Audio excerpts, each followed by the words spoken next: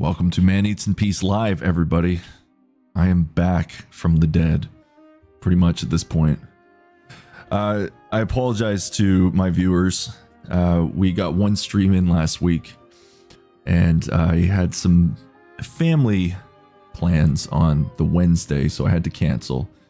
And then after that, I ended up getting incredibly sick once again, and I'm still somewhat recovering.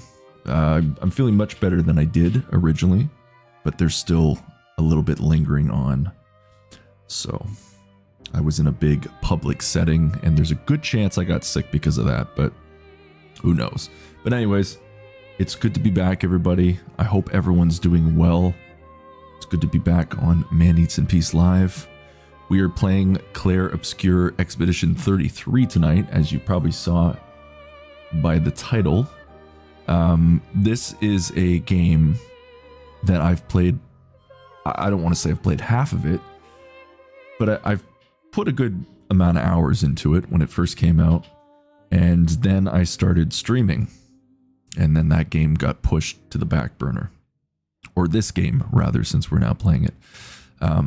So what I've decided to do is I'm going to start right from the beginning. And this game is worth it.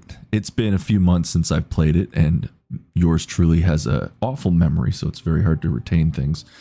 So there's some things I've probably already forgotten. There is some key moments that I sure as hell have not forgotten. Some moments in the game stuck with me for quite a few days after playing those parts. But yes, this game is something else. It was made by a small developer team. I'm sure all of you out there watching probably already well aware of Expedition 33, but it is a fantastic game that I haven't even completed, but I would already say it's a masterpiece, and I'm not even done. That's how good this game is. So, I am also not going to be eating anything, at least now. Still kind of getting back to the swing of things, and also just how I've been feeling as well. But I'm going to be cracking open a beer. Fuck it. Let's do it, right? Jax is just on time. So we'll pick Jax up so he's there. Hello, Jax. Welcome back, buddy. So it would not be a Man Eats in Peace Live without Jax trying to get attention the minute I go on the air. That's just the way it's the way we roll. Isn't that right, buddy? Okay, I have to get to work now. See you later. Maybe what I'll do, I'm always forgetting to grab the co-pilot chair for Jack, so maybe what I'll do is get that chair right now, so I will be back in a sec.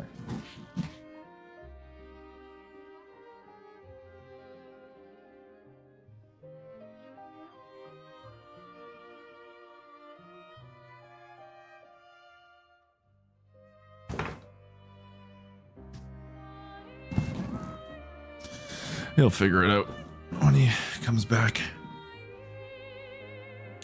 Okay, so we're just gonna dive into the game. It's already open. The music's been on repeat probably for about 10 minutes, right? But let's crack that beer open first, and then we're gonna start our campaign. And man, is this the experience?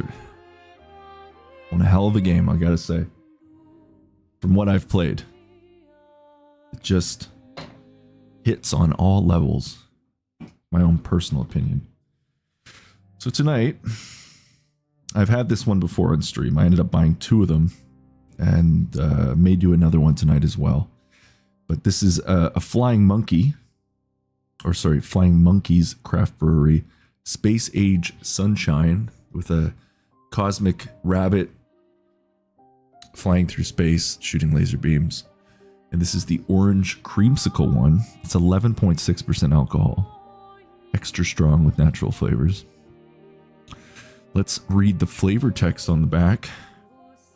I feel so rusty right now being back. I know it's just been over a week, but I had a good groove going and then got sick and obviously missed the Wednesday stream. So I feel like I'm starting from ground zero, but we'll get back into it. So flavor text tonight is quadruple dry hopping and nostalgic Creamsicle Energy continue the historic victory of Sparkle Puff, warming the galactic void with 11.6. So they got their own universe on here because Sparkle Puff is funny enough the other beer I have in the fridge that I may drink tonight. Let's go back to the flavor text. It says vanilla bolts of belly warming light, still defending the universe with the power of craft brewery. Well, that's pretty intense for flavor text. Flying Monkey's always got, you know, crazy cool cans and just out there designs, and very good beer too, I gotta say. So I am looking forward to cracking this open. The heat has been pretty crazy. I'm sure some of you are dealing with the heat as well. That is also something I think a good chunk of North America right now is dealing with, and I don't know about the rest of the world, but seems like all the numbers are up in the reds lately. It's been a hot one. We've got a few people in chat. Good evening, Mystery One, and good evening to the lovely Kim Lehman. Thanks for coming out, guys. It's nice to see you again. Sorry I've missed over a week of streaming. I've missed everybody. I've missed doing this too. But once again, getting pretty sick these last few weeks. Well, the weekend that just passed, I'm fighting a sneeze right now. A problem with living with cats when you have allergies to cats is, yeah, your allergies kick in. So this is a struggle I deal with every single day of my life, living with cats while I have an allergy of cats, or an allergy to cats. So hello, Mystery One and Kim. So far, I'm sure we'll have some more people showing up. You know who you are. I'm sure you probably won't even see this, so you don't even know I'm talking to you, but maybe you'll watch in the video on demand. But regardless, always nice to have some people turning out to these streams. As you know, this is a very small, humble little stream that we got going, and a small YouTube channel as well, but it's always nice to see the regulars coming out. I guess I can call them regulars now, right? Hello, Jax. You are just making my allergies go off tonight, bud. I love you, but man, I am struggling tonight.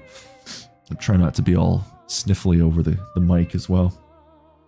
So let's crack the beer open and then let's dive into this game.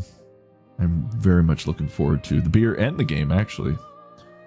Getting to relive the intro and the rest of the game. Hopefully we can continue playing this on. So, cheers everyone. Like, I don't know what I'm saying right now. We are drinking Flying Monkey's Space Age Sunshine with cosmic laser beam shooting out of eyes, space hair. There was a show when I was a kid called Bucky O'Hare, and it was like a space rabbit. It's basically competing with Teenage Mutant Ninja Turtles. And the 80s and 90s, what a time to be alive. Okay, here we go. I think we're off to a bad start with the pour. Getting a little too much of that foam, but oh well. I guess because this game is very like French, I should be drinking wine, but I don't actually have wine. Nor do I really want to drink wine right now. No offense to wine drinkers.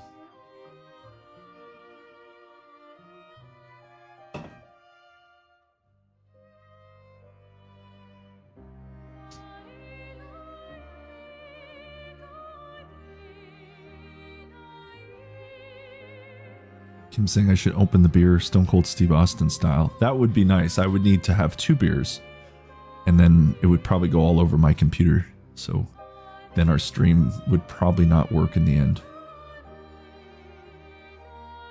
I don't know what it is with this cat right now, but he is just wanting more attention than I can give him at the moment. So I've pulled up I have a chair for my cat. I mean, come on. What else can I do for you, bud? He's just gonna have to sit there. Now,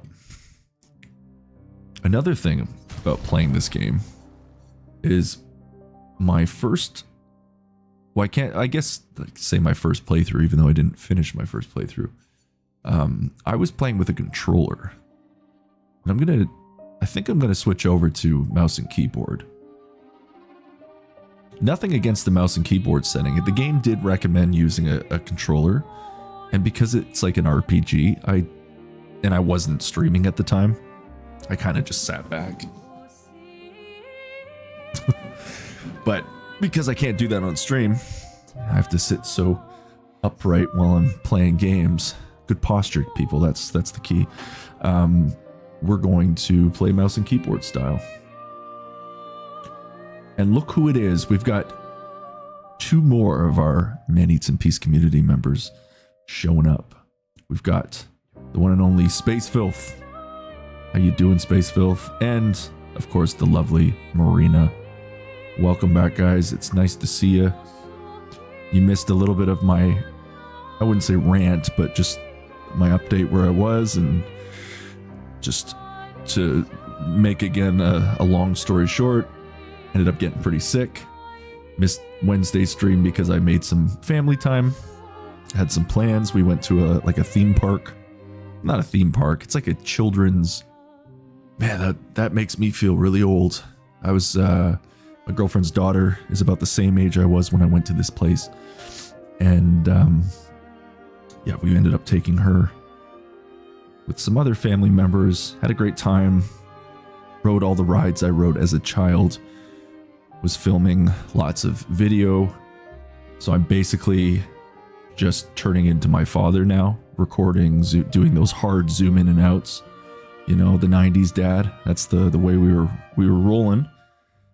Jax, you're testing my patience right now, bud. Hop in the chair. I brought up a seat for you. You can just sit right here. You don't have to claw up my chair.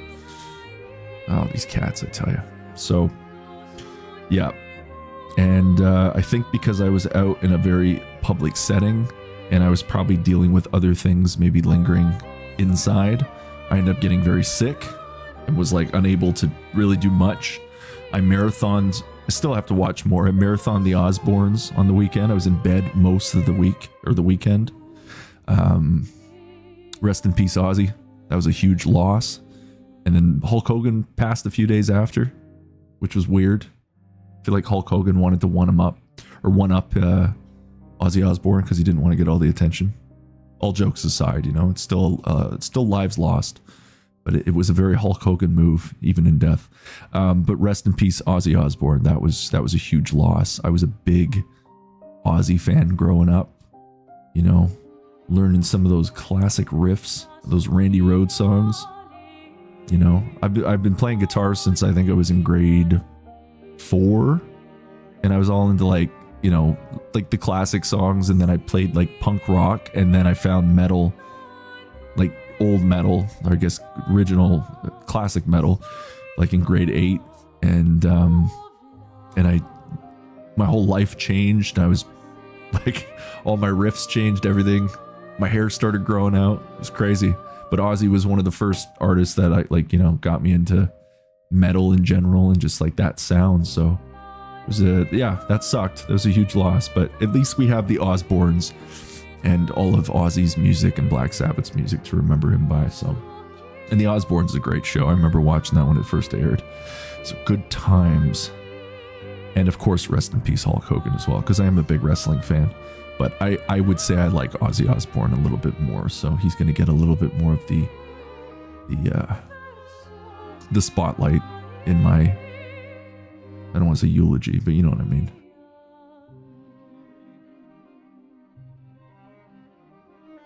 Yeah, I mean, Ozzy, I mean, it's like he was like an Elvis or a Michael Jackson, right? He was like the Prince of Darkness, but he was kind of like the king of metal. Elvis was the king of rock, and Michael was the king of pop. So, huge loss. Okay, well, we've poured the beer. We've updated everybody. Again, it's nice to see you. Cheers, everybody. Prost, because I know Marina's here. So, Space Age Sunshine going in.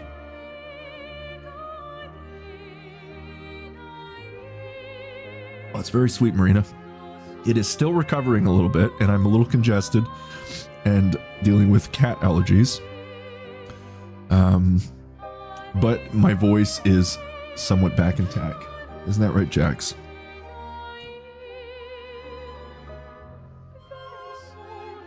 Okay. Well, as beautiful as this soundtrack is, and this wonderful singing, it's on loop right now. So let's get into the game. We're gonna start a new game, and I really hope this game runs okay.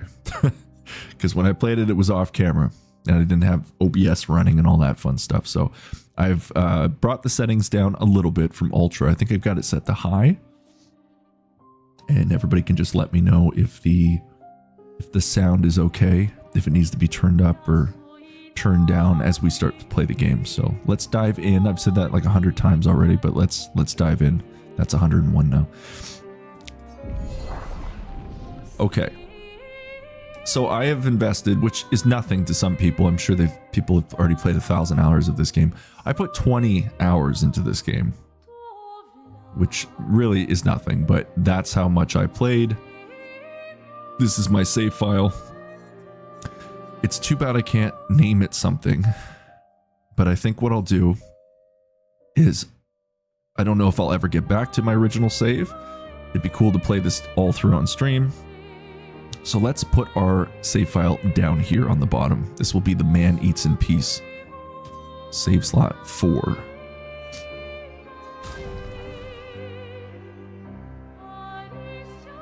I don't know what I caught, Marina. It was to make a long story short, because I do talk a lot.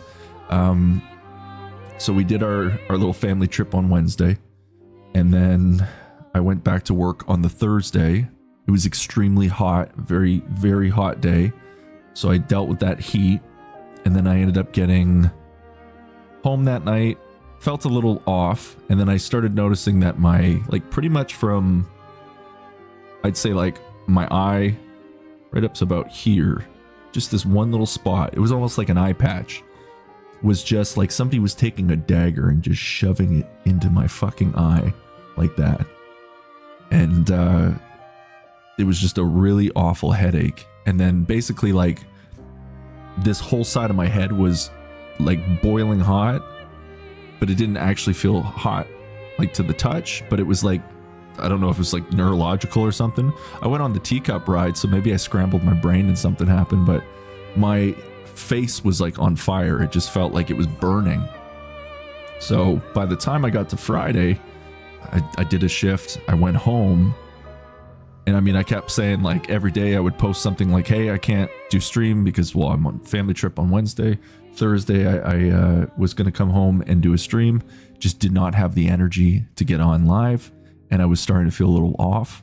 So I said, okay, well, maybe on Friday, I'll do Friday Night Frights. By the time I got to Friday after work, I was cooked. I could barely even walk. So I went right to the bed. And that is where my Osborne marathon started. But I ended up passing out pretty soon after putting it on Friday. Could barely sleep. Face was on fire.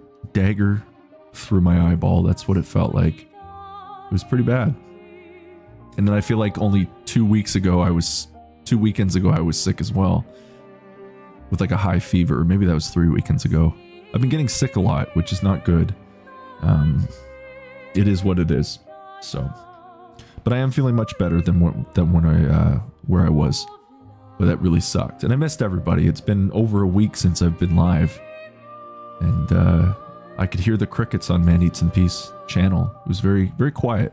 Now, the nice thing that came out of that is that this is just the way I am. I'm very much a workaholic. I couldn't go on stream, so I just was like, well, I'll just try to I'll create some work for myself while I'm in bed. So I started putting together, which is something I've been wanting to do for a while. As some of you may know, I am actually a small-time music producer, and I've been a musician my whole life, pretty much just playing instruments and listening to lots of music. I'm a big music guy. And I've had all these playlists on Spotify, and something I wanted to always do was just kind of like make a joke. Like, I guess this whole channel was started from a joke, but almost do like a, I guess like a Grand Theft Auto radio station kind of thing, you know? Maybe I'll do commercials one day too. That'd be funny. And we'll add them into the Spotify playlist. But I've got a whole bunch of playlists, and I've made them kind of like FM radio stations, all different genres and different styles. So if anybody's a Spotify user, you can check that out. You can just go to the channel bio, I guess, or like the links. You can go into the link tree and just go to the Spotify link. Or if you're a Discord member, you can just check out the Discord. And greatly appreciate anybody who wants to support, like just by, you know, following along or adding some of those playlists into your library. But yeah, I think it's just a fun little thing to do. And I love making playlists and putting music together. I've always enjoyed stuff like that, and making my own music as well. So I had a lot of time in bed, let's just say that. So I've got a whole bunch of radio stations. You're listening to Man Eats in Peace Radio. We'll be right back after these important messages. I really should start doing commercials, and it'll be just like Grand Theft Auto. Marina's asking how I produce my music. Actually, I'm an Ableton user, and I have, you know, like lots of gear as well that I can plug into my computer and record into that. So I've been a guitar player since I was in grade 4, on and off. I don't play like religiously like I used to, but you know, I had not an argument, but I had an interesting conversation with my girlfriend, and I was telling her, like, it's not like riding a bike. Like if you don't keep up with playing, you lose a lot of your skills. So I'm not anything like I used to be, but I've been playing guitar a good chunk of my life. I play a little bit of drums. I've got like an electronic drum kit. I self-taught myself like piano, like synthesizer way back in the day. So I mean, I can play a little bit of that. Did some DJing throughout the years. So I just a music nut, and threw all those skills together and started creating my own music under the name Odinson, which is on Spotify if anybody wants to check that out. I know some of you listen to Odinson or have heard of my music, so. Space Filth is now I am Space Dirt. Well, you're not Dirt, Space Filth. You're actually a very honorary member of our community.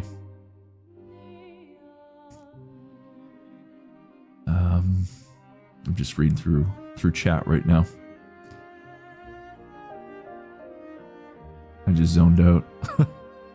But yes, to answer your question, Marina, that's basically what I use, is Ableton as my central hub. That's where I craft my music, put it all together, record everything into that, use whatever equipment and instruments I need to use. So I've been doing that for about 5 years. And I don't know if I'm going to actually make another Odinson album for 2026. I've done 5 albums, 1 a year. I actually did 2 albums in 1 year, but then I released them back to back. So I am very much musically burned out in the creation process, but I still like putting like playlists together and all that fun stuff. So that is what I have done. Okay, well, I've said a bajillion times now that I'm going to start the game. So let's start the game.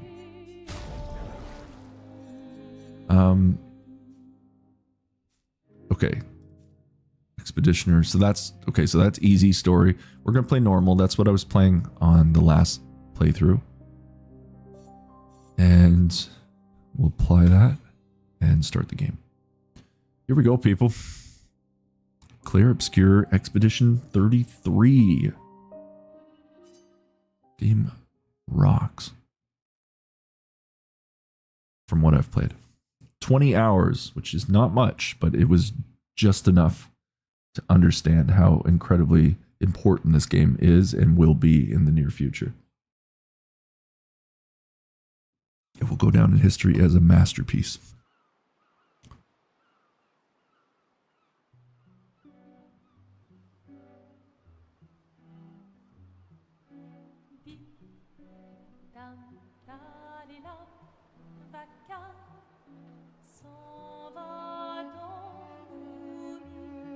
I don't know if this thing's running super smooth right now, but we'll see. Oh, no, maybe we're okay.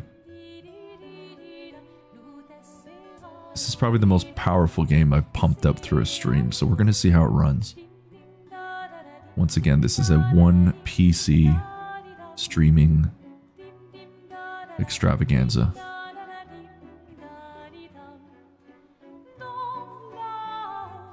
It's my boy Gustav. I'm gonna do my very best not to spoil things. But man, do I love Gustav.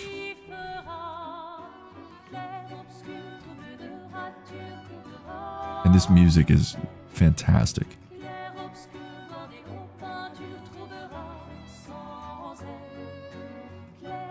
Oh. If you're gonna give someone flowers. You should probably do it before they wither and die. What, the flower? Or Sophie? Ooh, dark. Sophie would approve. Sophie would approve.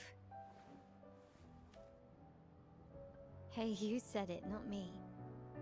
The others are waiting for you. You're supposed to be helping with the festival. With what? Putting up 3 tables? They'll manage.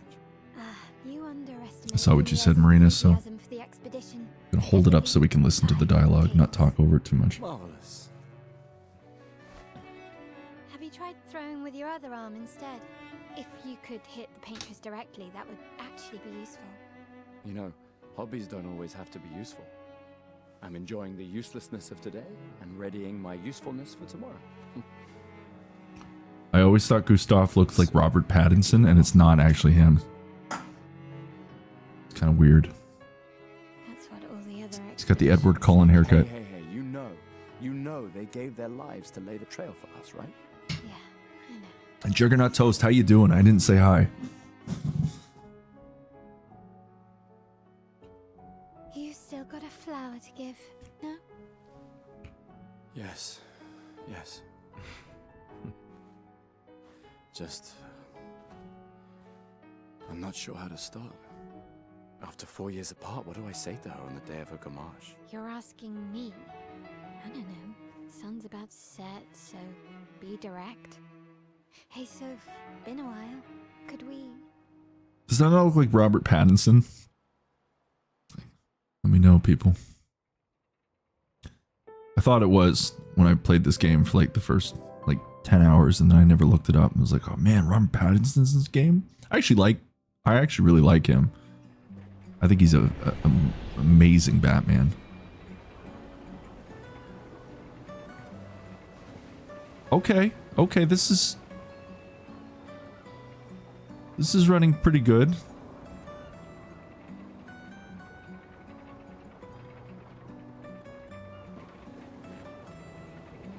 Okay.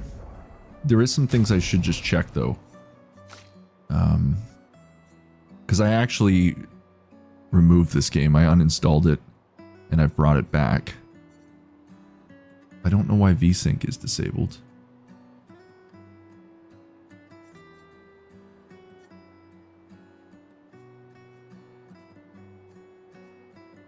Oh, there we go. Let's get VSync back on. I mean, it's a stream. 60 frames will cap it there. Let's put it... Can I put it on balanced? Yes. Okay, we're going to do balanced.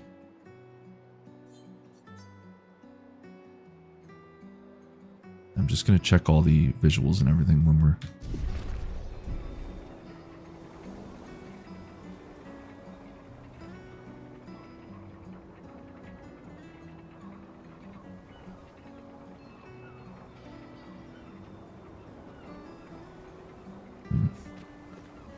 Alright, I gotta just kind of test this out for a sec. I just want to see how it runs on stream. I apologize, people. Gustav's going to be doing some circles. He's doing some donuts in this garden. Okay, that seems to be running pretty good. Let's check our graphics quickly. Yeah, put it on high. That should be good. I mean, yeah. That's pretty good, I think.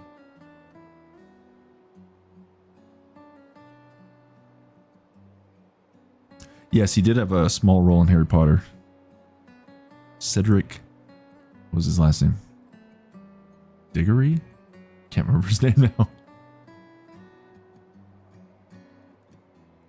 Robert Pattinson. Yeah, he's a great Batman. He's actually one of my favorites. I thought he was great. It's always the English actors playing Batman that seem to pull it off. I actually really liked Batfleck as well. I thought like size-wise, Ben Affleck was like the best. Physically, looked the most like a Bruce Wayne or a Batman. Everybody brings something to the table.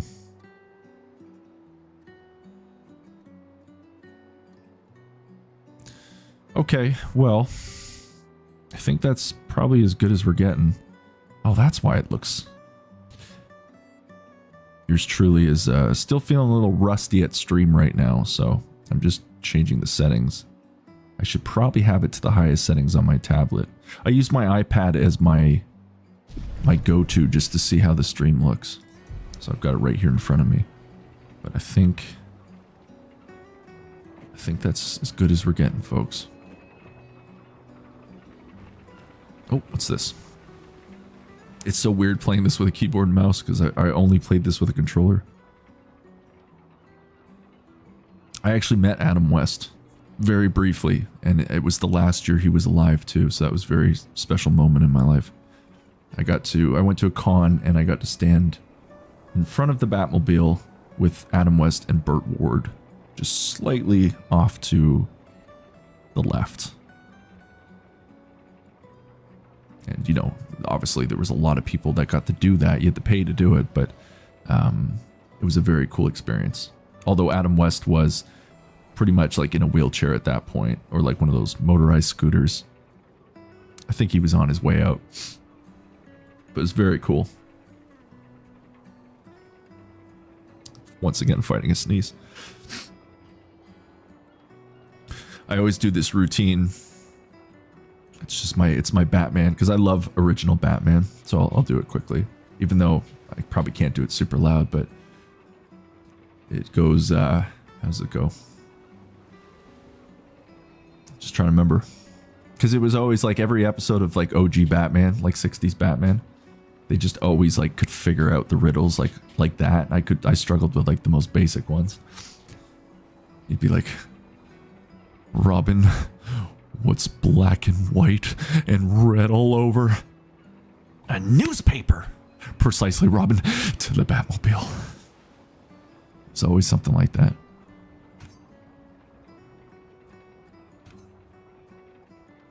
Okay, we're gonna take this rose after I do my Batman impression.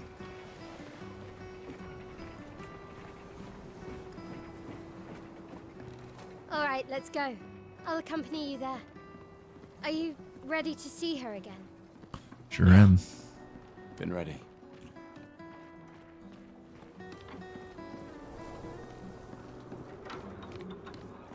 But yeah, that's my Batman routine.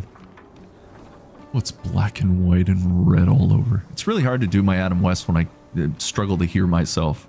This is always something I'm getting used to with these headphones. It's really hard to hear myself sometimes.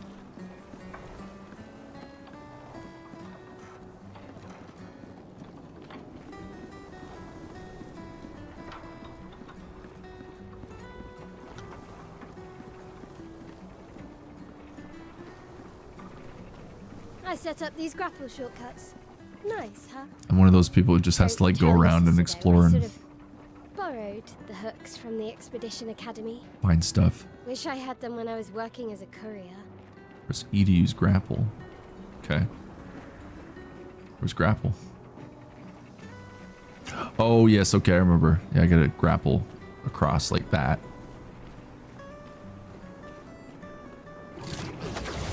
There we go.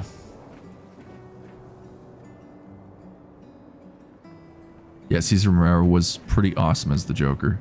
He was the original DC actor with a mustache before Henry Cavill played Superman with his mustache. That was an embarrassment of a film. That Justice League cut, Come on, my good God. stuff. Speed up a bit. Sophie will have already gamaged by the time you've arrived. The Snyder cut was great. My head. The Joss Whedon one was painfully terrible. I will not speak of it. I've said too much.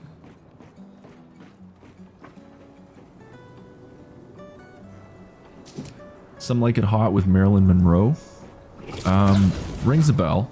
I've seen Marilyn Monroe films throughout the years, but I never really remember the Can't names of believe them. Sophie already turned 33. She looks so much younger than you.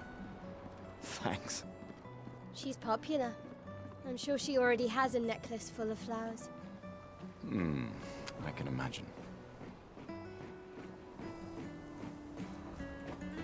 Very nice game.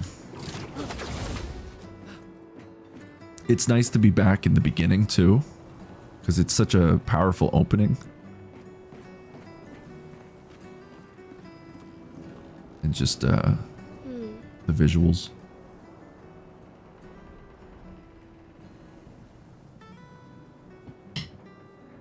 What is the name of this game? This is Clair Obscur Expedition 33. What? Which could be end up being Game of the Year at some point. You look tense. Yeah, yeah. Made by a French developer team. Very small French team. I know what you need. A little jewel. No. Like, don't get me wrong, it's not a perfect game, but it's pretty damn close. Come on, it'll loosen you up. You can't go and see Sophie all somber and tense. And there's a chance they've probably fixed some, or patched up some things rather, since I've last played it. It looks like the mouth movement is still off a little bit. It was never really the best synced, at least to the in-game sequences like this. And if you win, I'll give you something you can use with your Lumina converter. Alright, you're on. I also can't remember the actor's name, because once again, man struggles to retain things. I was going to say Charlie Day, and that is completely wrong. That's somebody else. That's Luigi.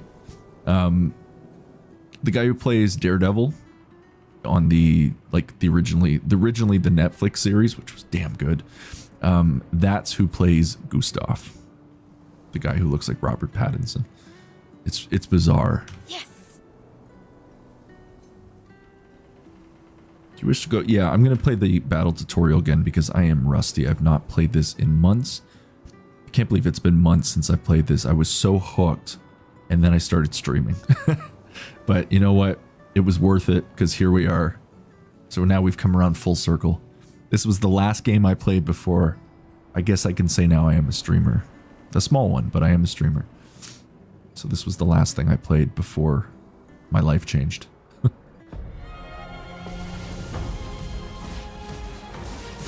All right. Oh, this is so weird playing with like no controller. All right. Battle wheel. During your turn, your character can attack, aim, use a skill, or use an item. Skills consume AP to use. You can gain AP by performing a base attack or parry. This is a turn-based game as well, folks, which I love. When I was a kid, this is all we knew for RPGs, turn-based. Timeline. Characters play turn by turn, as I just said. The turn order is indicated in the timeline on the left side.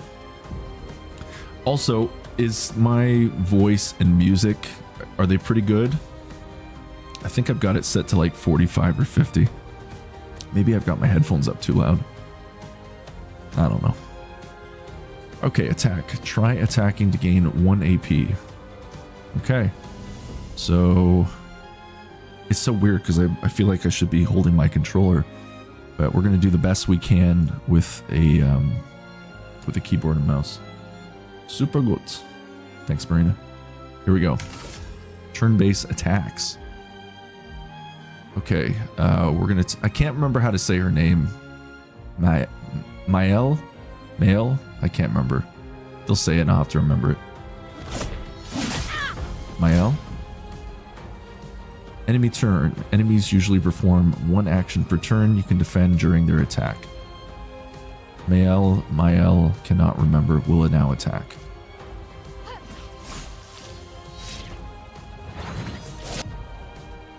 Dodge. I'm gonna have to switch some of these key pressings up too at some point, or maybe Q will be okay. During an enemy attack, dodge at the right time to avoid damage. Dodging at the last moment will trigger a perfect dodge. Press Q to dodge. There we go. Okay, skill wheel. The character's AP can be used to cast skills. Each character can have up to 6 skills equipped. Try to use a skill. Oh, I have to discard first. Okay. There we go. Mael. That sounds more Italian. Yeah, I can't remember how to pronounce that name, but he'll say it at some point. Gustav. We'll just call him Rob. We'll call him Rob. Gustav's overcharge. Gustav starts with 2 skills: Lumiere, assault. Lumiere is light in French. Lumiere, assault, and overcharge.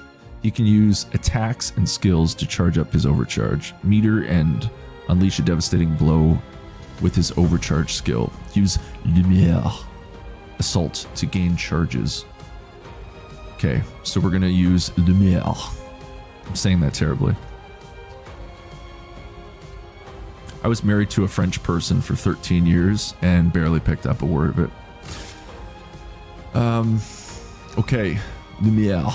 Assault deals low single targets damage, 5 hits, uses weapons element. Okay, critical hits generate 1 additional charge. All right, so we will select the target. Oh yeah, QTE. See, I'm forgetting a lot of stuff. Pressing space at the right time will improve your skills effects, increase damage, or added bonus effects. Achieve perfect timing to unleash each stronger effects. That's what's cool about this game, is it is kind of hands-on. You're not just like, you know, pressing like attack and magic and all that stuff. Like, you actually have to be dodging. Dodging is a huge part of this game. Parrying even more important if you can master it. Yeah, it's quite the game. So let's do that.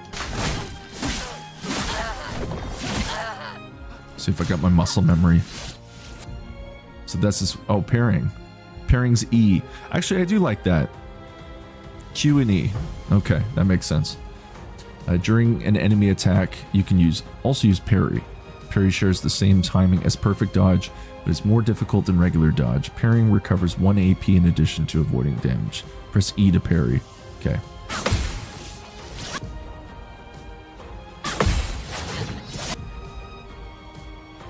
Parrying every hit of an enemy attack triggers a powerful counter. Yeah. They make that a lot easier than it actually looks, though. Yes, this music does have a bit of a Castlevania vibe. Gustav's overcharge. Gustav's overcharge meter is full. Use the overcharge skill now to unleash a devastating blow. Okay, so we're going to go to skills and overcharge. And we're going to attack Mael. For those who come up. There we go. I feel like my keyboard's going to explode because I'm going to be smashing it when I'm trying to dodge. It gets pretty intense in the battles. And anybody who likes music, you can listen to this soundtrack on Spotify. It's fantastic. It's a really amazing soundtrack.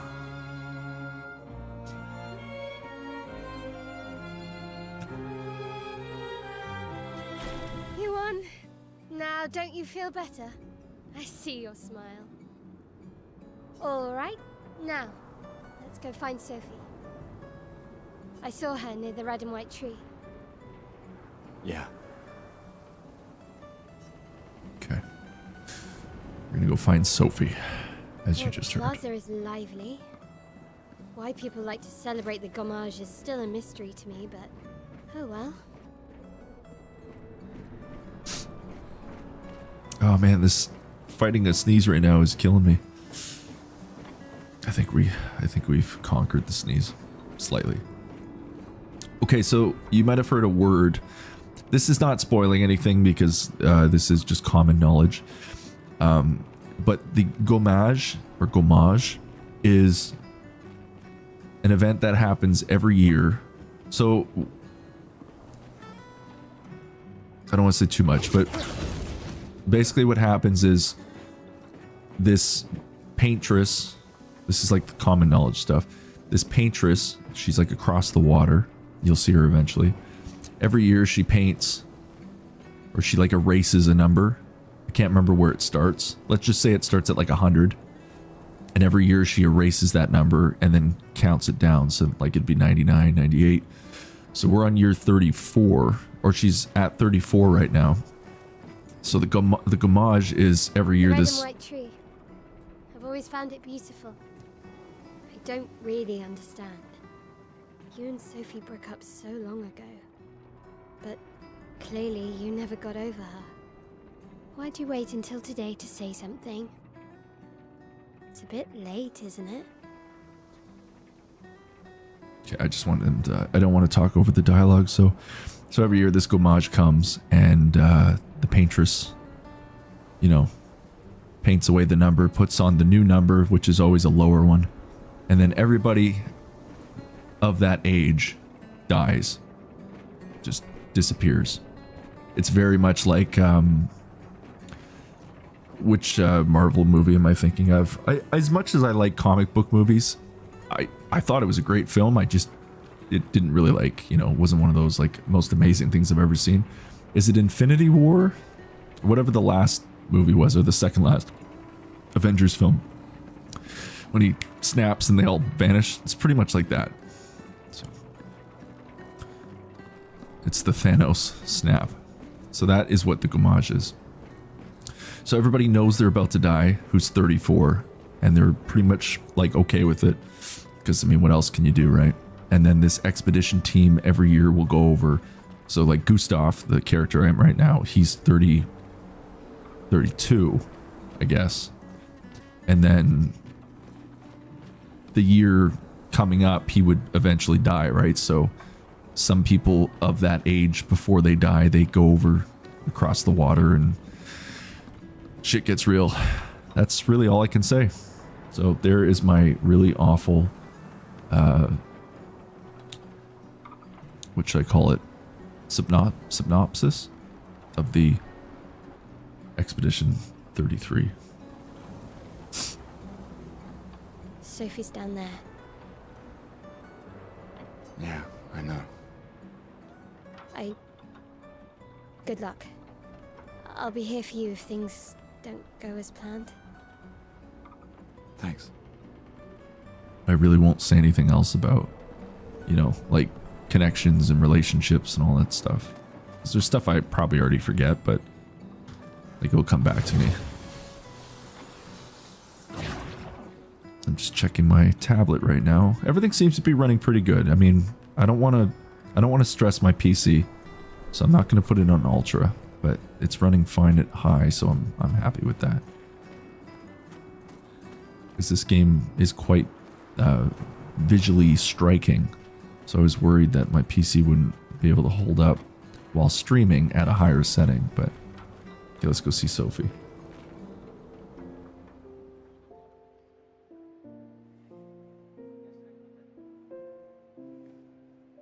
The last few days meant everything.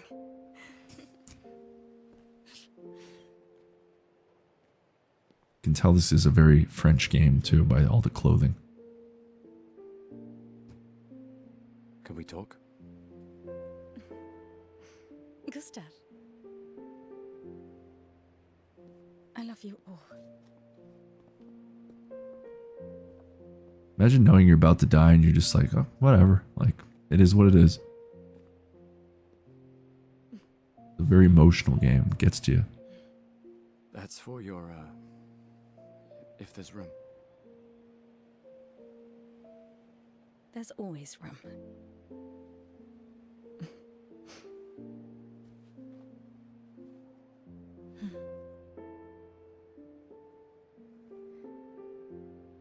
You know, I I'm missed you. sorry that...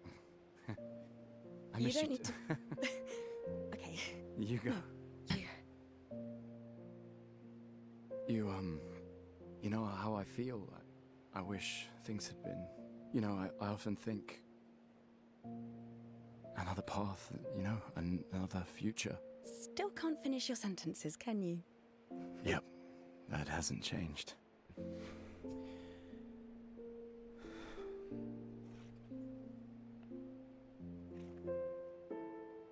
missed that.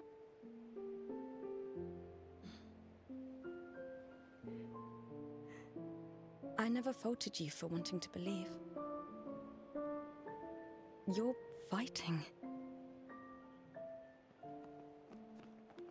to change things.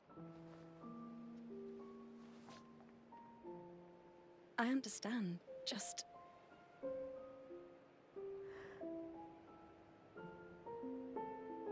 in a different world, right?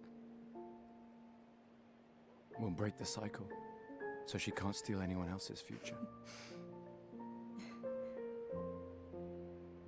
Stubborn people change the world, and you are the most stubborn person I know.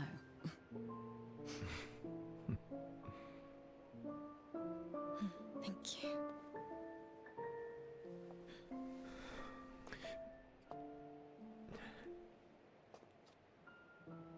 Walk me to the harbor? Yes.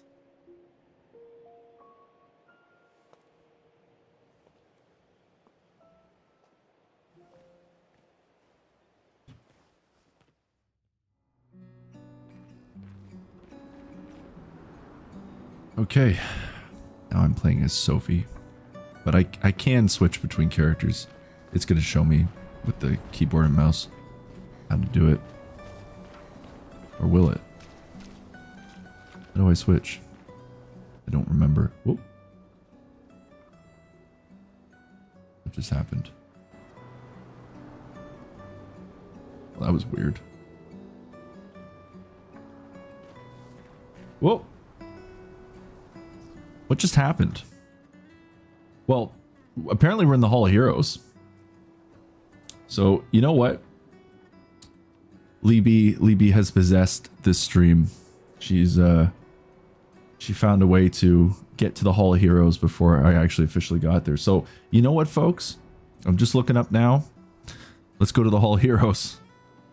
I pressed something, I guess, while I was watching the cinematic.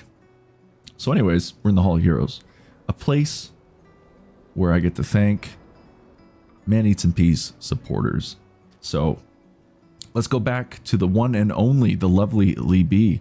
Thank you, Lee B, for supporting Man Eats in Peace on Buy Me a Coffee. Next, our honorary member of the Hall of Heroes is the lovely Jamie Lynn. Thank you, Jamie Lynn, for supporting Man Eats in Peace on Buy Me a Coffee. And last but not least, the one and only honorary member of, well, one of 3 honorary members of the Hall of Heroes is Space Filth. Thank you, Space Filth, for supporting Man Eats in Peace on Buy Me a Coffee. And now we're going to go down to the smaller hall, just to the right of the Hall of Heroes. It always changes the directions every time, because I never remember the directions I give in the other one. So we're going to go down to the smaller hall to the right of the Hall of Heroes, the Immortal 11. I almost said Immortal 13. I can't read my Roman numerals tonight.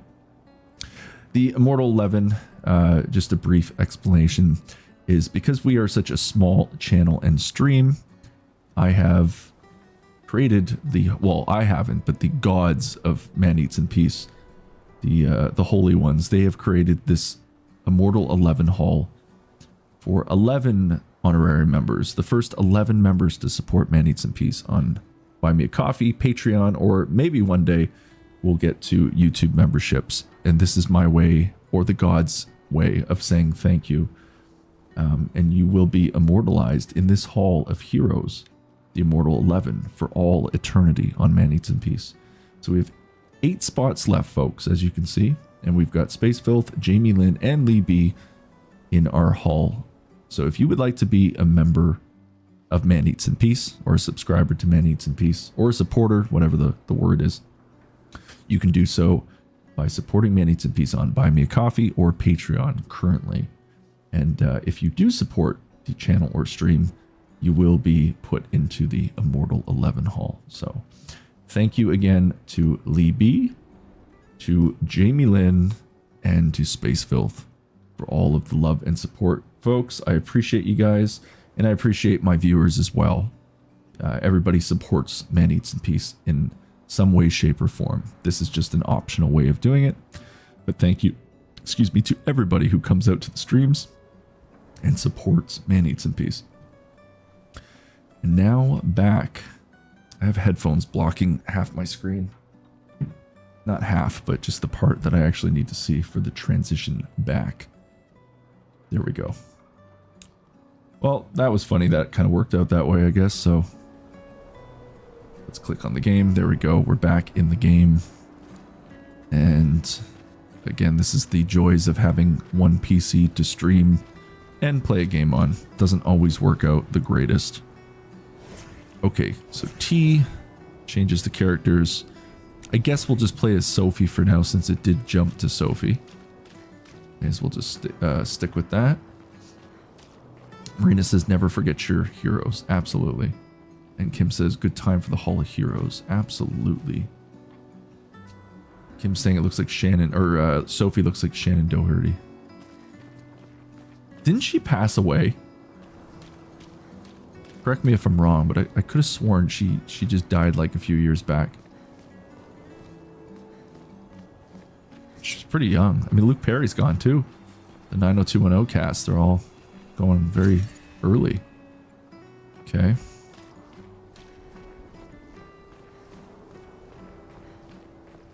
So there is apparently like a hidden boss battle in this area somewhere. So I'm going to do my best to find it, because I definitely didn't do this last time.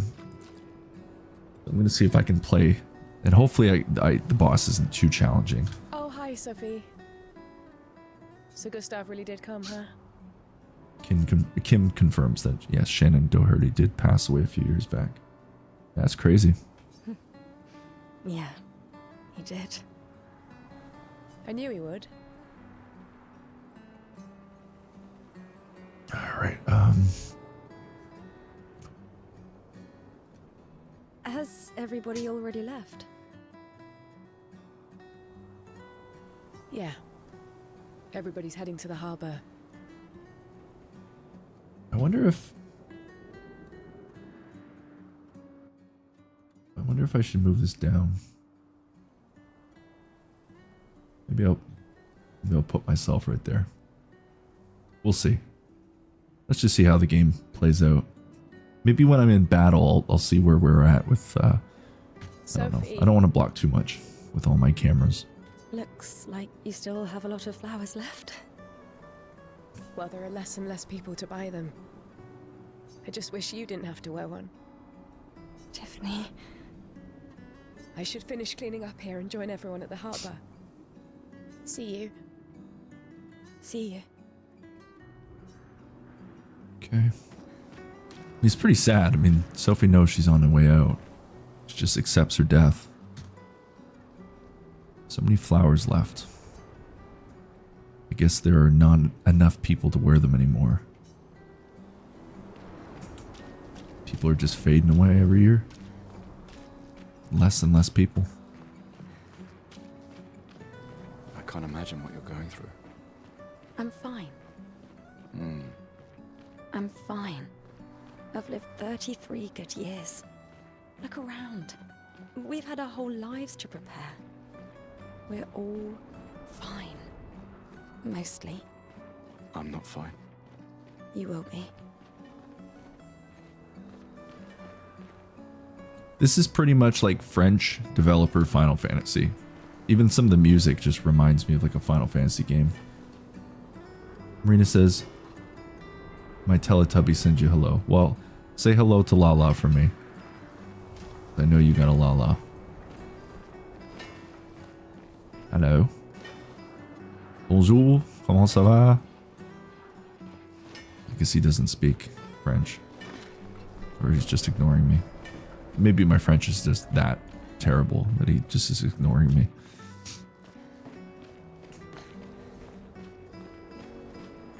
Now this is a Parisian studio, Parisian French. So my Canadian French, I don't think they want to speak to me.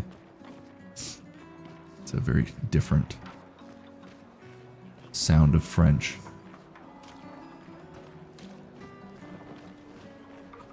Okay.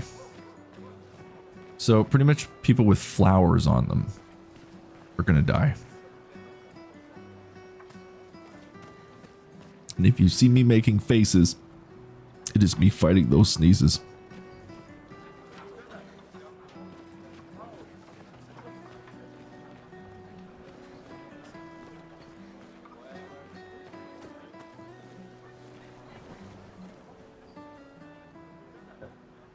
People have gathered here on their way to the harbor, reuniting one last time. So dramatic. Oh, Sophie. Marie, Your flowers. I didn't know about. I thought you were younger. And yet you didn't have children. I'm not having this conversation with you again. Not today. Do you care so little about the future of Lumiere? How can you be so selfish? I'm not selfish enough to bring others into our doomed world. I know we are not many to think like this now. And it destroyed my relationship with the person I loved the most. Now, if you'll excuse me, I'd like to spend this moment with him. Oh, she's talking about And you should Lumiere. cherish Gustav. this moment with your daughter.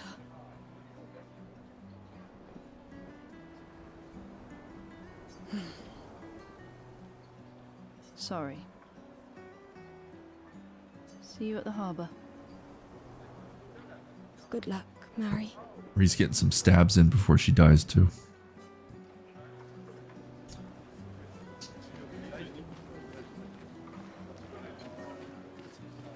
Okay.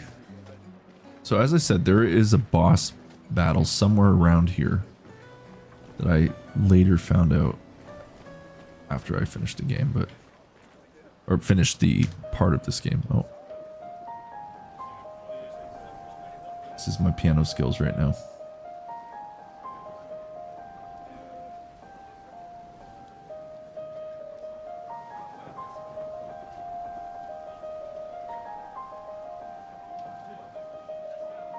If only piano was that easy just by pressing one key.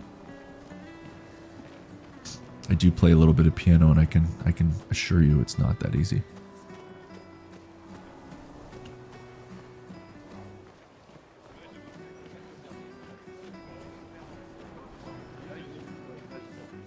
Okay, let's go over here. Oh, there's something up there. How do we get to that though? That is the question. Whether 'tis no blur in the mind to suffer the slings and arrows of outrageous fortune. I don't know how to get up there.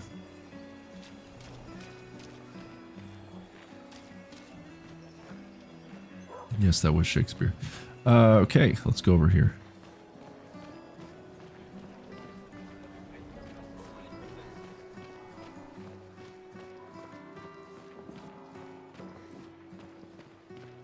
Where is the secret boss?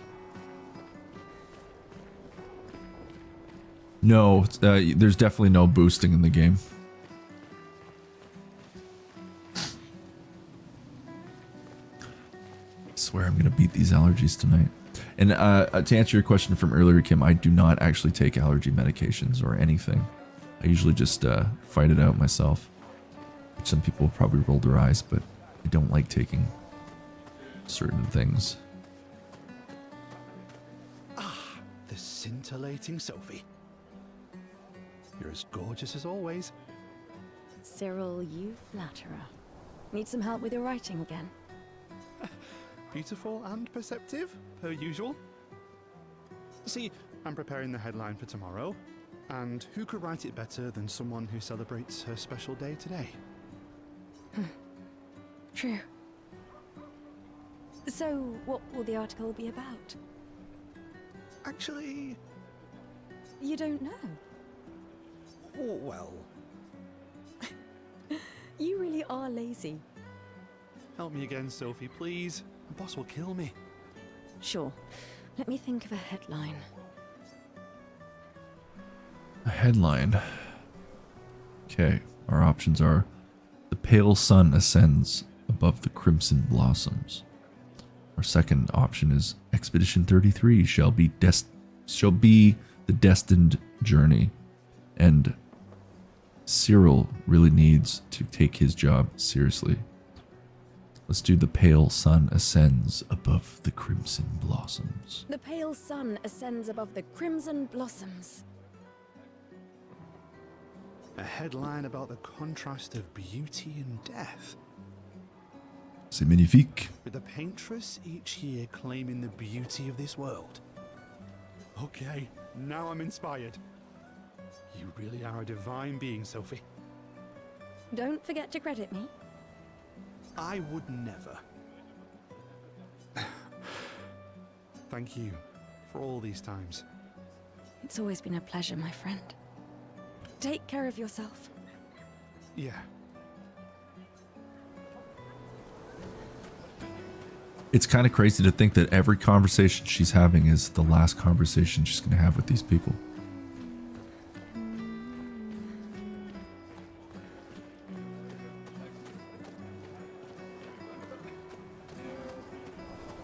Still looking for the boss. Where art thou? Who's this? Hey, you. You seem like a woman with exquisite taste. I just finished my sculpture of the legendary Esquier. Esquier. This is... No, I will say no more. This may be my life's finest work, yet not a single soul seems to care. How could I make it better? Perhaps you could paint it, add some color, or maybe sculpt something more menacing, like a Neveron. No, Esquier is plenty okay. Perhaps you could paint it. Add some color. Esquier. Paint it? Brilliant. I knew you were the right person to ask. Thank you for your insight. You're most welcome. I shall get to work tomorrow. I see you're wearing flowers. What's your name? Sophie. Sophie.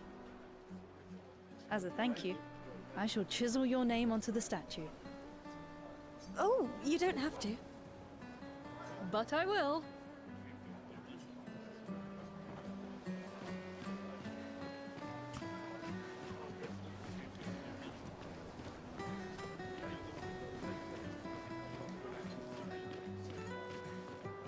Okay, I think we've... See, I missed some things like the first time I played, so this is my redemption to get everything, or at least talk to everybody. My gestural costume is the best. Hey, madame, do you think the gesturals really exist? Of course they do. Of course they do. Of course they do. Why wouldn't they? That's what I think too. The others laugh, but I know they're real. That's usually how people dance when they have like beers in their hand at bars. It's exactly how somebody would dance with a beer in their hand. One day, I will meet one. Even if it means joining an expedition. I'll raise a gestural army and we'll crush the paintress. And me and my little brother will live with the gesturals and they'll be our new family. We're tired of the orphanage. If the legends are true, they really like to fight. And that's why I'm training every day by beating up my little brother. Does that make sense? Yeah. You would make a great gestural. Thanks.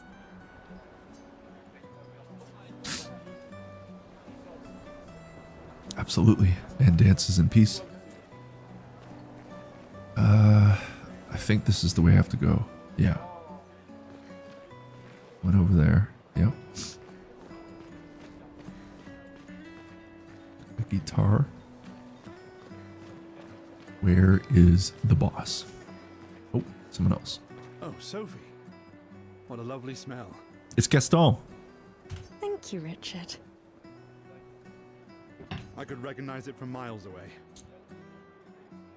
It's good you're here, Sophie. I have a favor to ask of you. Anything for my beloved sewing teacher? We are of the same cohort. Today is my gommage. And my son and I had a fight last night. He said he wants to join the expedition. He wants to waste the last year of his life. I didn't want that for him. I used to think it was a bad choice. Today I no longer do. I know I made a mistake. I tried to impose my views on him when he is much braver than I will ever be. So I sewed a special uniform for him. That's my last gift. Could you bring it to him? Of course. I'll bring it to Jules. He won't join the gommage ceremony, but he will be at the Expedition Festival tonight for sure. Oh, but you... Don't worry. I'll ask Gustav. Ah, Gustav, are you back together? For this moment. Maybe. I'm so sorry. Just congested. I'm glad. He's a good person. Yes. He is. Thanks to both of you. And see you. See you.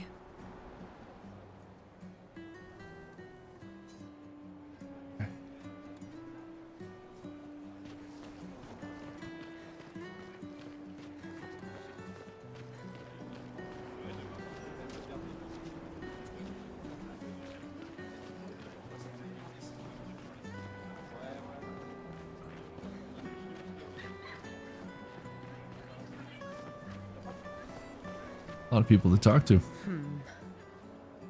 Just gonna take our time. Why not? Something wrong? The expeditions. What a joke. All they do is leave us here to die. They're just escaping. You know their goal is to save us all, right? Yes, that's what my father told me last year. Before he left for Expedition 34. And here we are again this year. We could have spent one more year together instead of wasting it away. Your father fought to offer you a better future. I have no future. I know it and I've accepted it. We're doomed. Tea with honey sounds actually really nice. You never know. This expedition might be different. There are some special people in this one. Yeah, right. Gustav, why don't you show her some of your fighting skills to prove her wrong? Oh. I don't think this is a boss fight, but... Deal more damage with overcharge. Charge Gustav's arm by dealing damage, dodging, and parrying.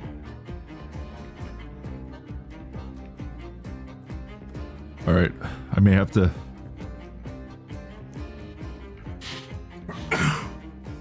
Excuse me. I couldn't fight it anymore. It had to come out.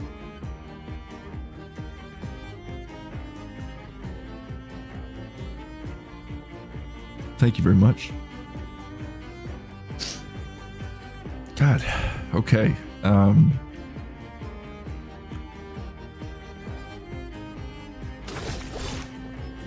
Let's do overcharge.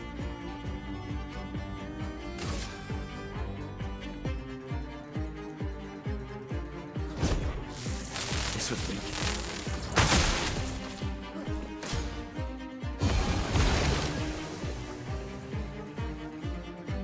Destroy the punching bag in one hit to impress the girl. Okay. We can't do that, so I guess we'll just do attack at this point. Well, that didn't do it. Okay.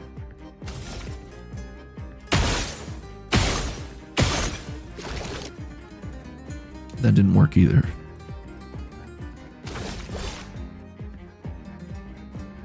Huh. Whoops. How did we do this?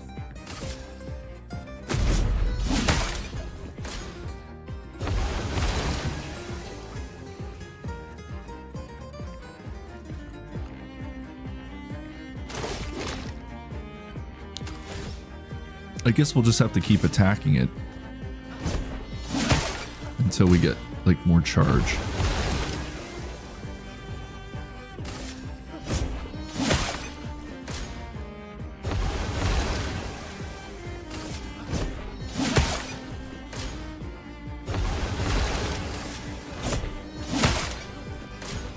We're building up an overcharge right now, or skill points.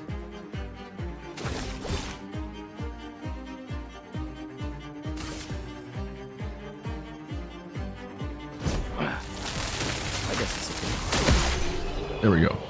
Got it.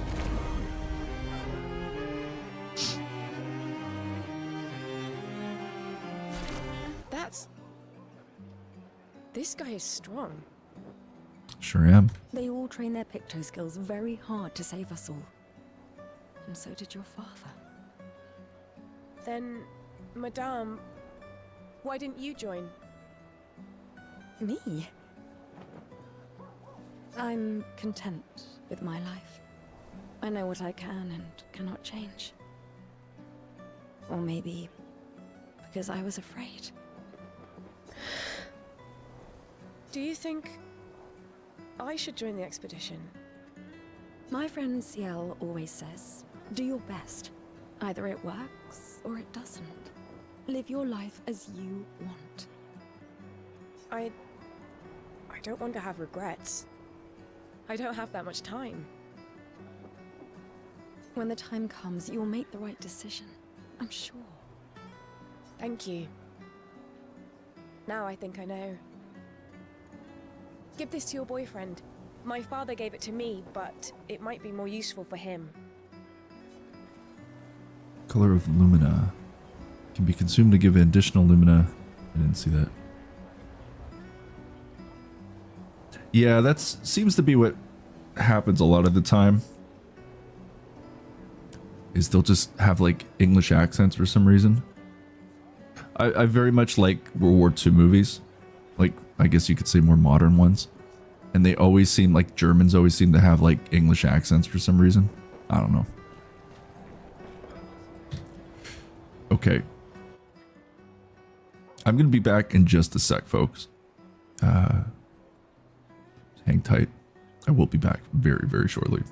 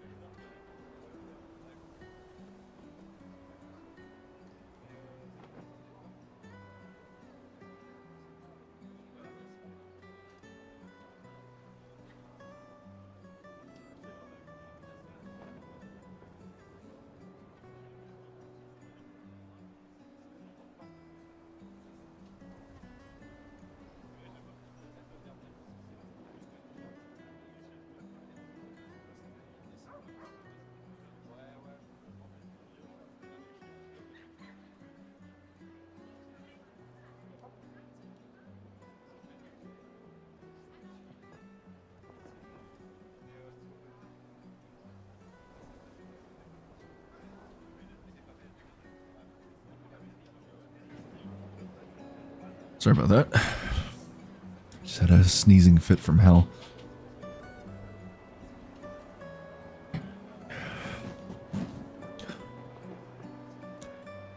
As I said, I'm not 100% bad or better, but we're getting there. Do the best I can to stream tonight without having too many sniffles and sneezes.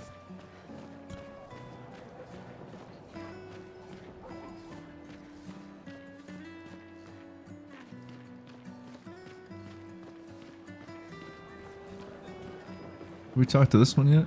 Why does Manon keep saying death comes to us all? Raphael. You haven't heard that before? No. Unofficial expedition motto. You never heard Lucien say it either. It's one of his favorites.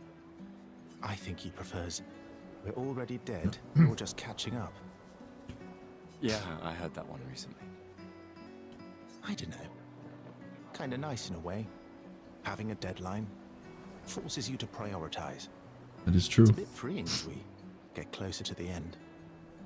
You can really find the silver lining in everything, can't you? No, it's just things don't always work out the way we want. No use getting upset, you know? Use what we can, leave what we can't. Yeah, that's true.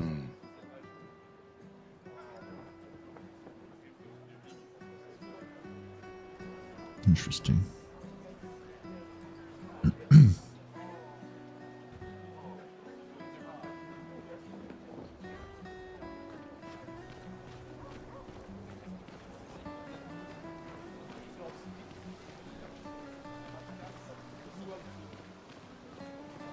What's this? It's just a trash can.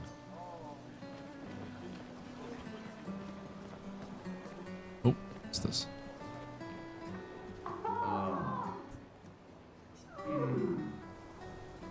Life Enjoyer. Oh. I know what's going on behind those doors. Not everyone attends the living wake or goes to the harbour for the gommage. Some prefer more intimate goodbyes. Gotcha.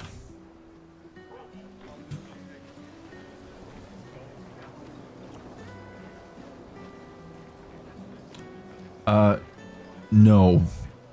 I mean, you can enter certain buildings. That one in particular, it's probably best we don't actually interrupt those two. We'll just let them enjoy their last few hours on Earth. The flower market. People are buying flowers for their loved ones before the gommage. I mean, it really is a beautiful looking game. Hi, Gustav. You're back. Oh, did you want to pick out a different flower? No, the one you suggested earlier was perfect. Oh, I'm glad. These garlands are our last farewell. I want them all to feel special. I have a garland saved for you too. But it's not a farewell garland. It will be a welcome home garland. Good luck, my friend. Thanks, Ophelie.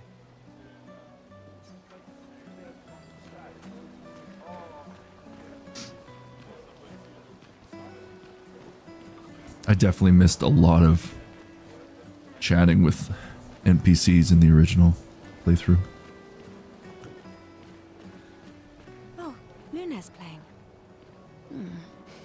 You two would make a cute couple. If you say so. Or maybe something already happened, huh? A normal trash can. I don't know why I can just go up to trash cans, and they took the time to actually put dialogue for it. Okay. There's Lune. She is a character in the game. I will say no more.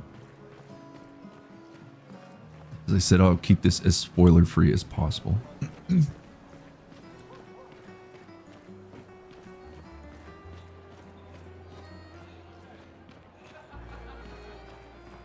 You really think you're doing something, eh? Out there? Yes, Charlie Cox. That's the name. Yeah, I just remembered Daredevil, but I couldn't remember his name. Maxine, you're drunk. He's the English actor. None of you ever come back. You go and you take our resources. I think everything was motion capped by like a French actor still. Fucked up hero adrenaline fantasy. And still, she kills us. You should go home. Where's your daughter? Where do you think? Mourning her mother on the anniversary of her death. Of all their deaths. Then maybe you should be with her. I can't look at her. She's just another reminder that nothing we do matters. Nothing. We hope and we persevere, and still they die. They all die and we can't stop it. We can't save them. We bring another generation into this world just so they can watch us die before they're even old enough to understand why.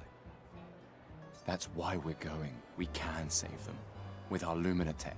The Paintress. The Paintress? What? What's a scrawny shit like you gonna do to the Paintress, eh? We're already dead. You're just catching up. There's a serious bug going on with Gustav with his hand going through his coat. But hey, Maxime. it is what it is. Forget it. Bon voyage. I think he's had a few too many drinks. It's a bit of a nasty drunk.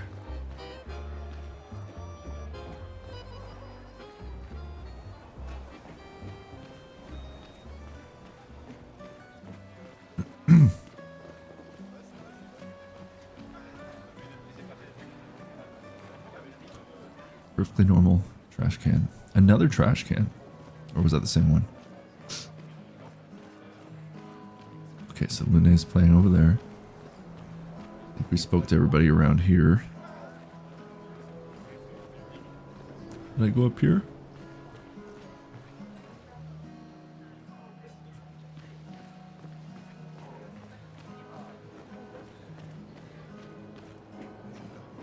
Please.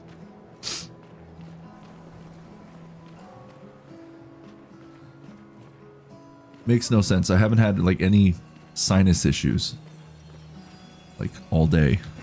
Now I'm just like, it's like somebody's got like a feather up my nose right now. Is what it is.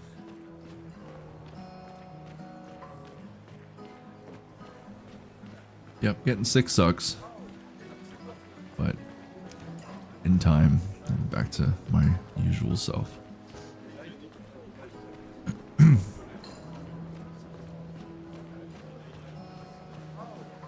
Sometimes I feel sorry for her. Who? The Paintress? Look at her. She looks sad. Maybe she's a prisoner too. Stuck in the same cycle with us. Silly, huh? Only you could choose empathy at a moment like this. It's one of the few choices I can make. I couldn't do it. It's okay. You don't have to.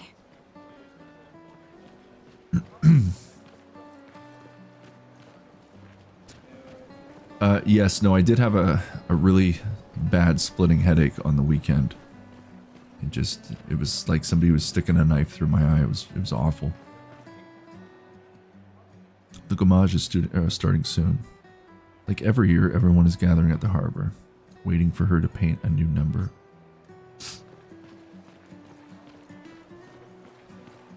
Still no sign of this boss battle, unless it's over like here. Oh, wait. I think that is it over there. The Paintress is going to punish you. You blasphemers. The Gommage is our fault. We brought this upon ourselves. Because we dared to defy her. Another one of these Paintress worshippers. Has to ignore him.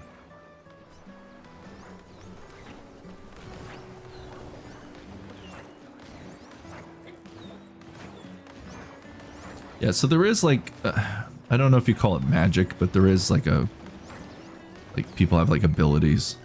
So it's not just like completely, you know, straight-laced. It's all, there is like fantasy elements for sure in this game. You'll see as we progress a little bit. There's some pretty amazing worlds. Okay, so, not really a spoiler alert. This would definitely be the boss battle because I remember fighting an enemy like this later on in the game. I don't know why this is here right now, though. Interesting. Weird mime is standing here. Hello? Hello? The mime reacts, it attacks. Gustav, help!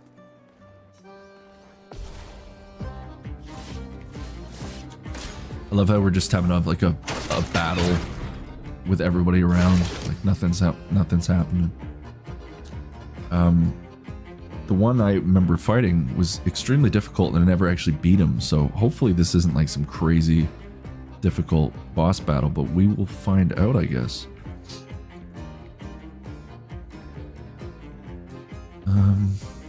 Let's do...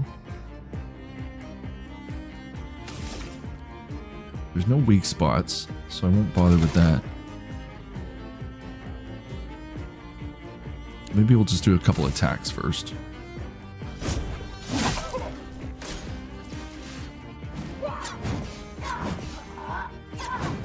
There we go. Off to a good start. A little bit of dodging. Let's attack again. See if I can parry this time. Oh, yeah. Oh, I missed that one and that one, but hey, I got one parry. Since silence is a status effect that prevents the character from using skills. Shit. Okay, that's not good at all. Not good at all. I think I just lost my opportunity.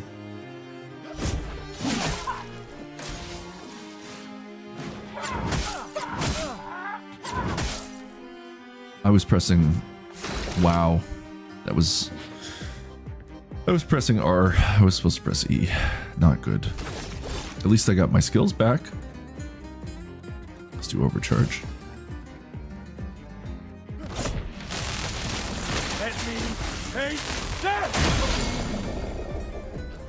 I may have to redo this though. Oh, he's stunned. Okay. Stun is a status effect that prevents the character from playing. I can probably do another... Let's do another one of those overcharge attacks. Ah, this is weak. Wouldn't say that was weak because we just beat his ass. There we go.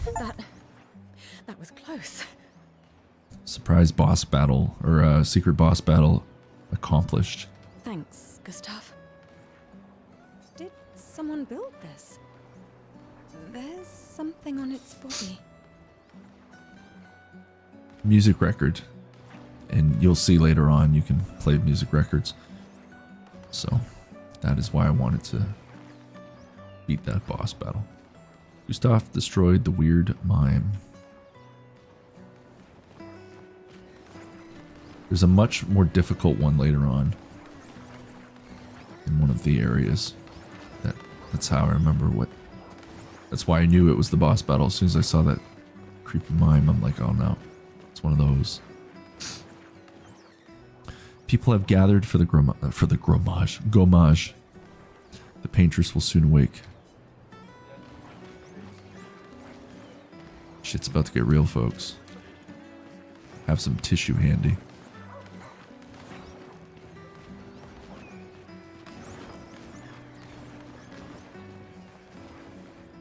Let's just say this game has played with my emotions twice. No regrets.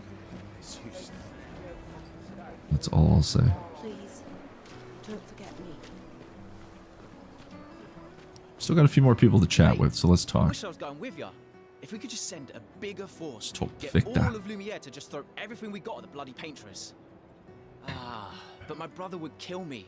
His number's up soon and I'm guardian for his kid. Uncle Victor. Suits you. But Mael, quite the ballsy one, eh? Mael, that's her Come name. back first. Bet she can't wait to get out of here. Not much hesitation on her part. Nah, hesitation was never her style. Okay.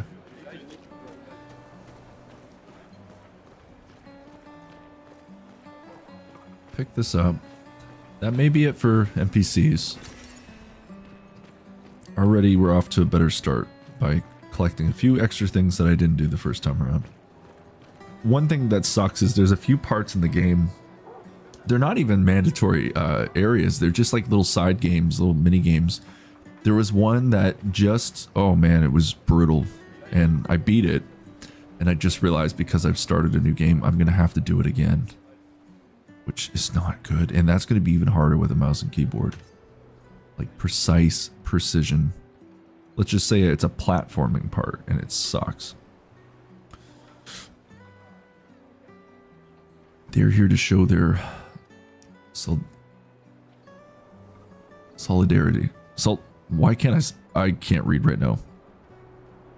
Solidarity? That's how you say it. For those wearing flowers.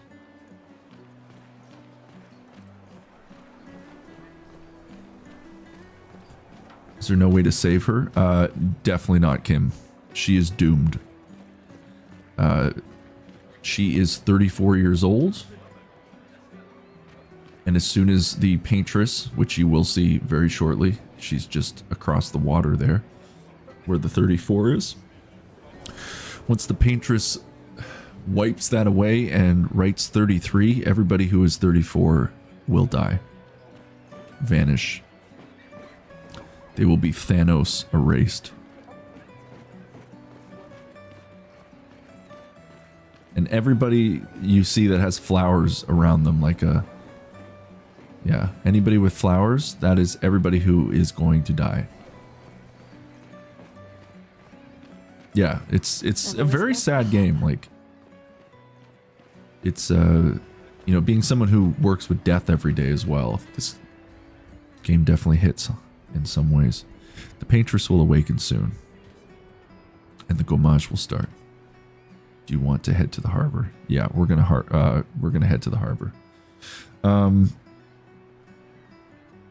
I think what I'll do before we proceed, because it's going to be a cinematic and I won't be talking, because it is a scene that is something you want to pay attention to. A very powerful scene. I'm going to finish this beer and then I'm going to crack the next flying monkey. Which is funny because these two cans are actually part of the same universe, because this beer company has its own universe apparently. This was a quadruple IPA as well. It's pretty nuts. I do love a good Flying Monkey beer. So we were drinking I can't talk. Flying Monkeys Space Age Sunshine. It's a quadruple IPA with our, I'm just going to call him Bucky O'Hare. Reminds me of Bucky O'Hare. It's called Orange Creamsicle. It tastes nothing like an orange creamsicle at all, but it's a delicious beer. So I've had this one a few times on stream. We're drinking, as the sneeze comes back on, Flying Monkeys Craft Brewery Triple IPA Sparkle Puff Crazy Cat. This is the sequel. It even, the beer we just drank, mentions Sparkle Puff on its can, funny enough. Let's read the flavor text before we proceed and watch the paintress erase 34-year-old people. Exploring realms of deep, dank space with the rule of 3 in its DNA, Sparkle Puff launches with a payload of smashed summer peaches for cushions of fierce malty fluff behind a force field of hops. 3 times dry hopped, triple the hop flavor, and thrice the aroma. The 10.2% alcohol volume of this unfiltered adventure glimmers with the epic glory of Sparkle Puff, Galaxy Starfighter, defender of the universe. I don't know who comes up with this shit. It's crazy. And then I'll read the Space Age Sunshine one, because it talks about Sparkle Puff. Quadruple dry hopping and nostalgic creamsicle energy continue the historic victory of Sparkle Puff. See? It has, this beer company has its own universe, warming the galactic void with 11.6%. Vanilla bolts of belly warming light, still defending the universe with the power of the craft brewery. Crazy. Okay. So we're drinking Sparkle Puff, defender of the universe. Flying Monkeys Craft Brewery going in. It's like $5 a can too. I've had these in my fridge for a while. I was saving them for a special occasion, and we're playing Expedition 33. Clair Obscur Expedition 33. I think that's a special occasion. C'est magnifique. Oh, that's a lot of head pour. Oh well.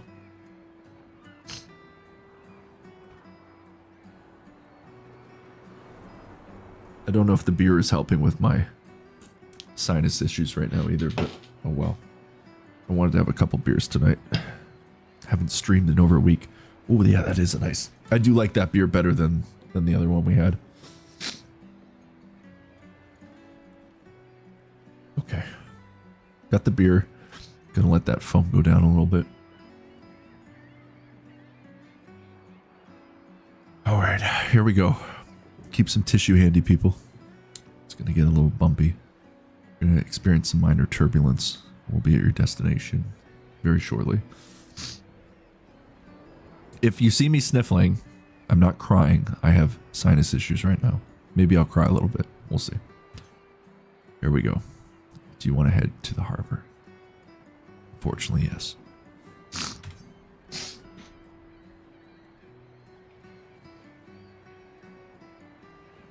Sophie and Gustav move towards the harbor.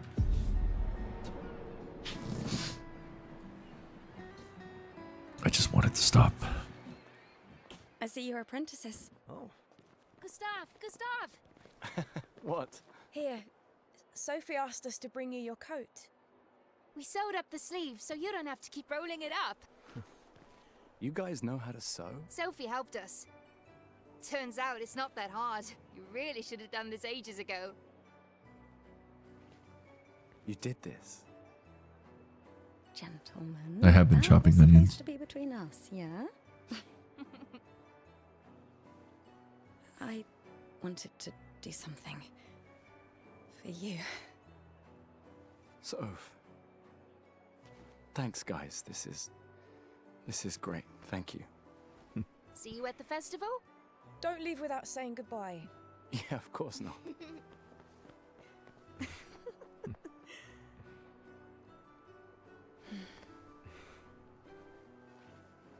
What?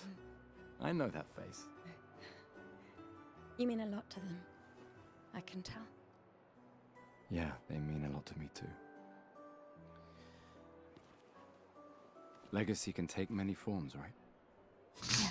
You told me that. Right.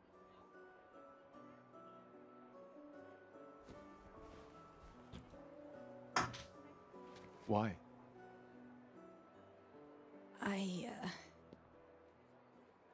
I wanted to see you wearing it. Oh, you like uniforms now?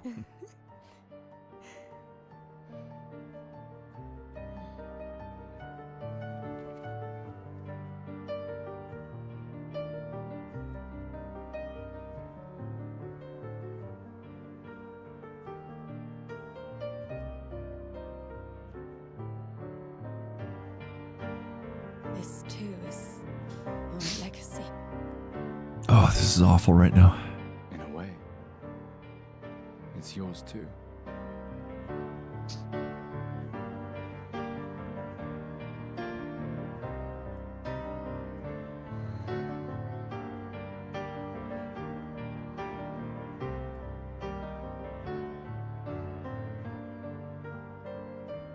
Oh, it's great music. Absolutely.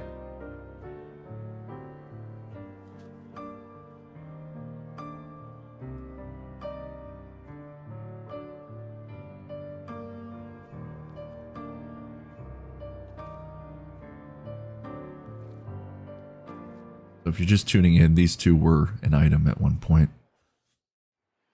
Here we go.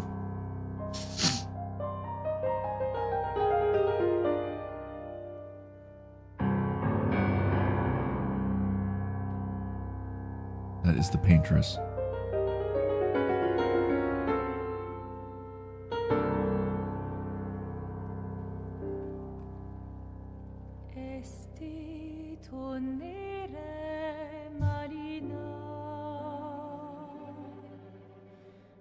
Estelina che soledad. Dona l'ora tovla, Alina.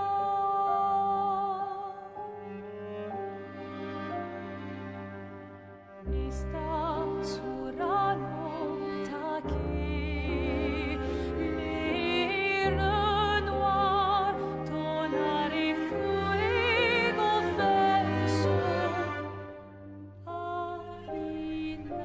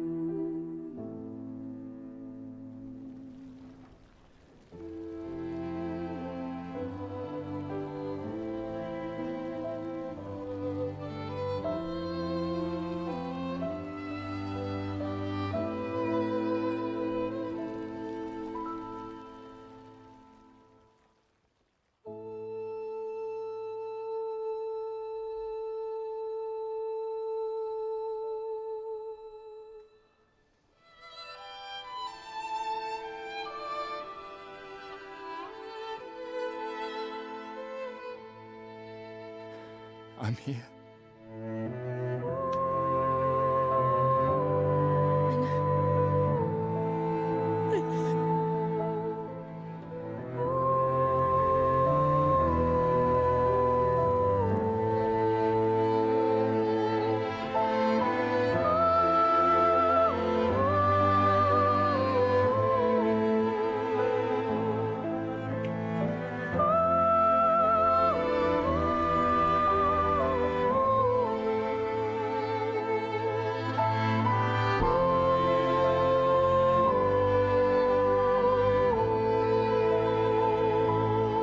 Doesn't help that I've been drinking.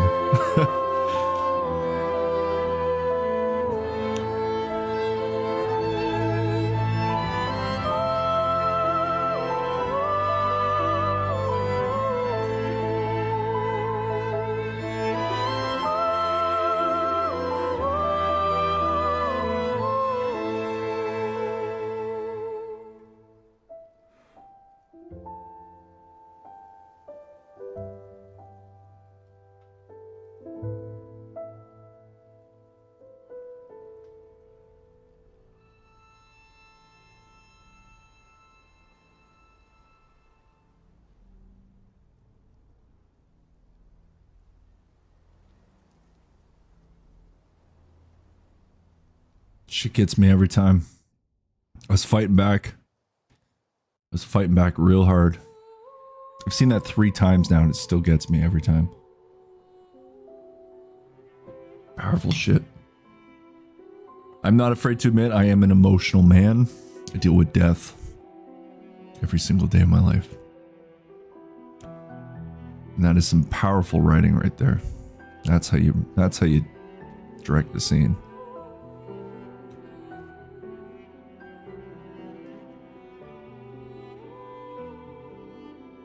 Oh, I was fighting back the waterworks. Definitely. And I've got booze in me too, which doesn't help. There you are. You can't hide from us, you know. Every time Like gets I me. said, mourning's best done with friends. Lucien, What? It is. Grieving alone's the worst. where's mine? one of the characters in this part Santé, les amis. Santé! has my name. Yeah, no, I could use a drink. You can figure out which name that is.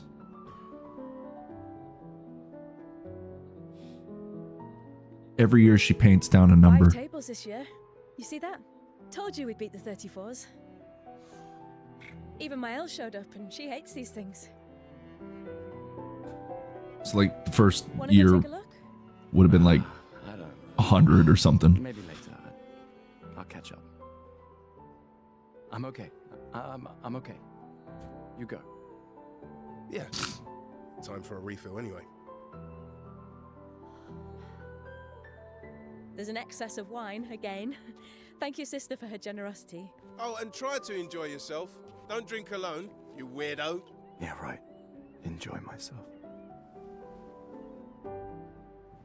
But yeah, Kim, every year she paints down a number. So if you're that age, like the people who were age 34, when she wipes that clean and puts 33, they all die. I can't remember. Like, again, I've played about 20 hours of the game. We're doing a new save, and I don't remember exactly how high the expedition was, the first expedition team. But let's just say it's like the first year is like 100. So anybody who was 100 would have died, right? So Paintress has been up to no good for a while. And now Gustav, the guy who I am right now, this guy, he's 33. So if he was to stay here for another whole year, the Paintress on the same day would wipe 33 clean, write 32, and Gustav would pass away. But what the expedition does is they go over across the ocean to the unknown land, and they try to like save the next generation. But obviously every expedition prior to this has failed. And the clock's ticking because, let's face it, the younger they get, the less chances they have, right? You don't want this to turn into like Lord of the Flies, where like the number's down to like 13. And the oldest person in the world is like 13 years old. That'd be pretty crazy, right? It sucks that I play an emotional game on a day where I'm dealing literally with like sneezing and sinus, where I'm just sniffling, so everybody just assumes I'm probably crying the whole time. But I will admit, I am an emotional man. That scene I've now watched 3 times. I played the first time, I watched a streamer play it, or I just wanted to watch. It was Asmongold, actually, funny enough, out of all the people I could be watching to play this game. And then I've now seen it for the 3rd time. And every time, it like just fucking guts me. Hate that. Yes, and fun fact, there is a character that's going to be on our expedition, and we will be chatting with one of them, and that character shares my name, my actual name. Not man, but my actual name. I have revealed my name in the past, but for those of you who don't know my actual name, you can, I'll leave it up to you to decide what name that may be.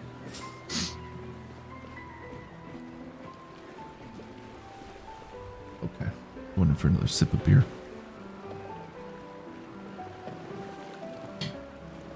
Oh, Metal Gear killed me. I remember I would have been grade 5. How old are you in grade 5?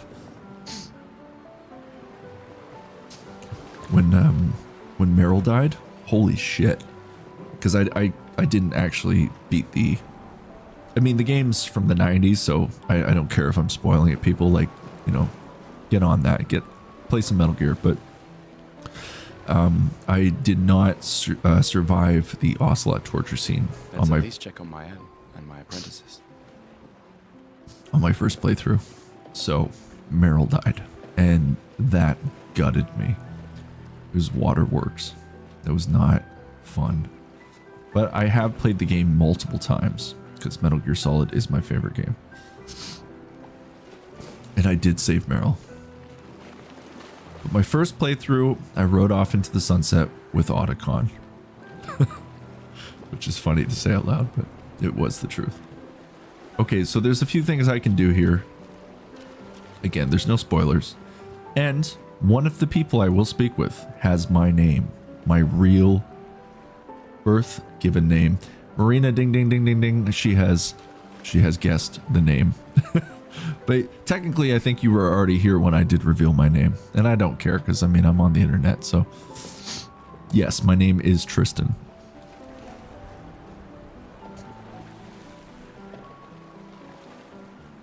I remember getting real excited about that too. I was like, there's a Tristan. Now, I don't want to spoil anything, but I mean, it's just like, it's like a side character. It doesn't even really matter. But Tristan, oof. Yeah, he doesn't make it. Doesn't take long either. I was like, seriously? You give a character my name for once in a game?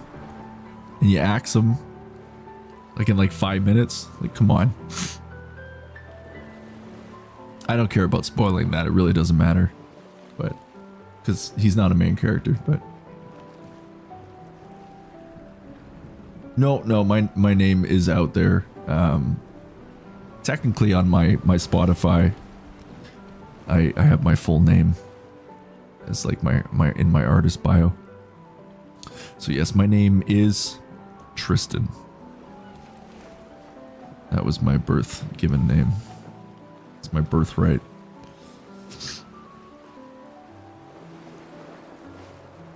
But of course, the joke is you call me man on here.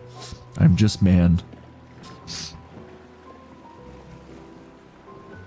But I do answer to Tristan as well, so people can't call me by my name on here. My girlfriend's nephew actually has me on here. He subscribes to my channel, and he says my name in every comment. So I'm always just like, well, I guess the cat's out of the bag now. But hey, Gustav, it's fine though. Check out the new pictos I made. He's like 10, so you can't blame the kid. This is Tom.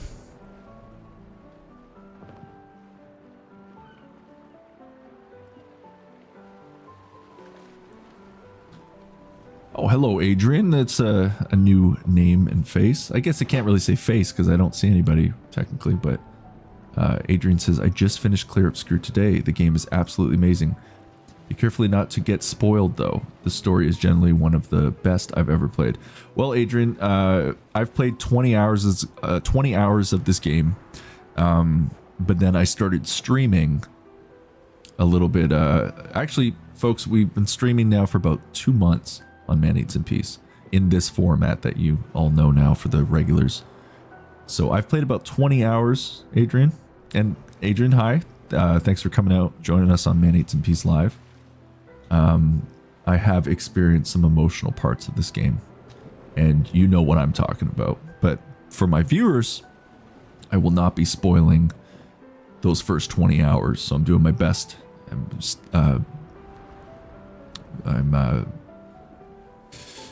staying on my... what am I trying to say? I'm on my best behavior right now by not revealing any of the key points, the emotional moments of this game. I'm sure you probably experienced a lot more if you completed the game, but within 20 hours, I had a few roller coaster moments of emotions. But we are starting fresh for the community and Man Eats in Peace Live, so it's kind of cool to relive everything again. And Adrian, I don't know if you're still there. If wherever you're watching from, I'd love to know where you're from. We have people watching from all over the world on Man Eats in Peace Live.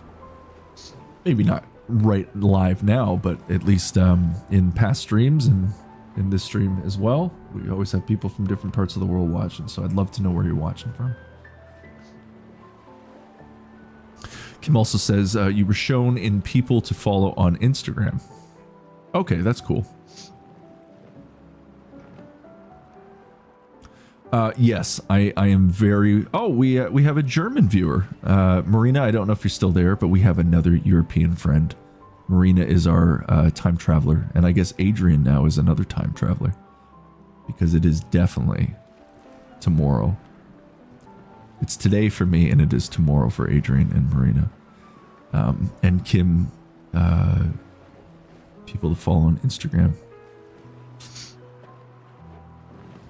And with Kim, I've actually noticed, like, we have mutual friends. I guess you're aware of my sister, a YouTuber. She's like an OG YouTuber. She's been doing it for years. My sister's been, yeah, YouTubing pretty much since the beginning. Pretty crazy. I'm in fact the oldest, but no, my sister's been quite successful on YouTube, actually. Shout out to my sister Brittany Crab. I just revealed my last name. Oh well. But yeah, my sister is a YouTuber. She's been doing it for over a decade. What, 15 years plus? Brittany Crab. You can check her out.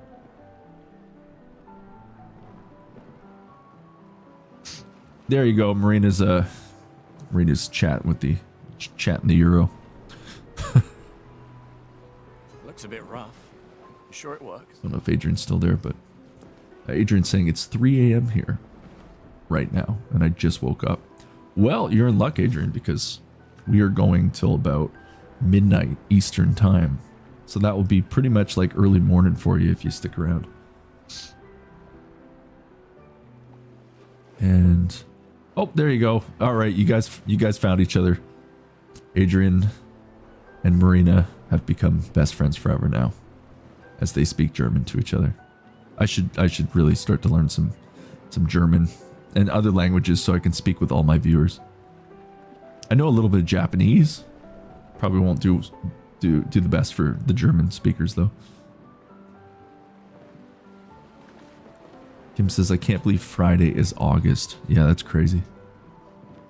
Summer is we've only got a little bit left of summer. I forgot we're playing a game, folks. I will say to Adrian, I'm gonna enjoy spending my time with Gustav. It's been a while since I've played the game. It's nice to be back in the original opening part of this game. I do love my boy Gustav. Great character. Gustav says, looks a bit rough. You sure it works? Okay. I've been working on this for months. It's my personal masterpiece.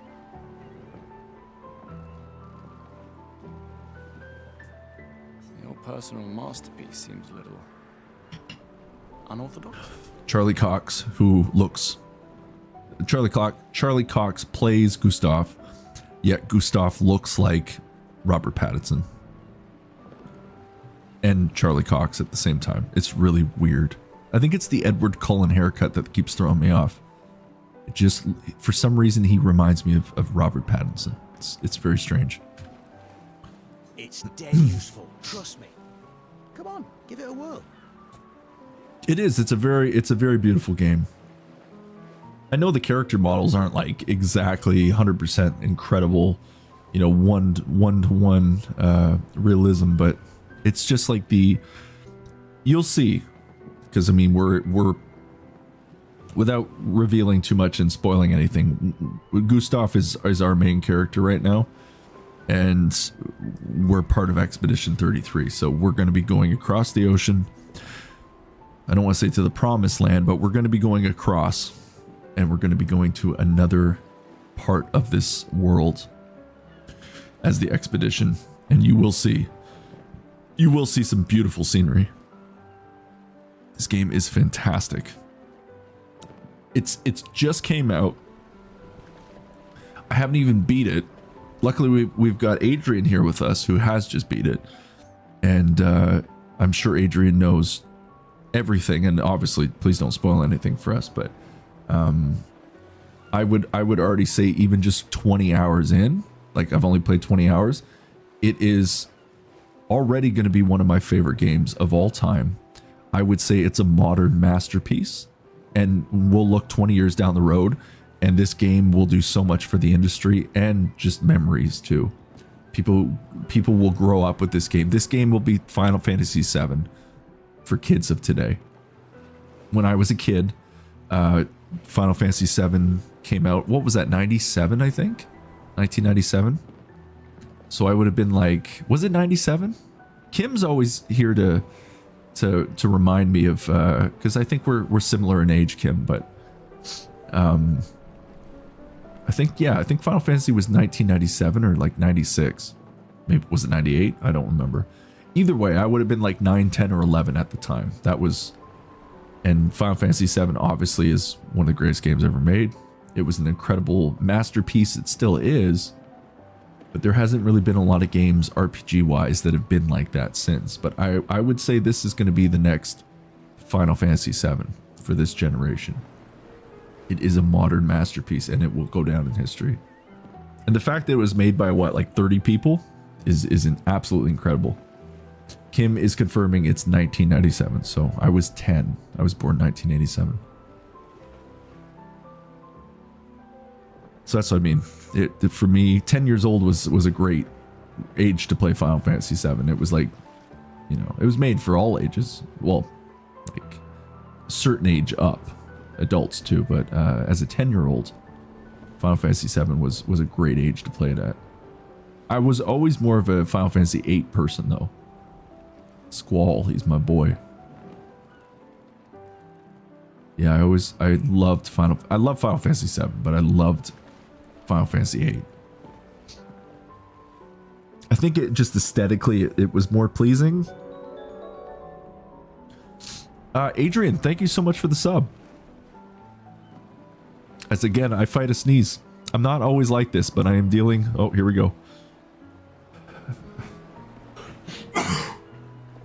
I am on the up, but I am recovering from being very sick over the past week. So, but thank you so much, Adrian, for the sub. Very much appreciate you. Welcome to Man Eats in Peace. Welcome to the community.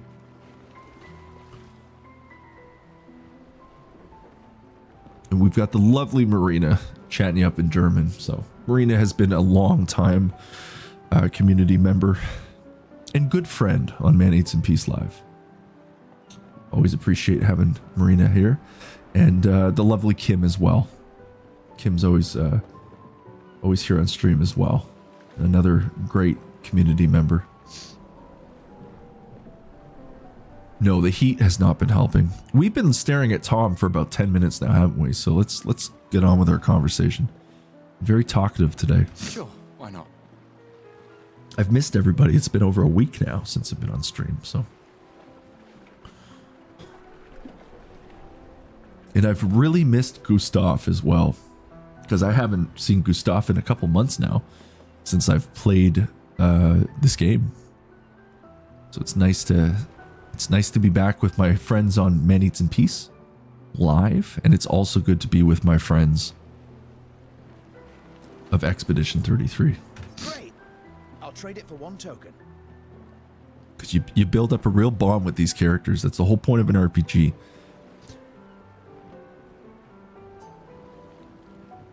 Current number of tokens, okay. So we're going to get this because there's other ways to attain tokens. So I'm just going to pick this up. Curiosity. Here, your token. Kim's asking about Friday Night Frights. As far as I know, I have spoken with I spoke with my girlfriend last night. I was with her, and she's asking. I always love when she asks about stuff like that because she actually cares. So she's like, "What are you playing tomorrow?" I'm like, "Oh, that threw me off. I didn't know." I was like, "I don't know what the hell I'm gonna play." I wasn't even thinking about it. I said, "Oh, I'll just play something that, you know, I still have a bunch of games I have to complete." But then I remembered. I put this stream together in about half hour before going live, and I was gonna play a bunch of other stuff like that we already have going, but I just remember actually when I was laying in bed and I was really sick, I said I would love to play Expedition 33 again. And as much as I want to play it, I love being on stream. I love being live and doing this and having like the community with me and just people watching, right? So I was like, I don't want to just jump into my game and then people are watching and then like we've already gone through a bunch of stuff and it's like all the spoilers have already happened. So why don't I just start a new file at this point? Why not? So that's what I've done. So I put this stream together about a half hour before going live. But to answer Kim's question, I still have... I believe you were here... I believe, Kim, you were watching the last Friday Night Frights with me. When we played Resident Evil 7. I did complete the game. It's a great video on demand. I actually was reviewing a little bit of that because I was exhausted by that last like 2-hour stretch. Like I was exhausted. I was going to give up. We had a couple of viewers that were watching that were just kind of encouraging me to finish the game. So I think we went into like the 1 a.m., 2 a.m. part of the morning by the time I actually completed Resident Evil 7. I was exhausted, and you can see it on the footage too. It's pretty funny. I was done. I'm like, fuck this game. I don't want to play it anymore. But I finished it. It's done. But there is still DLC to run through. So Friday Night Frights, I would really like to complete Resident Evil 7. Like just complete it in its entirety. So I'm gonna most likely be, well, no, not most likely, I will definitely be playing Resident Evil 7's DLC. One of them is a Chris Redfield campaign, like a small, short, like 2-hour Chris Redfield part. And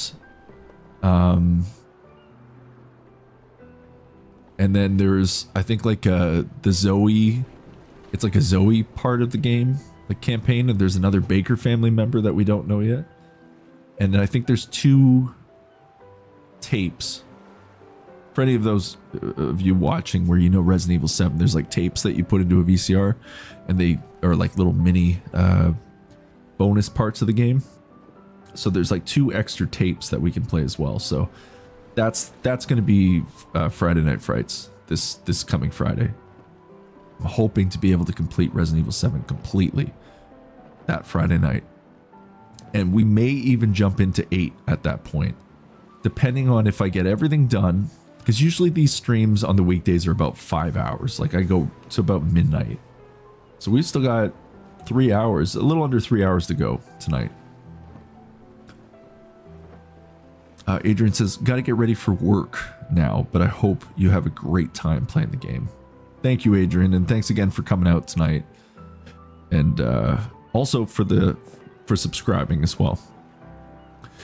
And I look forward to seeing you perhaps on another stream.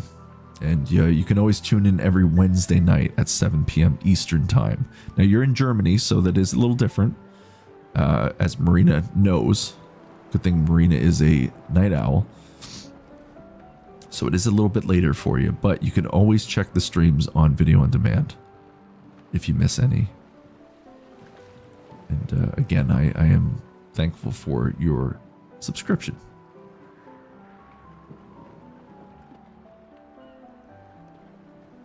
Or your sub. Subscription sounds like you ordered a magazine from me.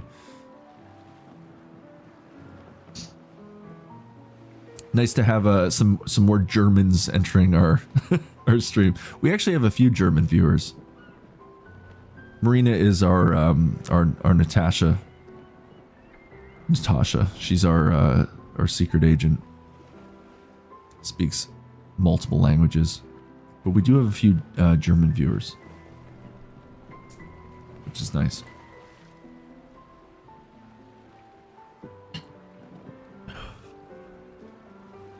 Poor Gustav, he's just sitting there in the moment. Haven't even answered. I'm talking a lot tonight, people. Kim saying also enjoyed your trucking game. It's funny. I was considering jumping in and playing Euro Truck Simulator 2 tonight, but I wanted to get back to this. I miss playing Expedition 33. Even if I have to start over from the beginning, it's at least I'm getting to play it again. I know we've got a lot of games going on Man Eats and Peace Live. I try to keep the variety. I have ADHD as well, so that definitely makes it difficult to sometimes complete games in a timely manner. I like to keep multiple games going. That way it just keeps that variety. It changes things up. We have completed a few games on here though. We went through Call of Duty World War II, which is a great game. What else do we beat on here? There's been a few things that we've done. But I like to keep things interesting, right? And change it up. But there is a few games I should go back to and keep going. Keep progressing through our campaigns. Got Remnant from the Ashes I gotta still work at. Another Crab's Treasure. That's another one that definitely we'll have to pick up again at some point.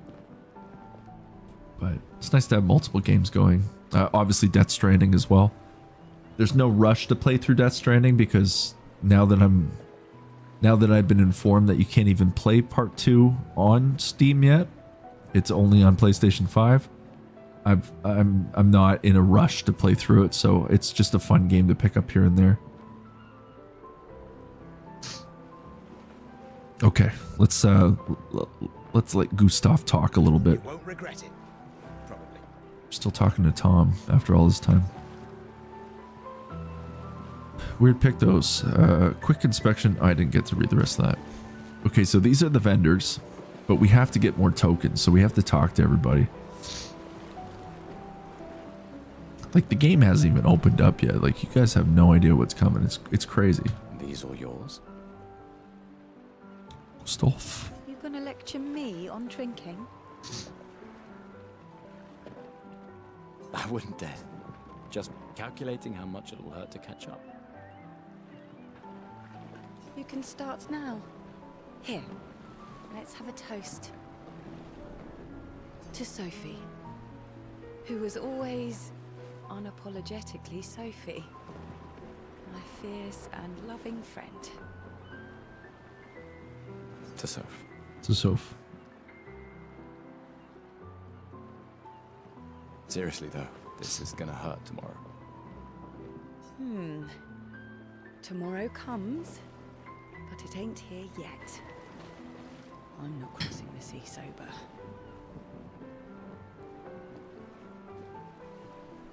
Sober's better than deathly hungover.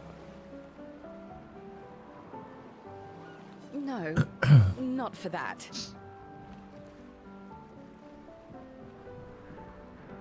Ah. I also see Marina said, I enjoy every stream regardless of the game you're playing. That's very nice, Marina. Thank you. Go have some drinks. You have been a loyal Man Eats in Peace community member.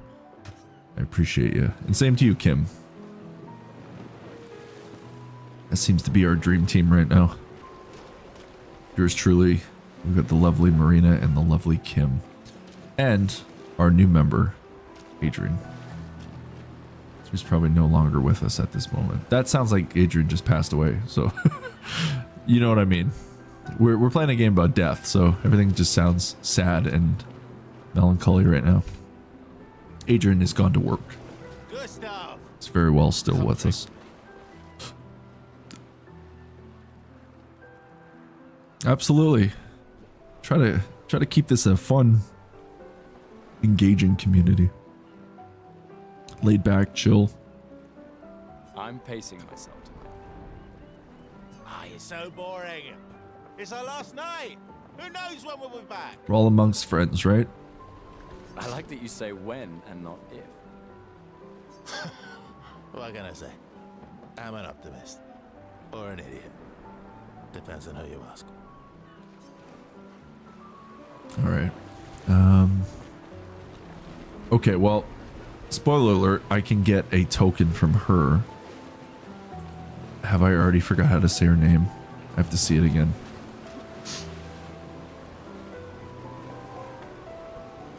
Marina's asking, well, she says, man, do you believe in reincarnation? My Switzerland answer is always, and I say Switzerland because they're always kind of in the middle, right? I don't have the answers to life, and I don't think anybody has the answers to life. Like, what the fuck do we know, right? Like, at the end of the day, what do we know? I do believe in an afterlife in some form.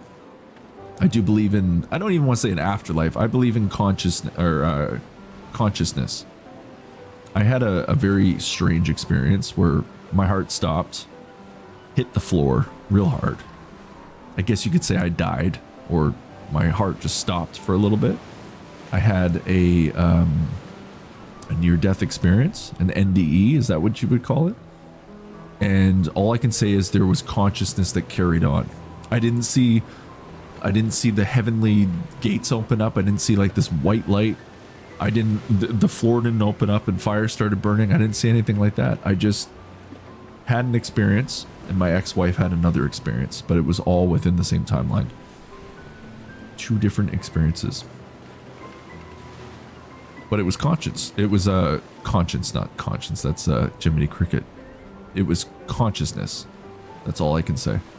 So, with that being said, I do believe in reincarnation. I think it's definitely possible. After my near-death, or whatever you want to call it, I definitely believe in something. So there's definitely the possibility of reincarnation as well, where we could come back and live another life. I don't think this is the end. So hopefully that answers your question.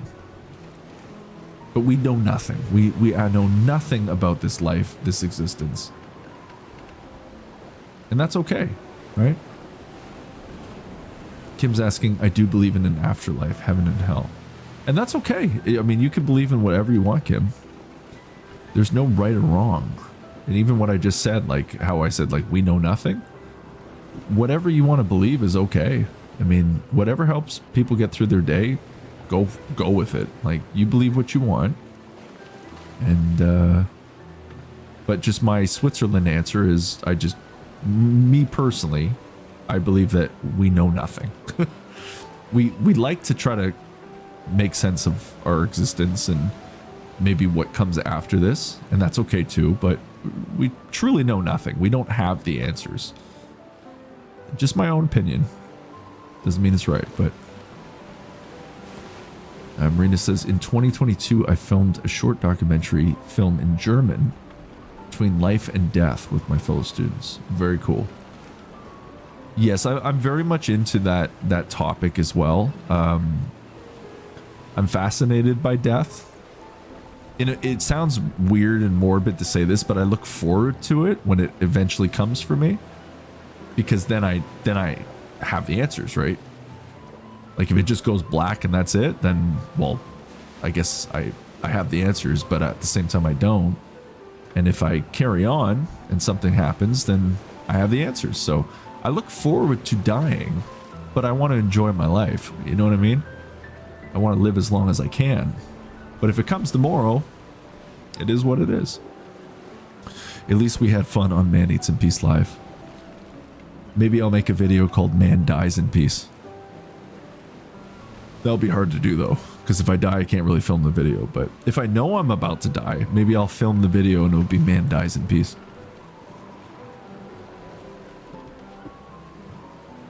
Be ahead of my time. And then everybody will start doing that when they pass away. Again, I work with death every day, so I have a bit of a morbid sense of humor. You have to stay sane in my industry. The funeral business. Am I in first person? I was like, wait, what game am I playing right now? This is weird. Okay, there we go. I think her name is Mael. I knew I'd find you. Having second thoughts about the expedition? Already forgetting. Please. More ready to go than you are. I'm sorry to hear about your parents, Kim. Yeah. I'm sure that's not easy to go through that.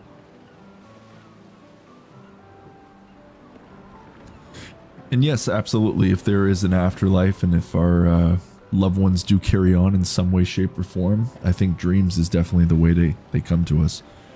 I had a very powerful experience. I won't get into too much detail, even though I am an open book. Let's just say I got pretty low in life at one point. I think everybody's been there at some point in their life. Maybe not everybody, but a lot of people. And I'd like to believe that my grandfather showed up just at the right time. And I would say I'm still here because of that experience or that dream. Look, I know we've been over this, but as your Grandfather and my childhood dog, actually, funny enough.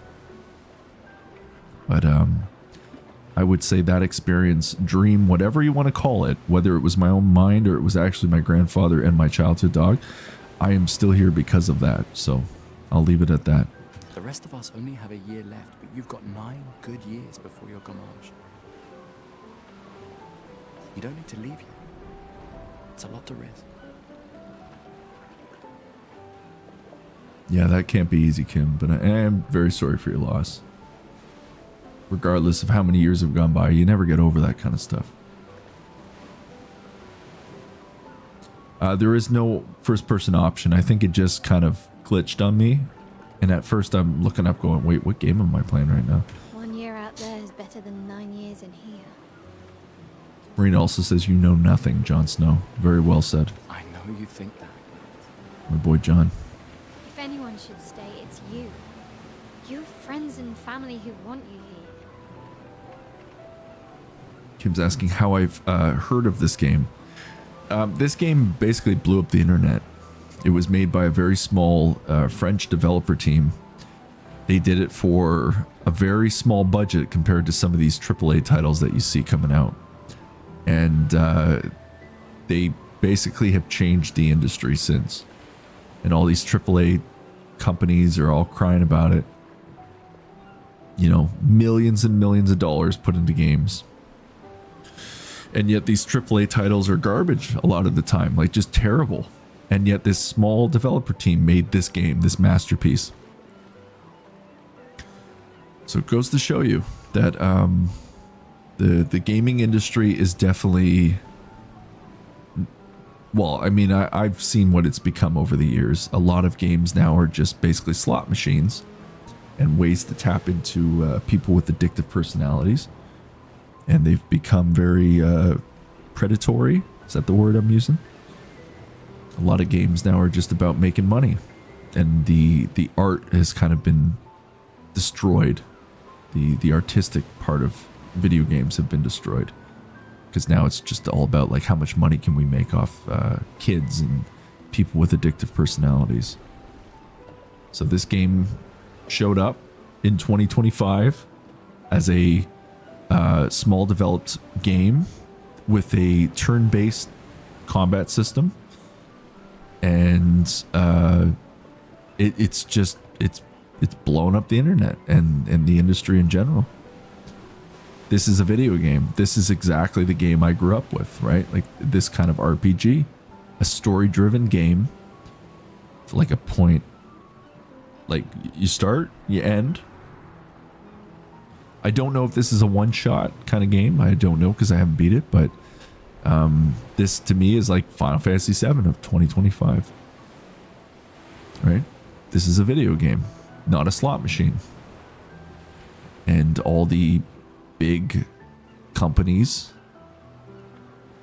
all the big-time developers, the AAA titles, this game scares them because this small developer team have created something incredible that didn't involve a lot of money. It only involved a few people to make it at like, I don't want to say half the cost, at like, I'm not really a math guy, but let's just say it didn't cost a lot to make this game compared to most of those incredible, and I'm being sarcastic, incredible AAA titles. So this is changing the industry, and you're going to see more and more of this as time goes on. Because game developers have gotten very greedy. And even the price of this game compared to a AAA game, not half the cost, but it's definitely a lot cheaper. And it's a better experience, right? So it is what it is.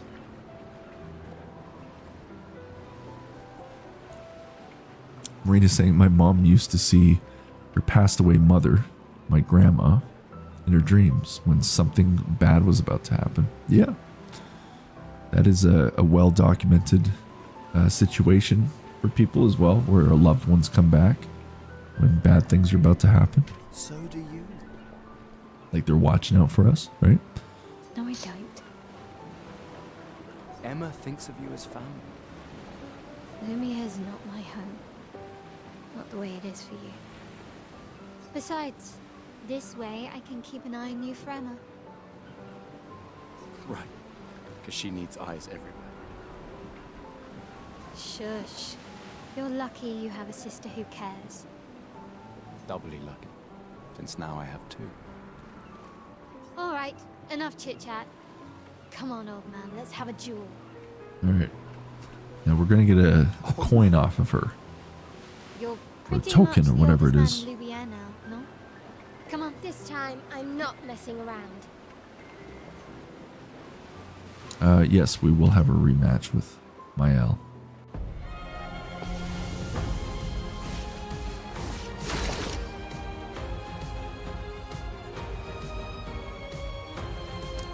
It says deal more damage with overcharge. Charge Gustav's arm by dealing damage, dodging, and parrying. Okay. Well, I'm going to build up my overcharge a bit, so I'll just attack. So E is parry, Q is dodge. I have to remember that. Because I am so used to playing with a controller, and this is weird. But we're going to do mouse and keyboard for this playthrough.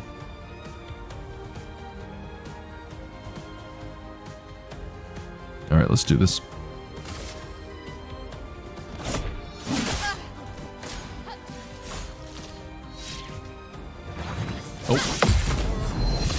Oh, I got her. Alright. I parried. Nice. Okay, let's do a skill. We're gonna go with overcharge. Ah, this is weak.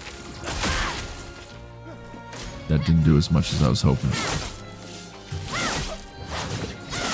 Oh, I parried too. Hope your Lumina converter works better than your dueling. Oh, that was a low blow.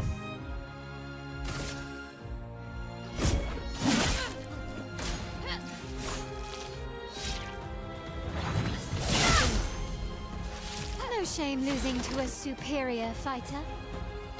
Okay, I gotta be careful. I don't want to lose too much health.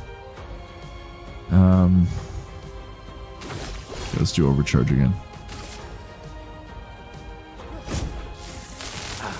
It's weak. Oh, it's weak again.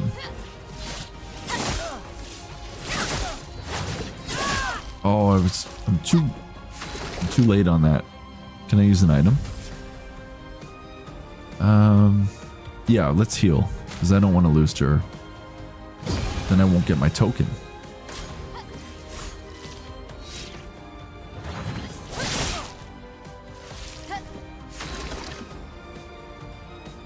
That wasn't good. Let's attack again. I should probably be dodging more than parrying, because parrying is actually quite difficult sometimes.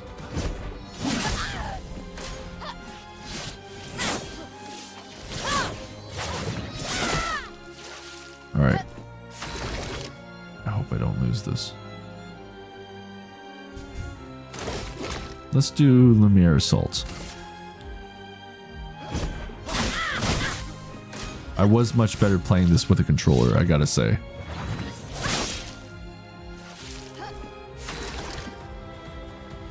But we'll get better. Just gotta play a bit more.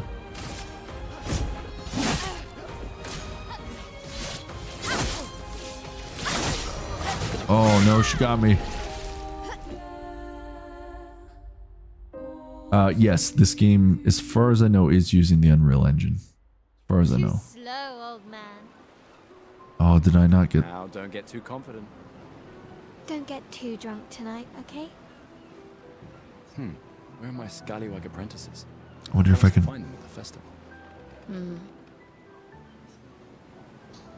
Ask for a rematch. Yeah, I want to get my coin. Let's try that again. Okay, we're going to attack. We'll play it safe. I'm just going to dodge.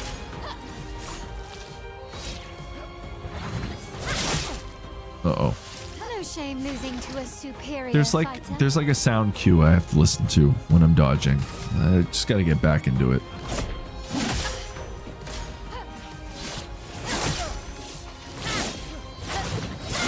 Oh man.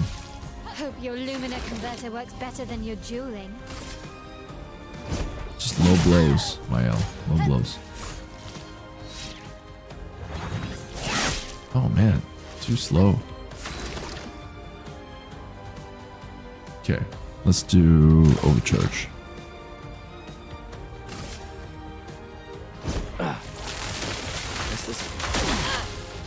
There we go.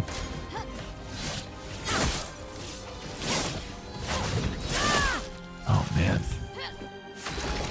I definitely was playing better with a controller, I gotta say. That's okay though. I'm up for the challenge.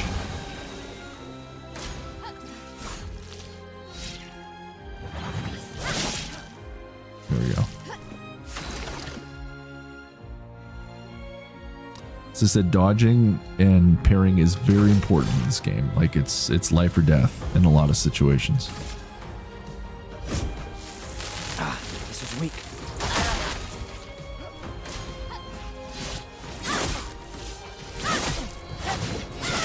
Oh man.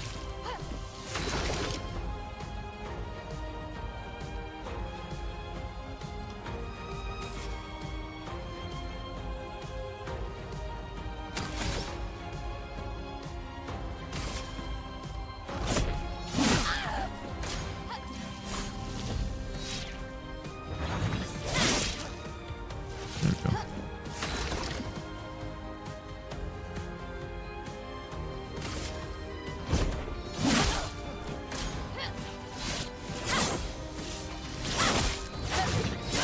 Oh, too soon. I gotta do that again. I hope I can get her. May have to do it a third time. We'll see.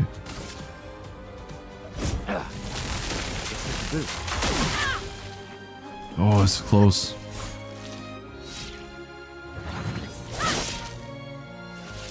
No, I think we got her. Let's do another overcharge. This was weak. There we go. We got her.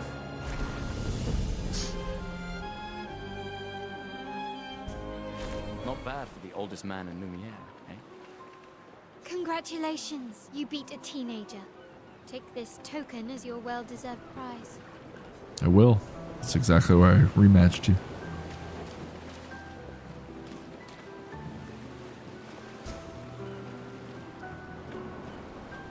It will take some adjustment getting used to mouse and keyboard for this, because the game even recommends using a controller, but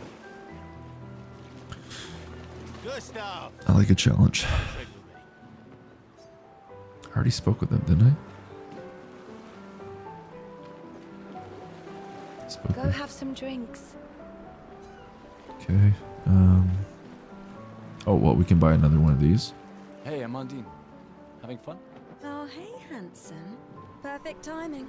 I'm styling everyone before we ship out. Gotta look sharp when we hit the paintress, eh? Certainly important. Can you style me up too? On it. Just bring me a token first. Will do. I have a token, actually. What do you ask? Let's see what you got. All right, let's see what you've got.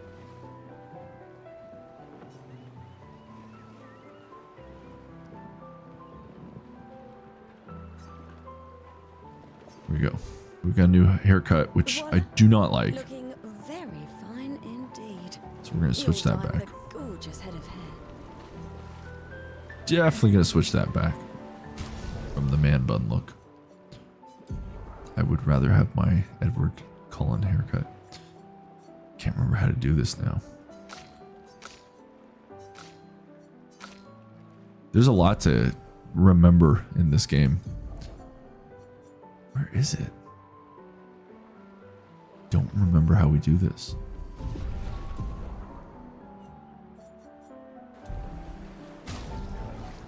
Is there an inventory? No. Tab is the button. Show Gustav page. Oh, wait. Might be in here. How do I turn you back into Edward Cullen? keep saying that as my reference. Some of you may know.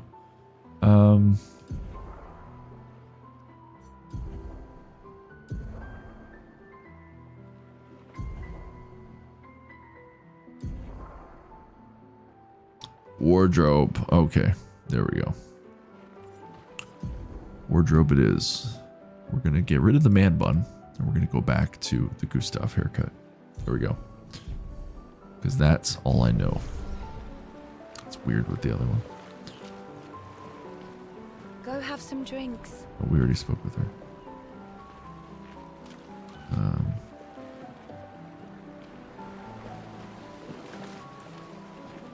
Hello there, Gustav. She's got something as well. I can't Perhaps remember. one of these artifacts may prove useful to your mission.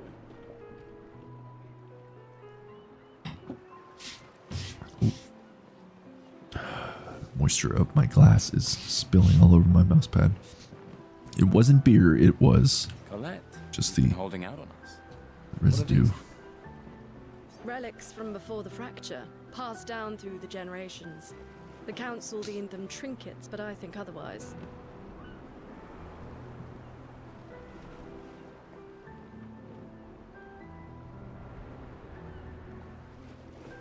That's kind of you to share. I may not be able to join the expedition, but I'd still like to help. One token is all I ask. Ah, I should have known. Okay, so I have to get one more token. I don't remember who offers the next one.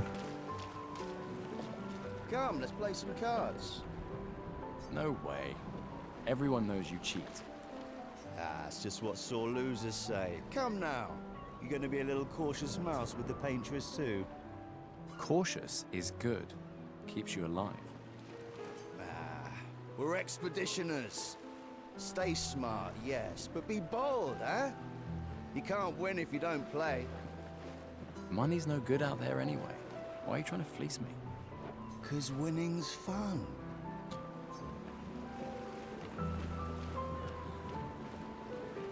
Gustav, just the man I wanted to see.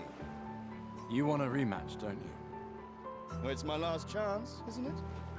After tomorrow, you'll be the undisputed expert on expedition history. That's tomorrow. What about today? Who am I to deny you? Fire away. How many years ago was the fracture? You're kidding. This is your question. Yes. When did our world break apart and our luminous city get thrown into the middle of the ocean? Hmm? When was the fracture?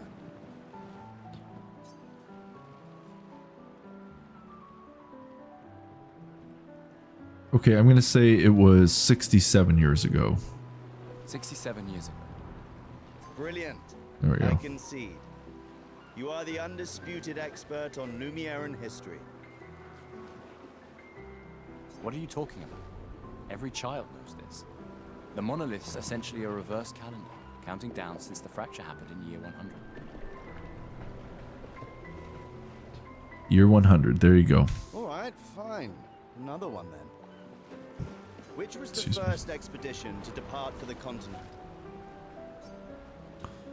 Expedition 0. Expedition 0. Correct. That still annoys me. They left in year 100. They should be called Expedition 100. Makes no sense. Lumiere will be long gone before the monolith hits 0. All right, last one. Get it right and maybe I'll give you a token. What is Illumina?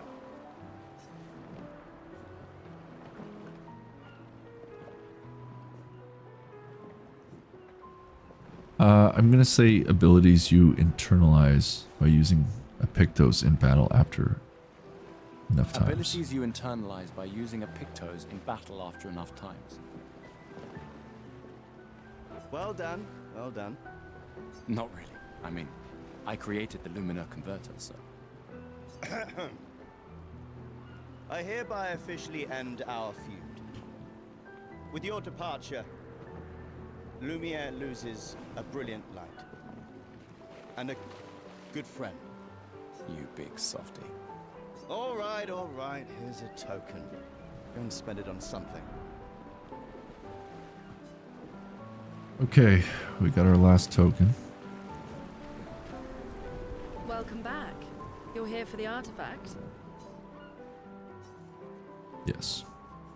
Yes, I'm curious. Here's a token.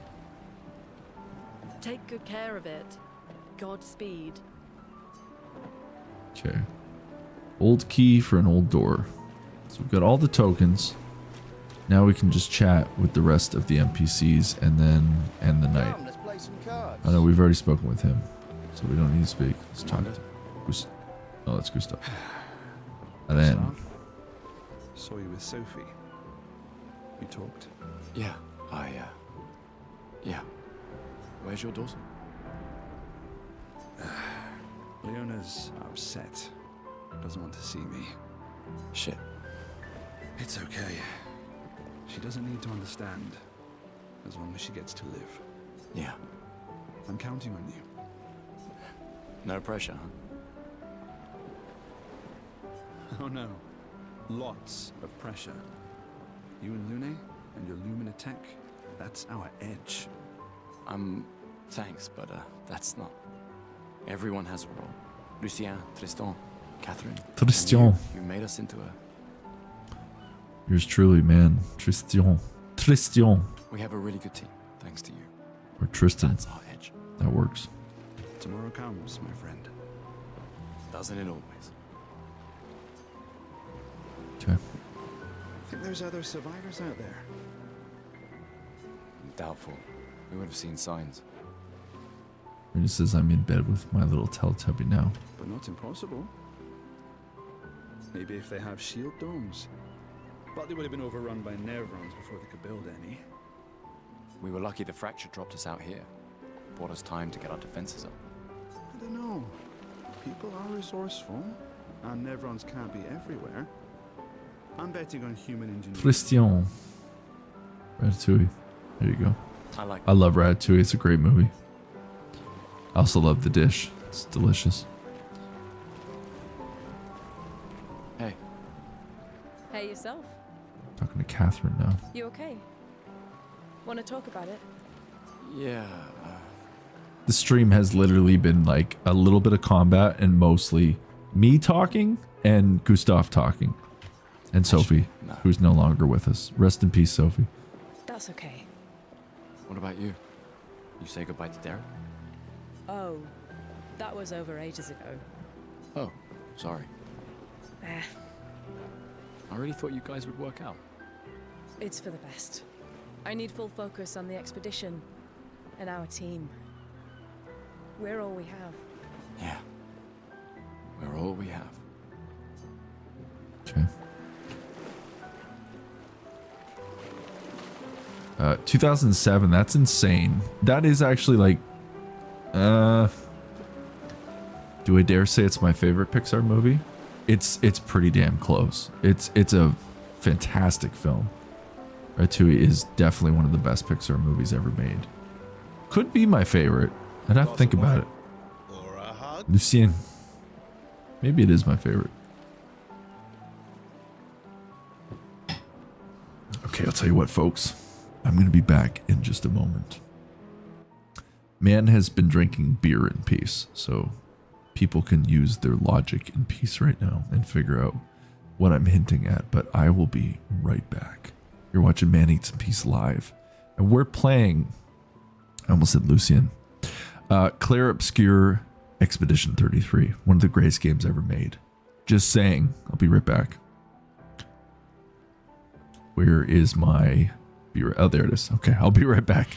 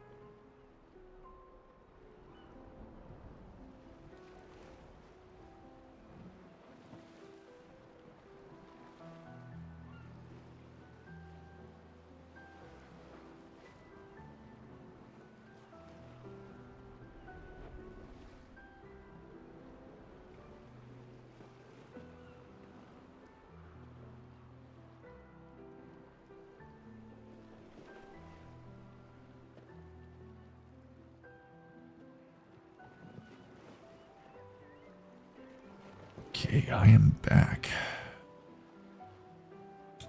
I was also getting very hungry, so I did order some food in Wednesday tradition. I've been actually pretty good. I've been making my meals throughout the week. Not so much on the takeout diet anymore. Cut back a little bit. We still got lots of content coming out on Man Eats and Peace Live. Or actually, Man Eats and Peace, rather. The original form of Man Eats and Peace. I just realized Luna is here as well. Not Jax. We have Luna. She doesn't turn out the best on camera because she is very dark. But she is, in fact, sitting beside me, so. But yes, I ordered some food. And that will be here probably in about 20 minutes. I always use DoorDash, which always has... I never order stuff unless it has like a buy one, get one free, or, you know, whatever you can do. Like something that has a deal to it. I try not to order anything unless it has a deal. So, I have some pizza coming in Man Eats and Peace Wednesday night. Well, Thursday for Marina and anybody else watching in Europe or other parts of the world right now, but pizza seems to be the traditional Wednesday night food of choice. And I'm pretty much eating salad for the rest of the week, so we splurge once a week now. Oh man, I pet the cat and then allergies just... Cat hair goes up the nose. Okay. Oh wait, what am I doing? I gotta go to the full screen. There we go. Marina says I cooked this steak tonight. That sounds really nice. Oh, that is the wrong screen. There we go. Much better. Keep your sweat to yourself. Bring Gustav a glass of wine. Who exactly are you talking to? They cut servers from the budget years ago. Ah, the ultimate indignity. A farewell party where we serve ourselves. There's a metaphor in there somewhere. I'm betting you've got another bottle stashed in your coat somewhere. You gonna share? You wound me. But yes, in fact, I do have it. Always be prepared. Or was it always bring backup? Same difference. Right. And I am prepared. Prepared to live. And prepared to die. You're such an idiot. Hey. We've got your Lumina converter, yeah? I believe. I'm ready for my Lumina. Yeah, well, we've only tested it here. Who knows what we'll meet on the main continent? We'll need more field testing once we land. Don't worry, buddy. I've got you covered. Great. Thanks, buddy. Okay. Who else do we have to talk to? Talk to her yet? You came. I wasn't sure if I should. You've been avoiding us. You didn't have to. I heard Seba filled my spot after I left. Yeah. Do you think I'm a coward for staying? Do you? Not anymore. Not all of us can change the world. Some of us can only change ourselves. Meaning what? More like... Oops. Rediscover. Happiness. It makes me sad to hear you talk like this. The Paintress stole so many things, including your capacity to dream. No, you misunderstand. My mind is where I can be free. She can't touch me there. This is my final act of defiance. Just like the expedition is yours. If you say so. Okay. Who's this? I just finished calibrating the Lumina converter. It's me. We can launch test runs as soon as we land. It's Tristan. Perfect. Spoiler alert, Tristan does not make it. Hey, does Lune seem preoccupied to you? She's been distant lately. Well, it's Lune. This feels different. But it is nice to see my name in a game. I haven't noticed anything, but you know her better. Have you talked to her? No, she doesn't like people prying. I've known her since we were 6. She hates personal questions. Ah, right. You were both apprenticed to her parents. Yeah.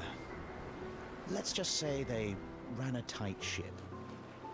I can imagine. Okay. Who else we got to talk to? A couple more people before we go. Ready for tomorrow? Bastion. Yeah. Been ready. What about you? Heard you were elected Commander 32. Congrats. I've already claimed Alan's office. It's got a nicer view than mine. A view of the Paintress. You're sicker than I thought. She won't be there for long. If we fail, though. When one falls, we continue. We'll pick up and we'll push on. But I know we will meet again. Okay. Talk to the children. We got something for you.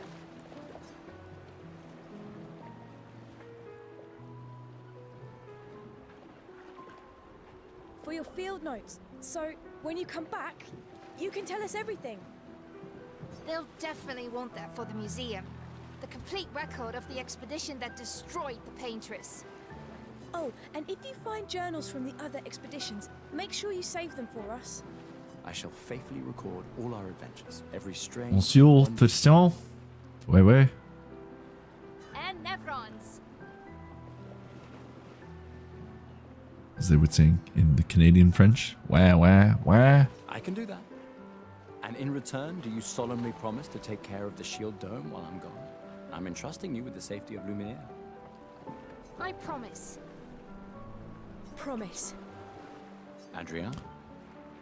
I'll use everything you taught us, Monsieur G. Monsieur Tristan. Ouais. Tabernacle.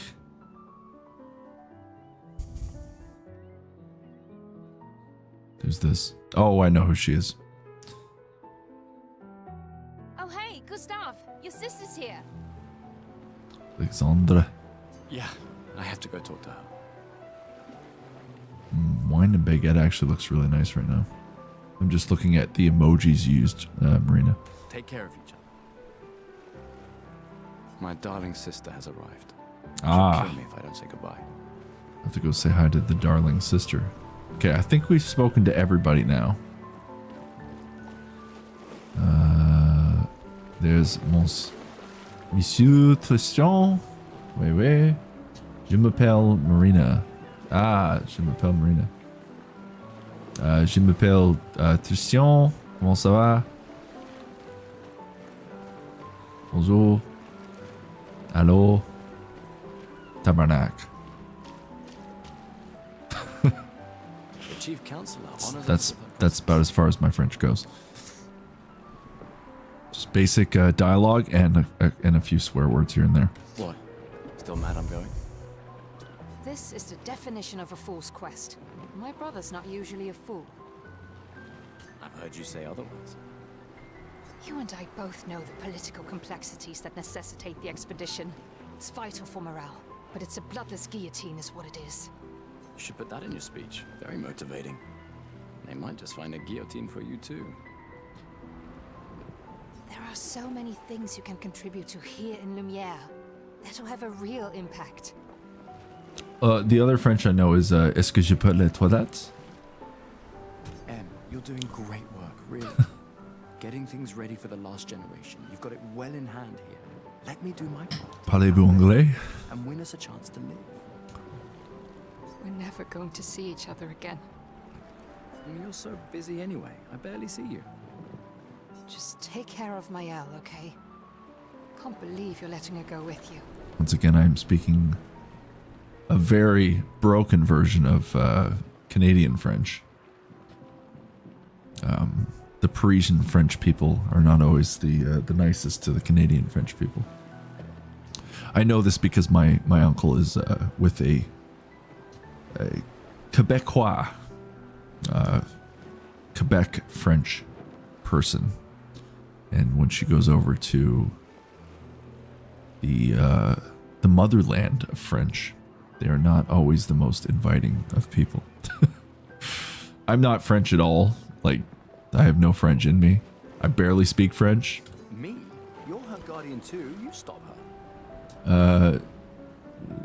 Tabernac is a I don't know if that actually is a Parisian thing, but it is very much Canadian, and it is not a very nice thing to say. I don't have the full translation, but it is like the go-to swear word in, or the swearing in Canadian French. Tabernac.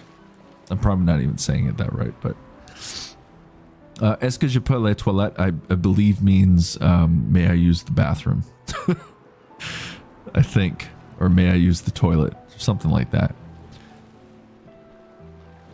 It's just something I remember from when I learned French. Here in Canada, we have to learn French. It's part of our curriculum. Is that the right word? When we go through school. Because French and English are the two speaking languages in Canada. Quebec is the French, because they decided to populate Canada in Quebec. I've been to Old Quebec, actually. It's really nice. Very nice. Beautiful city. I did my grade 8 grad trip to Old Quebec City. It's very nice. I've been to Montreal a few times. And I've been to Toronto because I live in Ontario. Toronto, Ontario, Canada, I guess would be the closest place that I would say I live. I live on the outskirts of Toronto, but I do live, you know, I just round it up and say Toronto. Or Toronto to the foreigners. But we call it Toronto. We don't pronounce that T. That's when you know you're a fake. If you put that T in there, we know you're a foreigner. Just visiting. It's pretty crazy. But yeah, est-ce que je peux aller toilette means something like may I use the bathroom, or can I go to the washroom? Can I take a piss? Can I go shit in the bathroom? Something like that. And that's again Quebec French. So the Parisian, if we have any Parisian viewers right now, they're probably not liking my French. It's not that great. As I said, I was married to a French woman in a French family. Wasn't married for 13 years, but I was with her for 13 years. And I only picked up like a sentence or two because I had no interest in speaking French. Nothing against French people. I just didn't want to learn it. It's just not a language that appeals to me.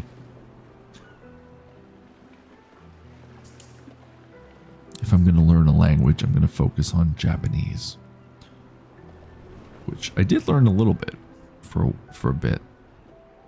I got decent at it, but I didn't retain a lot of it because I gave it up. But I still know a little bit. What does tabernacle mean? That you may have to look up. I don't know the exact translation, but it's like the go-to swear of Quebec French. I don't even know how to type it out. I'm sure YouTube is just flagging this video. They're like, oh, this guy's saying tabernacle. That's pretty awful. It's pretty bad. I think it's like saying fuck or something like that. I don't know.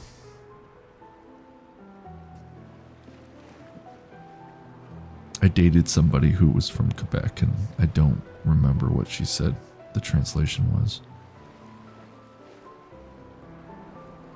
I don't even know how to spell it.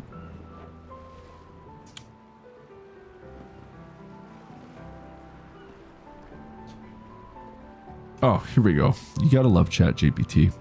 Tabernacle is a Quebecois swear word, a variation of the French word tabernacle, which refers to, I probably didn't say that very nice, but refers to the container holding the Eucharist in Catholic Church. It is considered as sacre, a term of swear words based on Catholic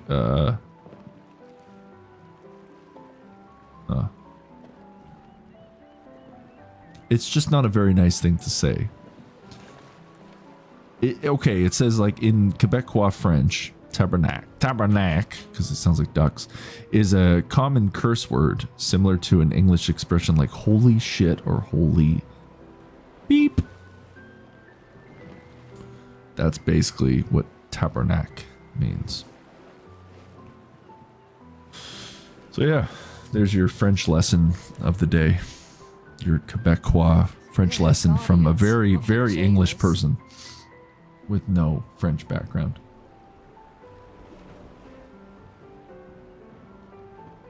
She really wants off this island. The thing is, where I live in Canada, you really don't need to speak French. There's no reason to speak it. Really, like, there's only one place in Canada that speaks French. Like, to the extreme, and it's Quebec. Don't you have a speech to give? So, I mean, unless you're going to Quebec and you want to, like, interact with the locals, which never seemed very friendly to me, to be honest. I will speak that. You know, that's always the joke, is like you go to, like, we're all Canadians, and yet if you go to Quebec, you're treated like some war criminal or something. Like, they just frown upon you, and it's weird. I don't know. That's Canada for you. So I'll just stay in Ontario. But Quebec is nice. There is some nice parts of it. I used to like driving there. It was nice. But if you don't speak French, you're kind of screwed because everything's in French. So it does make it a little difficult. We have food coming soon. You mean the one you so kindly wrote for me? This is like just the beginning of the game. Like, we haven't even done anything yet. Just suggestions. I've been playing this for almost 3.5 hours. Just the intro of the game. I do understand. I just... Anyway.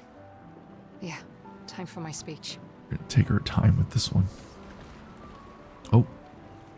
Emma's gonna proceed with her speech. Maybe she'll say tabernacle. Proceed to Emma's speech. This will conclude the festival in Expedition 33. I think we spoke to everybody, so let's just do it. Yep, let's do it.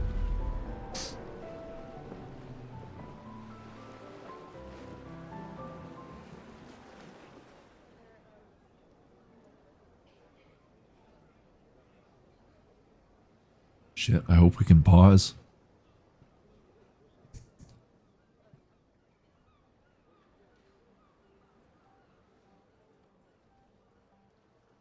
Expeditioners. The Here we Sword go. of Lumiere. We honor your dedication. We do not take for granted that you dedicate your final year of life to keeping hope alive for all of Lumiere. Some of you are leaving to change the world. Others to discover the secrets of our universe. Some to protect loved ones.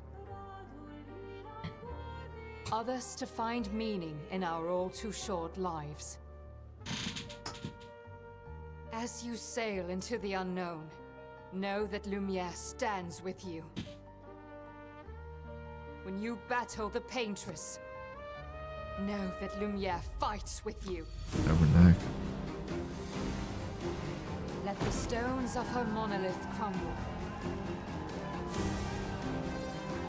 Let her body lie at the end of the world. Unable to paint another death, let the stars no longer be hidden by her oppressive silhouette. Let the world once again reach the sunrise without the shadow of her cursed figure. I'm gonna keep this playing. My food's here. May the wind of renewal take you to the ends of the earth.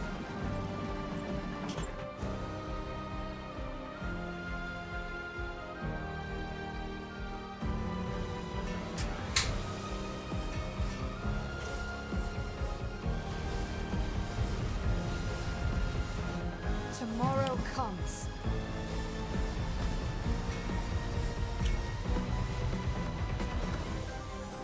Thanks to you. Expedition 33. 2-for-1 pizza. Good price. Obscure. That was probably out of key, but oh well. God, that's a good soundtrack. Ooh, there we go. 2 small pizzas. Just under $20 Canadian. Okay. We're gonna watch this, and man is gonna eat his pizza. So good timing on the pizza. Salvatore's pizza. Ooh. It's nice and fresh. Hot too. All right, enjoy the cinematic, everybody. I'm gonna start eating.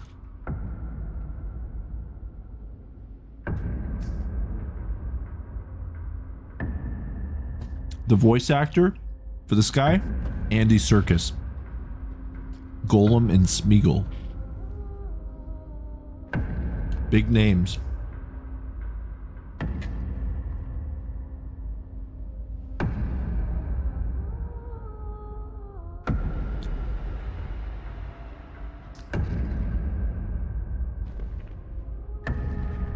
Get ready.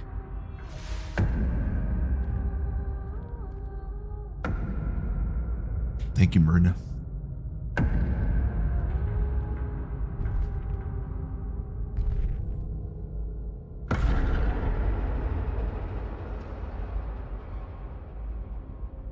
You're old.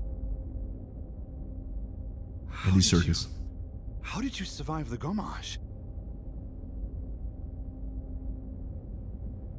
Which expedition are you from?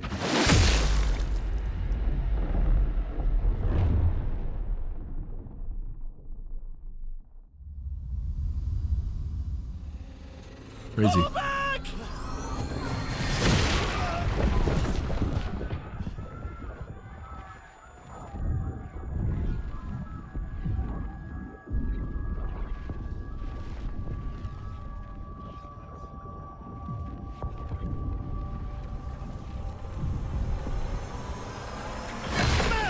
Stop! Come on, we need to go!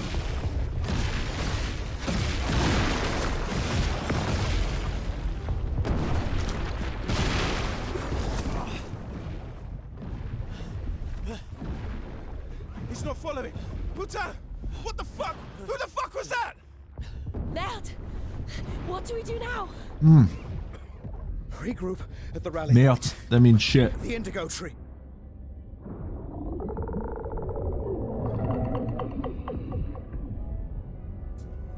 I learned that in Bill and Ted's Excellent Adventure.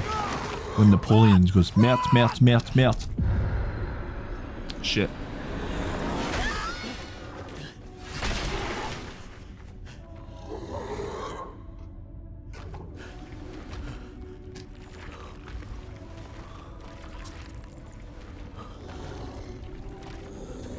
Shit's getting crazy, people.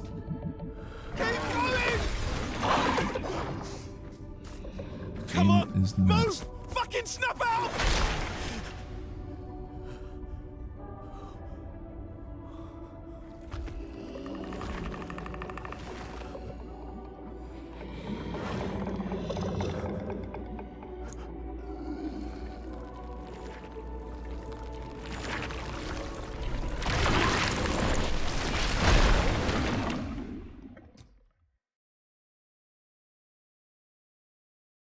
Very unique art style. Like, look at that. We're only in Act 1.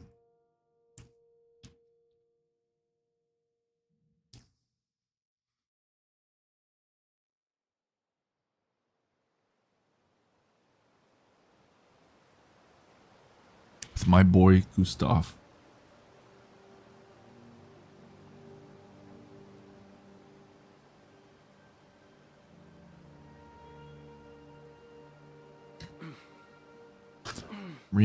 Marina's asking if I'm going to play Wolfenstein one day. That would be fun. Depends on which one, though.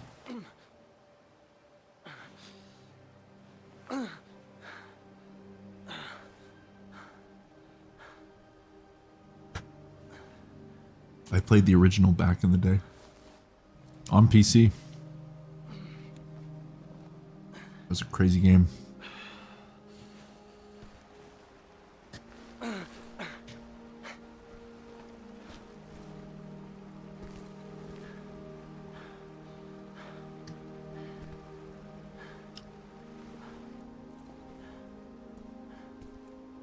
So, spoiler alert, like, basically nobody made it off that team. Like, Expedition 33 just got wiped out.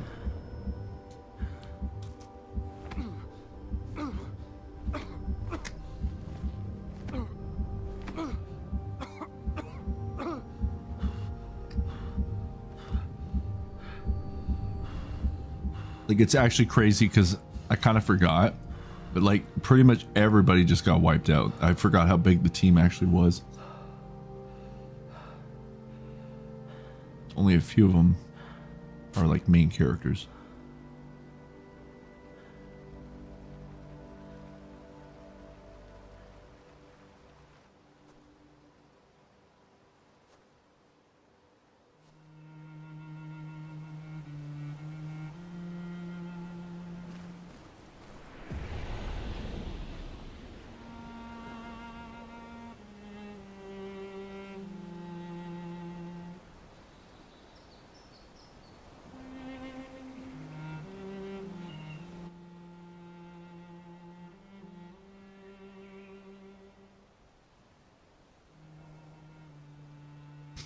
So since we're in man eats in peace mode, literally man eats in peace mode,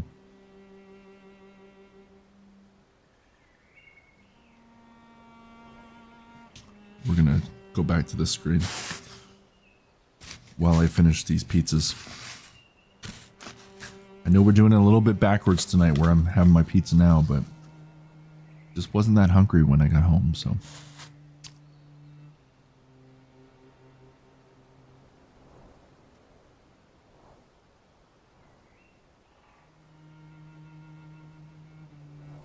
This company's pretty good. I never know if it's Salvatore or Salvatore, but they are a chain. They make a pretty good pizza. I find the crust sometimes is a little too much, like it's like extra puffy, poofy. I don't know what the word they use, but it's like almost too much crust sometimes. And they kind of have like a sweeter sauce, but it's okay. They come in these neat red boxes.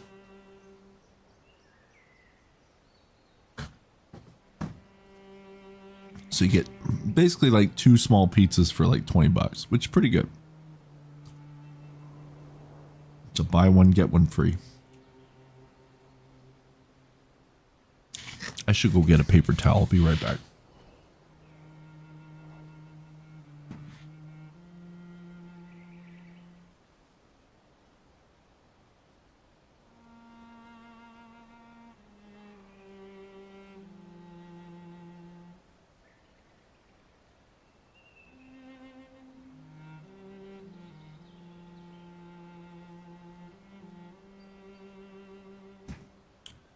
Marina says, I might fall asleep right now because it's 4:23 a.m. Absolutely. Marina, again, as always, thank you for coming out. You're always a trooper, staying up so late watching these streams, and I always appreciate you being here. I'm going to continue eating my pizza. You're going to have some nice cello music playing with some nature.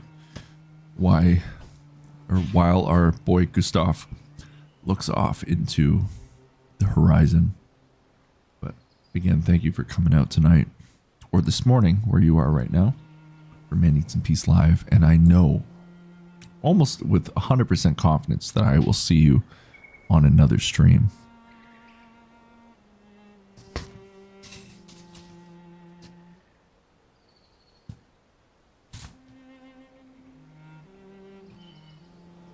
I hope Lala is keeping you good company right now.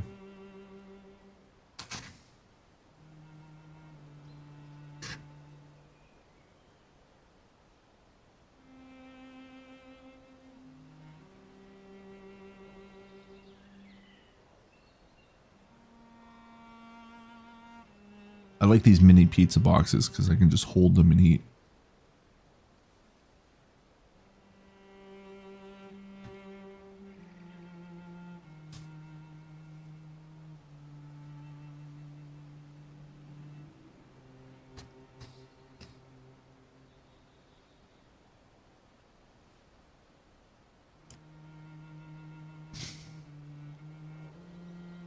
Jamie Lynn, the lovely Jamie Lynn has joined us. Nice to see you, Jamie. Jamie says, just wanted to pop in and say hi up at 5 a.m. So need some sleep. Nice to see you, though, my friend. Nice to see you too, old friend. I've been sick for about a week, so... Well, not a week, but I just had a nice, rough weekend. So we're back to streaming. Getting some really healthy pizza in right now.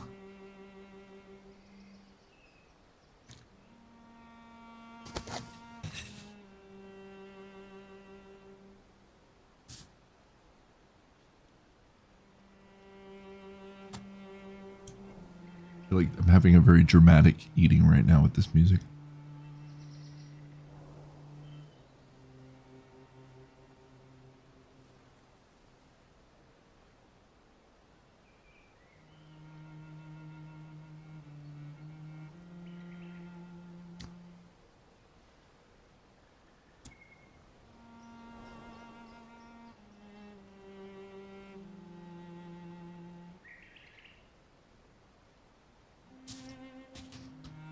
The one and only Space Filth has joined us.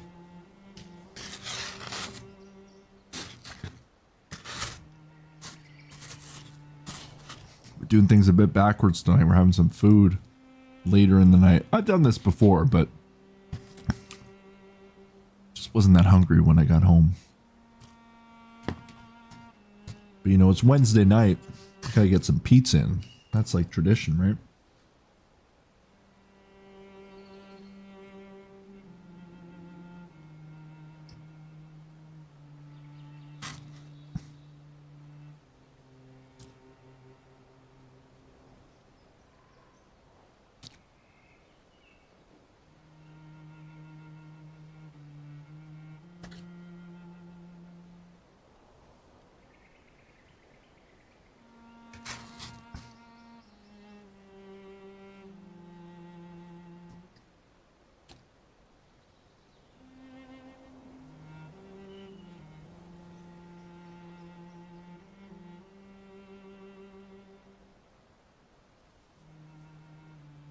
Crazy that I have like literally another whole small pizza to go through.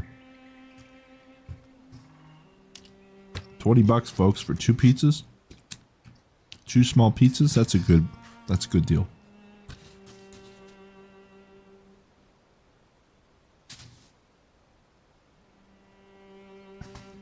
Can't go wrong.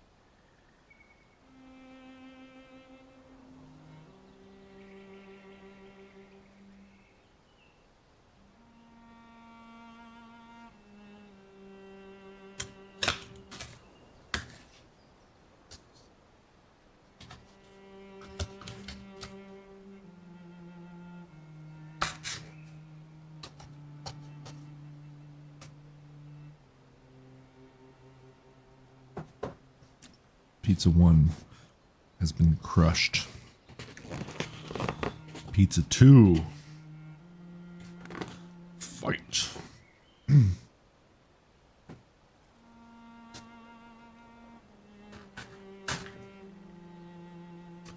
Talk about impatience. Can't even open the box up like civilized person just ripping it open like a barbarian. There we go. I'm hungry.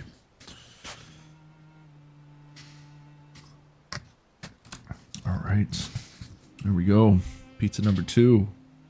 Just a small one. But you get 2 for 20. Can't go wrong. My only complaint with this pizza, it's too much crust. Too much bread. Besides that, the sauce they use is pretty nice. They give you enough toppings. It's a nice pizza, just almost too much crust.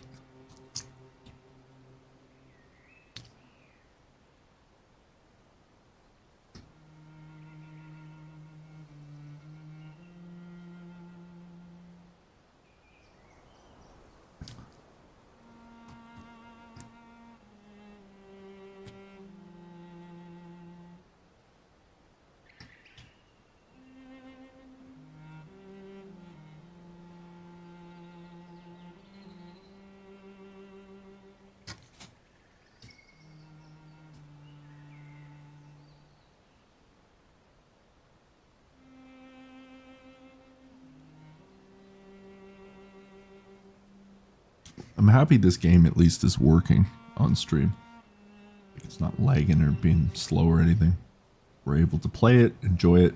Good time.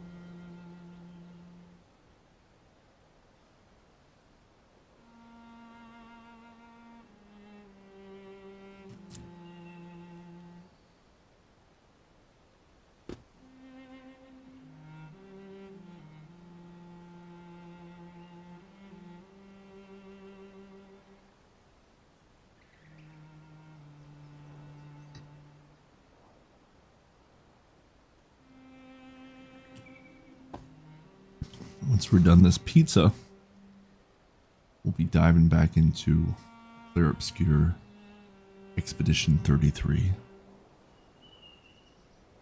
with my boy Gustav.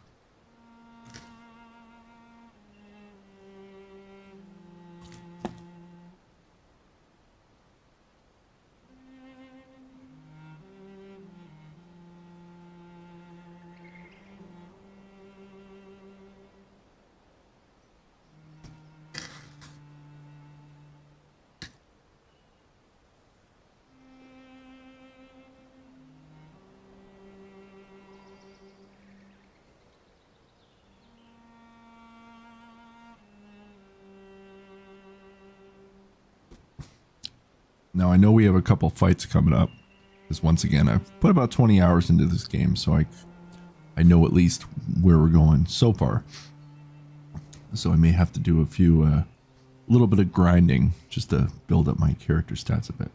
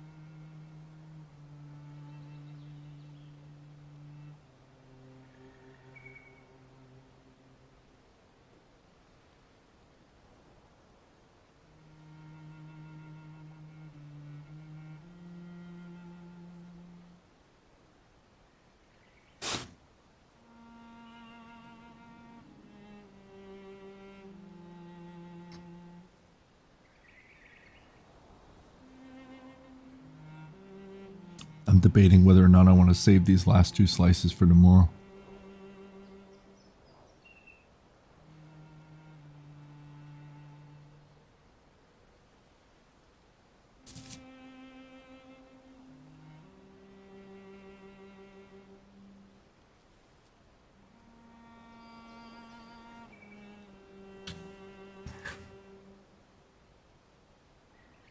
Like, do you eat it fresh or do you have it the next day when it's not as good, but it's still cold? Fridge pizza.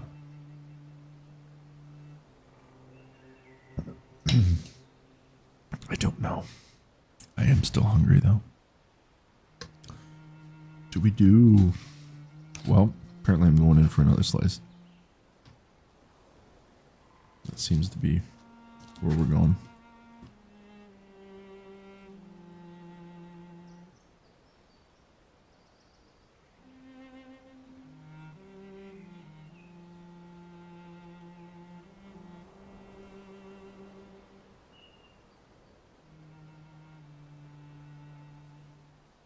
Welcome back, Kim. It looks like we're both having pizza tonight. I got hungry, so I ordered a Salvatore or Salvatore's 2-for-1 special. 2 small pizzas for $20.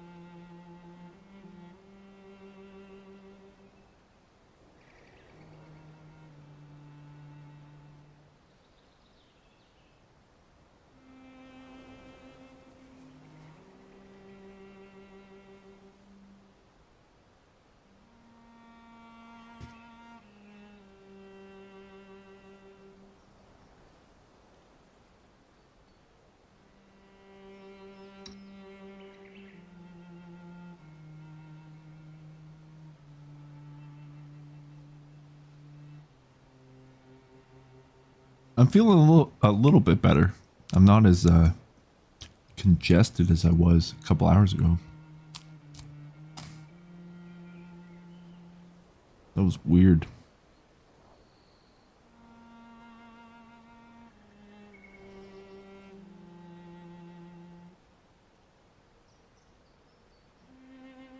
Just got like really stuffed up and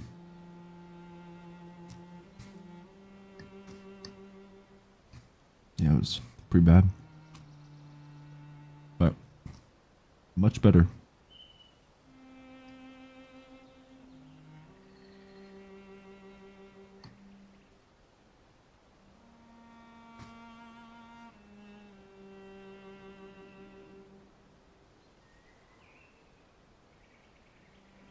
At this point, I may as well just finish the pizza. That way I eat it fresh.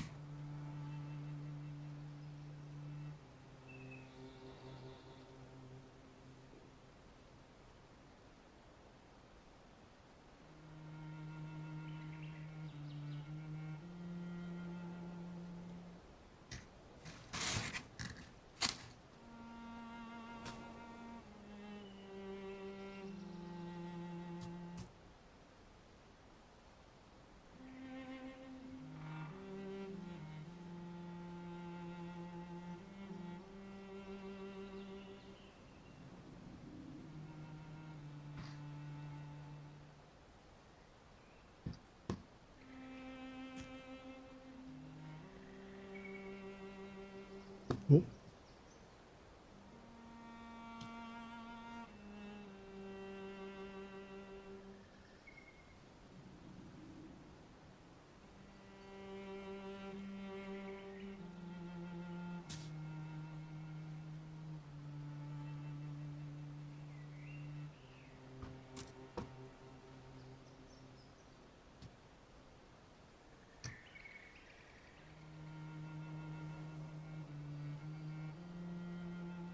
Well, we're almost done the pizza.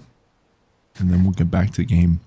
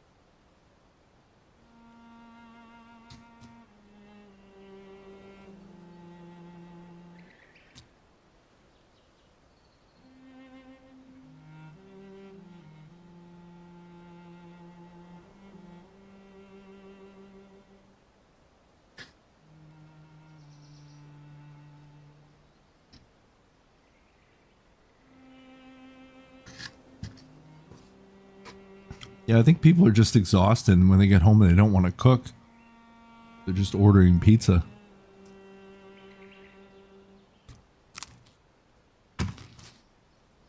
Well,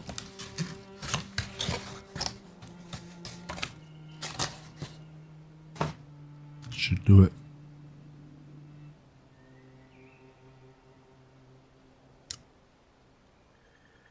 It's a good amount of pizza. We stuck with tradition, having pizza on a Wednesday.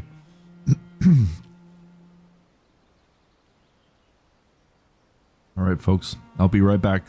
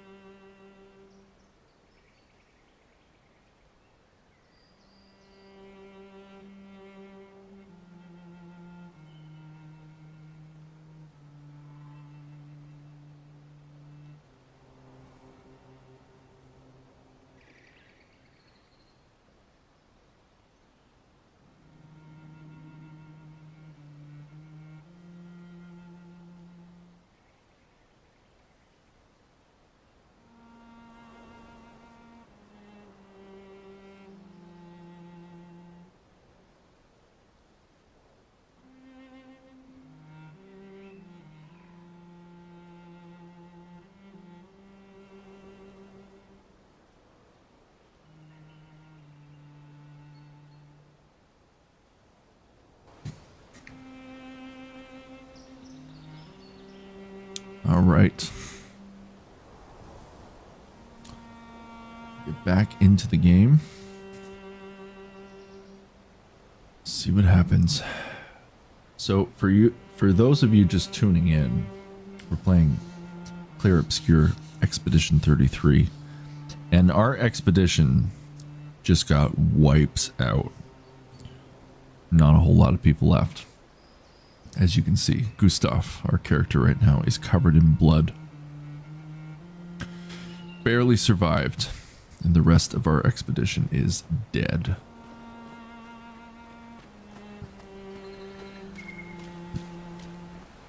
Very, very pretty looking game.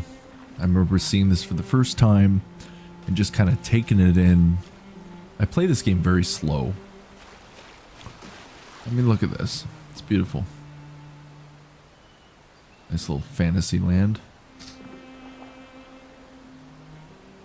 Yes, very much, Kim. Melancholy, but very relaxing nonetheless. But yeah, a whole lot of people just died. I think The Walking Dead's bad. They wiped pretty much most of the cast out right at the beginning.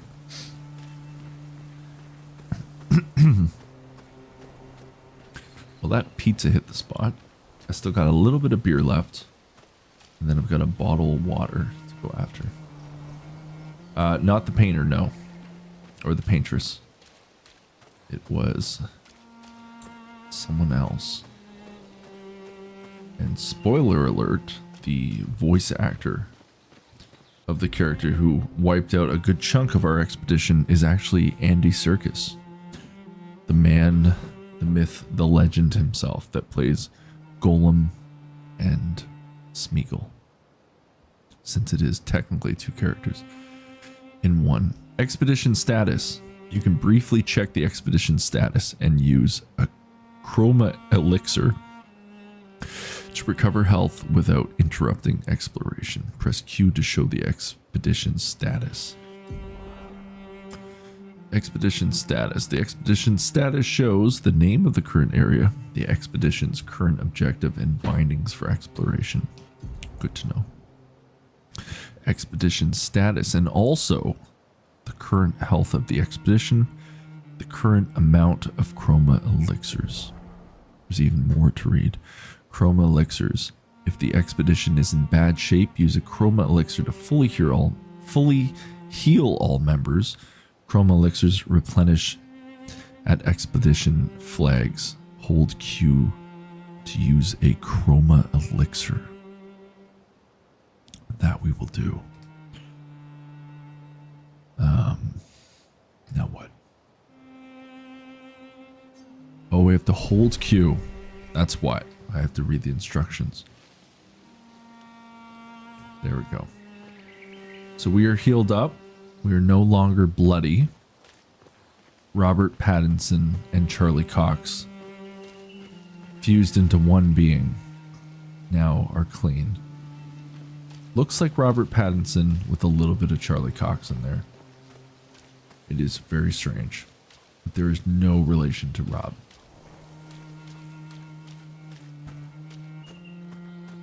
I mean, look how nice this looks. It's a very, very pretty game.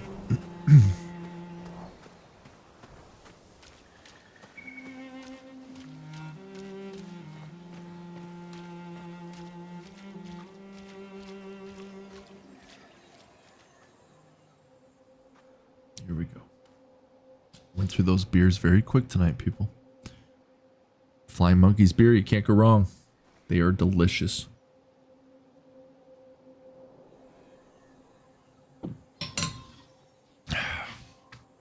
That is done.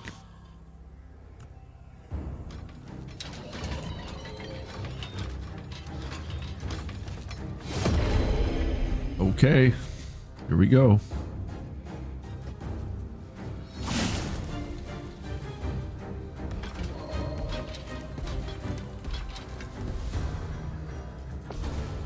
So these enemies actually have weak spots I can shoot at that you will see. It's probably going to tell us, yeah, here we go. Free aim shots are a good way to hit flying enemies as well as target an enemy's weak point. Try to aim. That I will do. I'm going to aim right here. Pre-aim shot. Shooting costs 1 AP. Aim at the Lanceliers? We'll just call it that. Weak point to deal increased damage. Press left mouse click to shoot. Here we go. Bullseye. Okay, so that weakened it. Did more damage with overcharge. Okay. So we broke the weak spot. Now, oh, I can't do overcharge yet. Well, we'll do Lumiere Assault. Why not at this point? Oh, I was too short on that one. Dodge. There we go. Getting used to playing without a controller. We'll just do a basic attack. Get ready to dodge. Oh, look at that. I parried. That made me feel very good. Parrying's hard in this game. Like, it gets pretty crazy at some points. Parrying is the best option, but it is the hardest option. So dodging is sometimes your better way to go.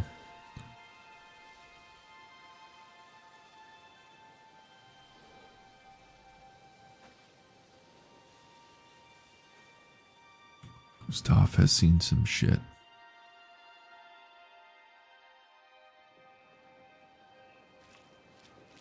It's fun going back and playing these parts of the game.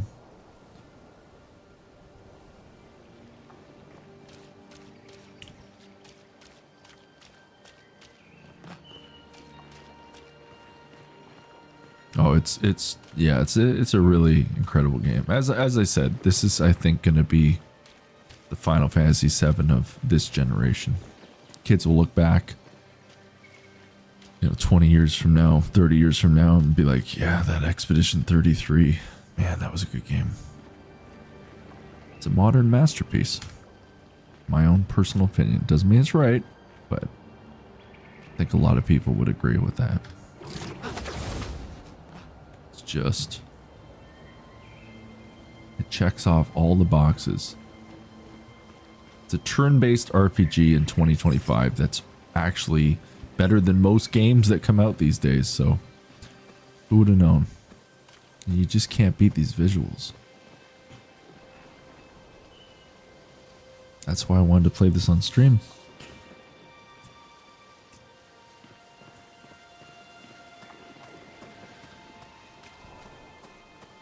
And although I've played all this before, like all these parts, it's still amazing again, playing for the second time. I still just take time to stop and look. And we're playing on high settings. I don't even have this on quality right now. Or ultra.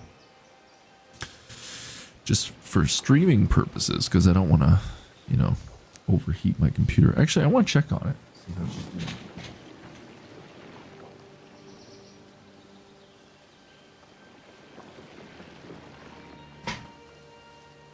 I mean, she's running like lukewarm, but not overheating.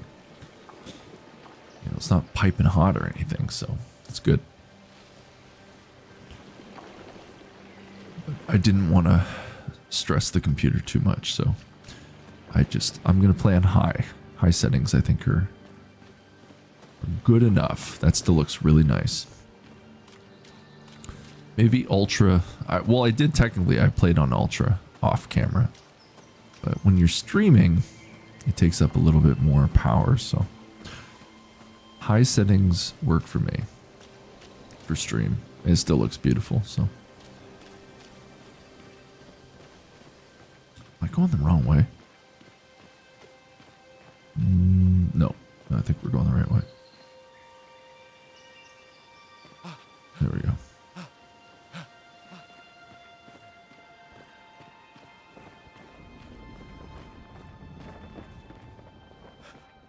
You can see there was some kind of battle or fight prior. look like anybody made it. Everybody's turned to like stone or something. These are all the previous expeditions. So there's like history in the game, and it just kind of unlocks lore as you play.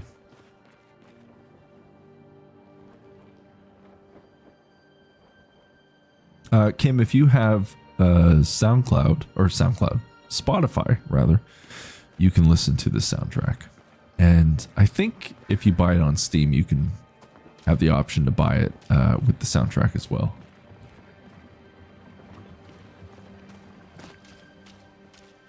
But if you have Spotify, or I don't know if it's on other streaming platforms as well, but Spotify for sure, you can listen to the soundtrack of this game, and it is quite the experience.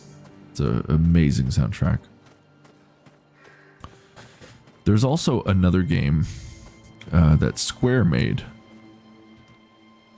and what's it called? Amazing soundtrack. Why can't I think of the name? Traveler? What's it called? It's gonna drive me crazy. I can hear the music playing in my head right now, and I can't think of the name. It's made by, is it Square Enix? Is it still Square Enix, or is it Square? It's gonna drive me crazy. I'm gonna look it up. But a fantastic game and an amazing soundtrack.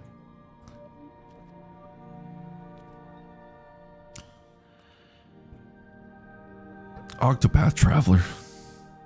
Couldn't think of it. Man, is that a good soundtrack. One of the best I've ever heard, actually. Yeah, Square Enix. Thank you. Or Enix, whatever you say it.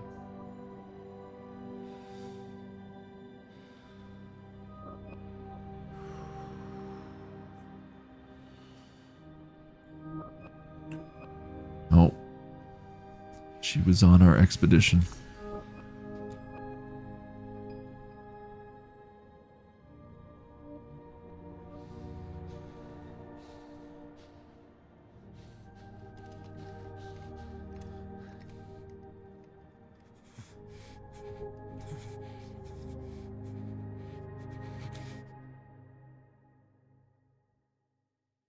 You do that, we both die.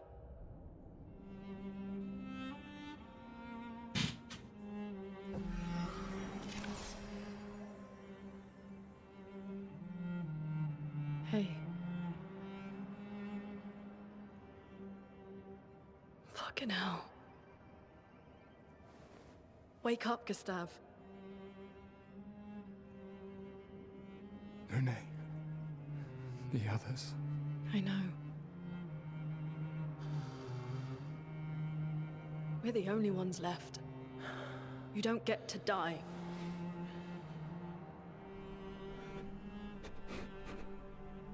It's just a matter of time before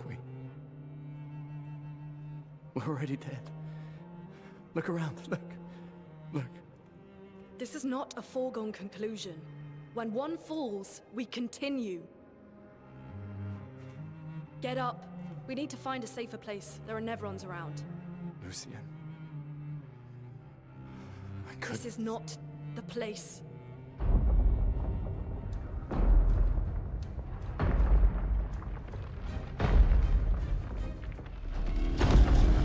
The Lumina converter seems intact. It's about time we test it in real conditions.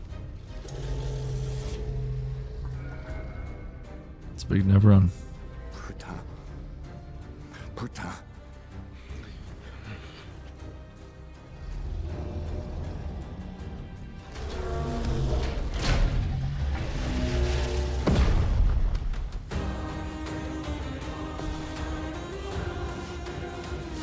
Okay, here we go.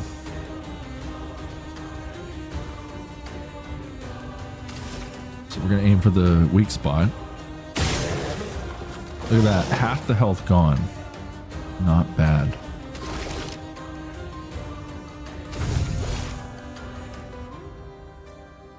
Yeah, let's go for it. flow. Wasn't fast enough. Lune's stains. Lune's skills generate elemental stains. Her skills also consume specific stains to enhance their effects. There are 5 types of stains: ice, fire, lightning, earth, and light. Light stains can be consumed in place of any other stain. Cycle between the different elements to get the most out of her skills. Alright. Generating stains. Lune's starting skills are Ice Lance and Immolation. Ice Lance is an ice skill that generates 1 ice stain and 1 light stain. Use Ice Lance to generate stains. We will do that.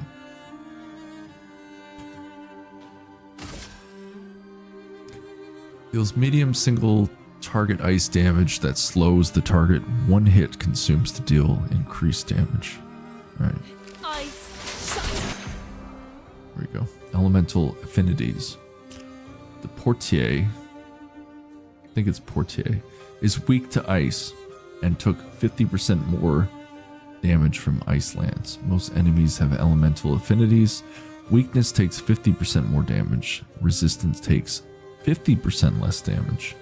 Nullify takes no damage. Absorb is healed instead of taking damage.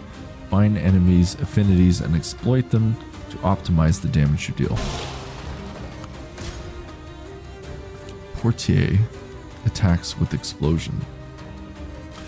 Slow is a debuff that reduces the speed of the character by 25%.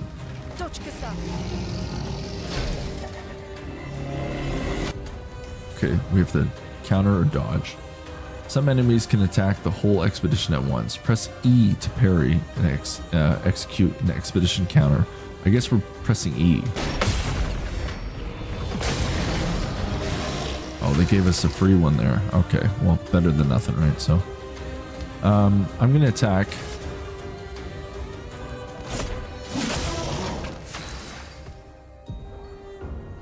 Consuming stains. Lune now has 1 ice stain and 1 light stain. Immolation will consume Lune's ice stain to deal increased damage.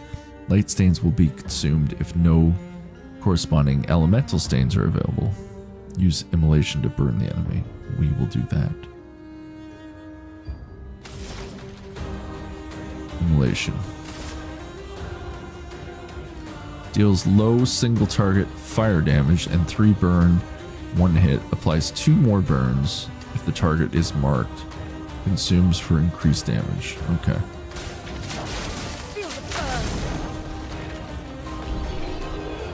Burn. Burn is a status effect that deals damage at the beginning of the character's turn. It is possible to be affected by multiple instances of burn, which increases the burn damage received. Okay. And that is all she wrote.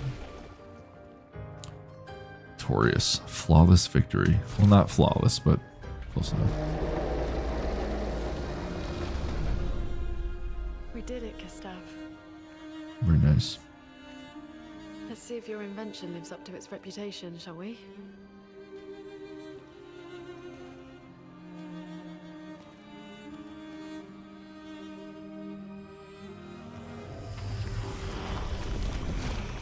It really works. We're not dead yet. Yeah. Come on. There might be other survivors at the Indigo Tree.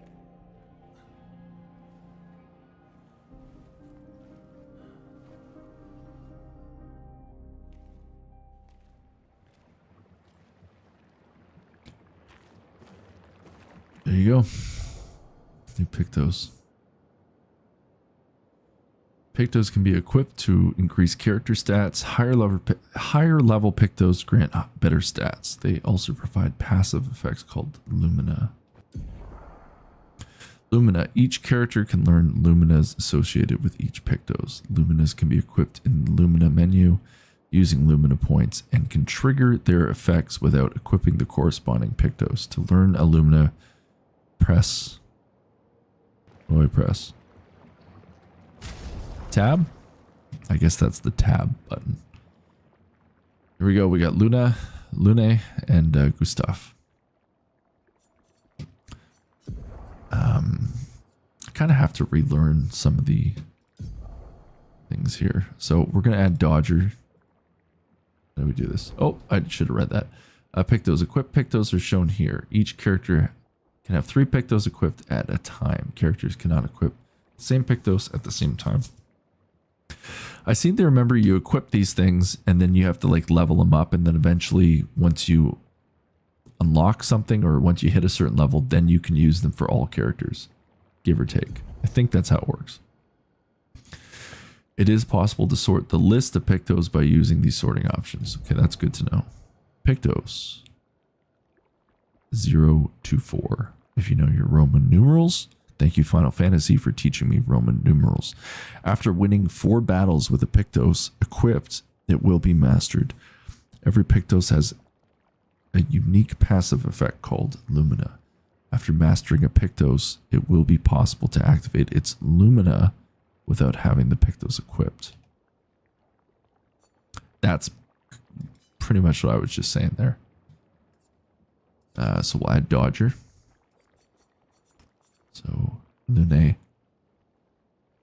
Look down at my chair because Luna, my Luna, was here earlier. But now we're equipping Pictos to our Lune.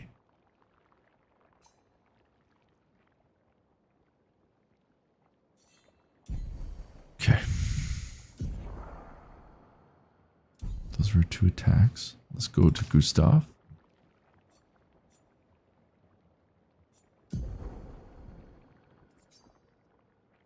Oh, that's right.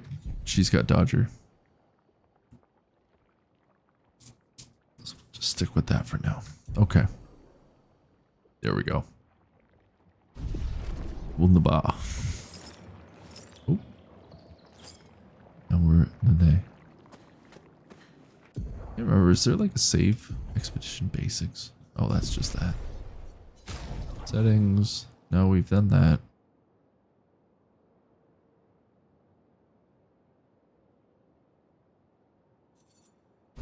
Speaker personal color.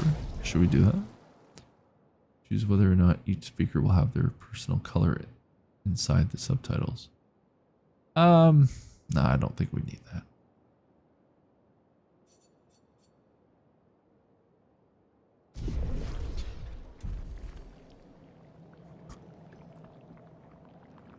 This is also random, but I had a thing pop up today when I got into Steam, and it was saying that they're taking pre-orders for the new, I don't want to say the new, but it is new and it's old at the same time, but the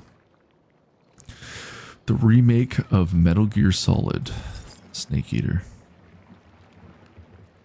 And we will be playing that in just under a month, which is crazy to think that the first Metal Gear remake ever is coming out. And I really hope they remake 1. Metal Gear Solid. I would love to see that be remade. But I will be getting 100%. It is my sworn duty to make sure that I play Metal Gear Solid. Is it Delta? I can't remember what they're calling it, but it's Snake Eater. But I will 100% be playing that on stream. It would be a crime not to play that game and not to pick that up at launch. And I've already budgeted that one out. I knew it was coming in August. Metal Gear Solid is my favorite game of all time, so I have to be playing Snake Eater when that drops. It's going to be wild going back into that. It's been so long. I've only played it through once, I think, or maybe twice. I can't remember now. But what a great game. Snake Eater was probably like the best sequel out of the games. Like, it's a good place to start. So we'll see how it turns out. Hopefully they knock it out of the park. Just slap a new paint job on it, keep the game as it was, and I'll be happy.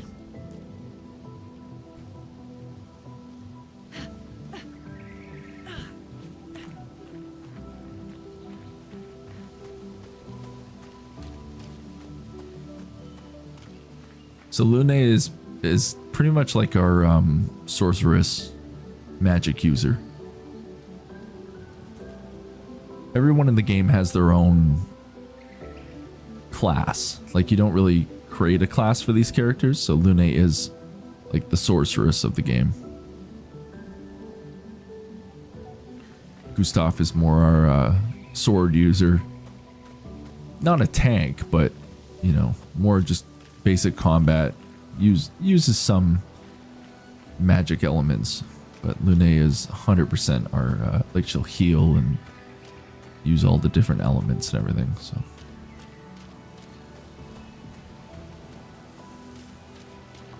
I believe we press T, we can instantly switch between our characters, so we'll be Lune for a little bit.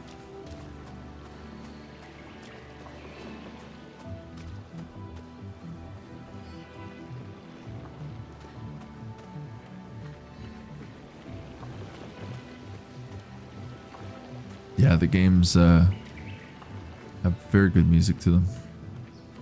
The Snake Eater theme. I remember climbing the ladder in the original game, and then Snake Eater kicks in. That was just like, it just sounds like James Bond. Like a James Bond intro. Pretty awesome. Yeah, Metal Gear Solid 5, Phantom Pain. I love that game. I think it's great. It's not a complete game. And obviously, like, Kojima was on his way out. So it is sad when you play it because you can kind of feel it. You can feel the energy in the game. There was a lot happening behind the scenes. It's not the best out of the Metal Gear games, but it's fun. Like, it's a great, as a gameplay game, it's one of the best in the franchise, but story-wise, not much happening. It's actually very confusing. It's not a complete game either. It was never finished. They just released it. It could have been so much better though. And Kojima obviously, you know, had his fallout with Konami. But Phantom Pain as a game, it is one of the best. Like, gameplay wise, it is one of the best Metal Gear Solid games, if not the best when it comes to gameplay. Story wise, it's lower on the list for sure. But it had some cool elements for sure.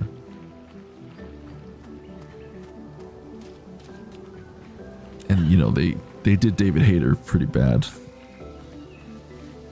Kind of just threw him to the wolves. Kiefer Sutherland was good. Don't get me wrong. It was a great performance as Snake or as Big Boss, but you know, not having David Hayter in the game and just kind of the way they dealt with it. There was something up with that project.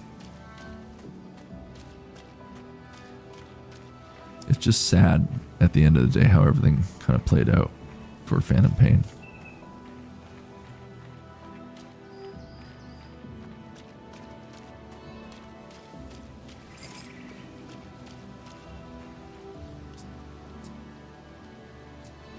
Okay.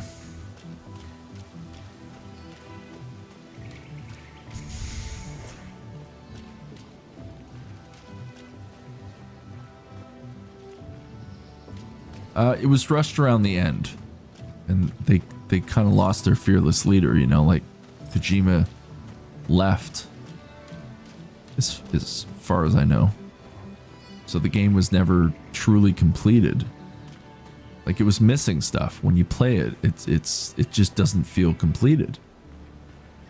But again, the gameplay was just like on point. It was so fun, and like the open world customization of the base, everything was great. But the story, just, if you even want to call it a story, just wasn't there.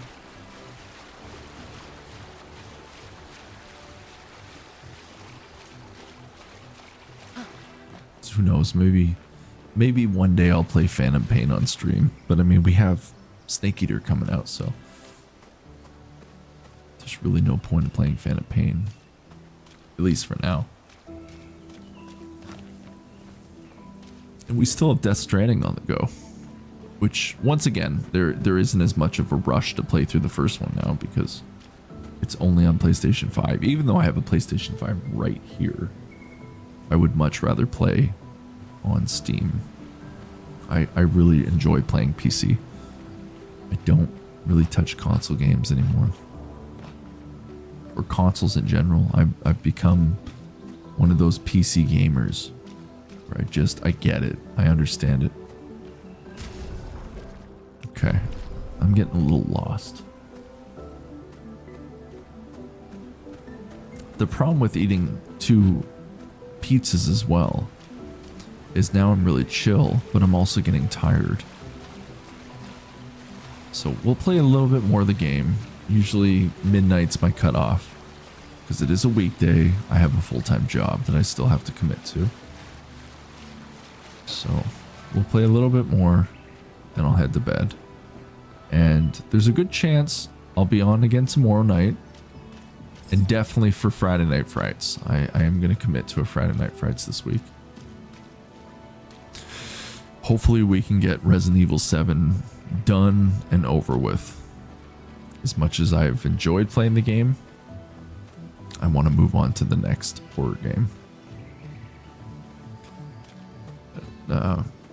Friday Night Frights. You can look forward to Resident Evil 7. I don't know where I'm going. It's got to be this way.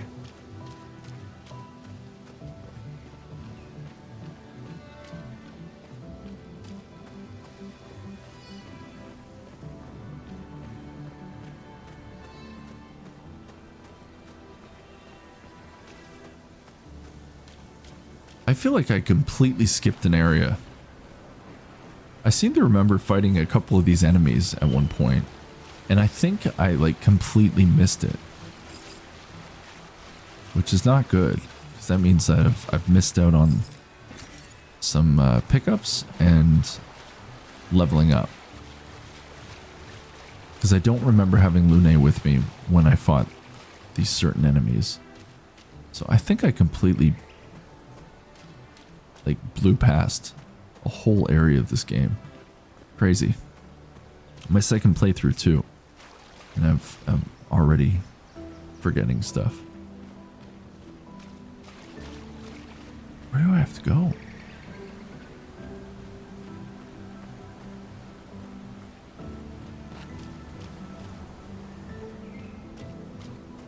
Okay. Maybe I'll go back this way.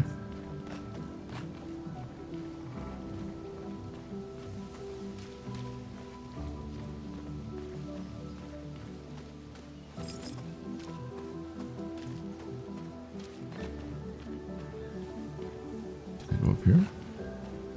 No.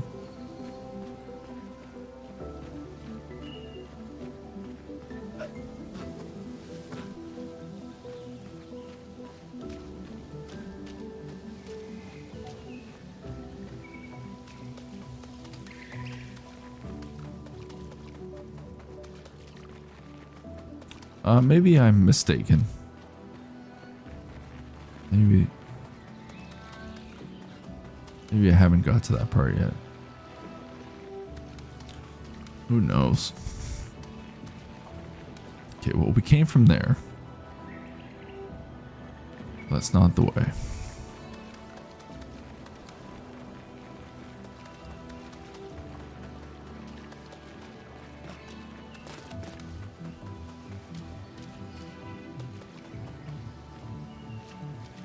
Oh, now I'm getting lost. Where did I come from? I came from there, right?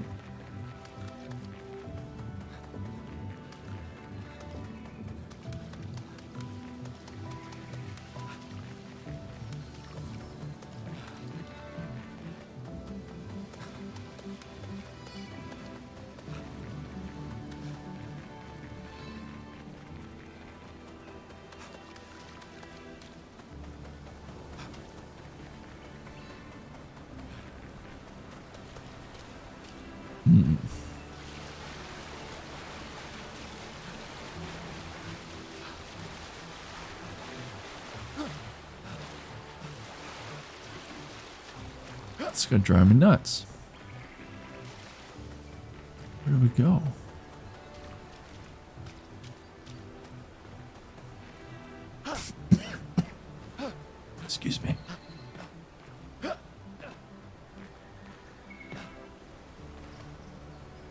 Seriously, where do I go? It's so obvious too. It's like probably right in front of me. Excuse me.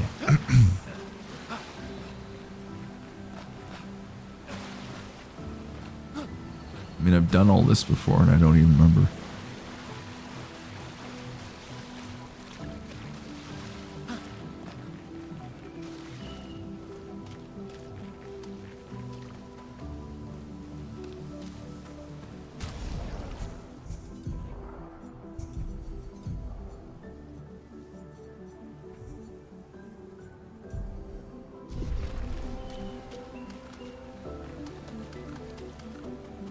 I don't know where I have to go.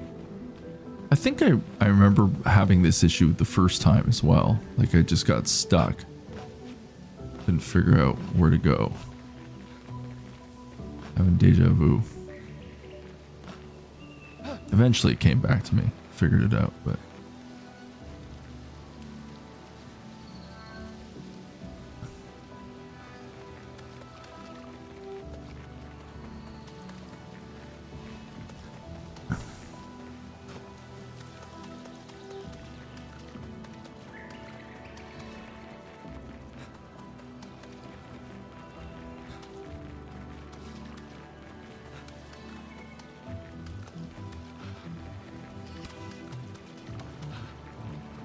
I'm telling you, it's probably like the answer's probably right in front of me.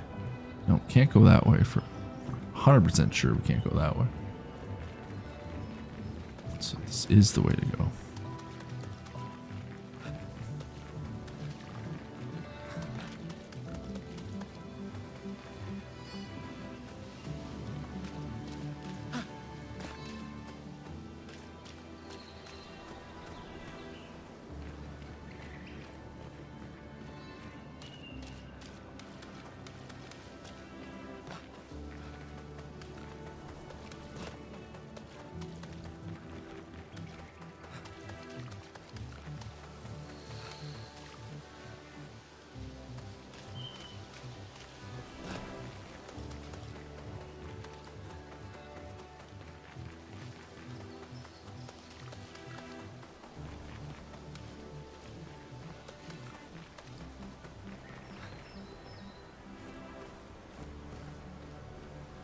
Seriously, where do I go?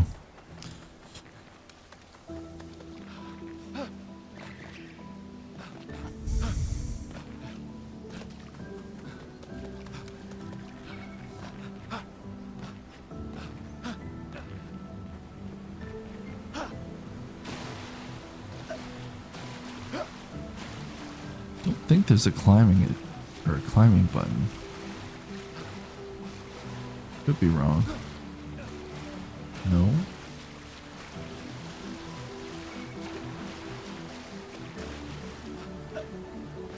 No.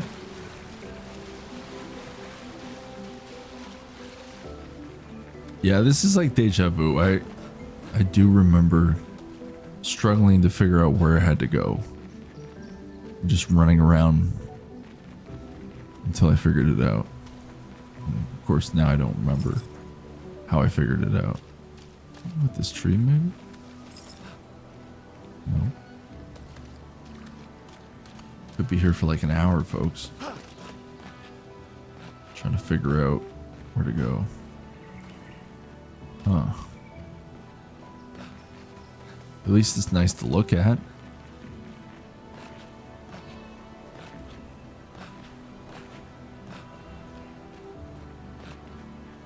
Nope.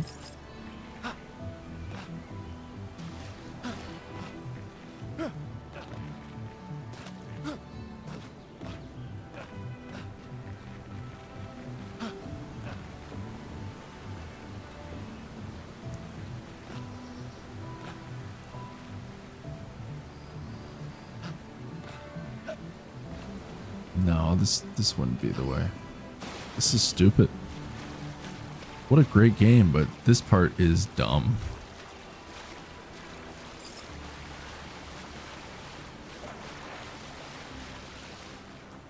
Ah, God. These allergies today. Can't win.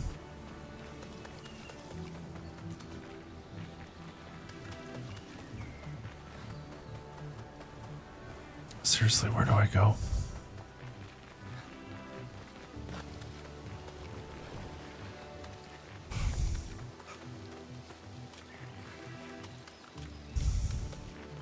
I think this is supposed to be a linear game. I think there's a map, but I just don't know if I have it yet. I'm pressing through all the buttons right now. No, we don't have a map yet.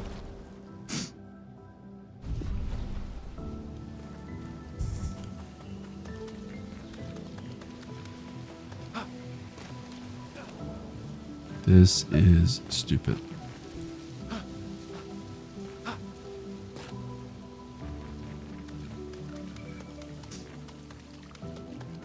Once again, it is nice to look at, so we're taking in the scenery more than we probably need to, but it would be nice. Wait, what's this? Is this something? It's probably like the dumbest thing too that I haven't figured out. Yep, that's why it's the dumbest thing ever. That's the answer. Right there. Told you. I knew it was something stupid. Forgot we had that.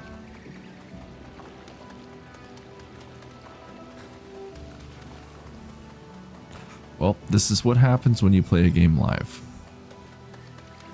You see everything, including the brain farts.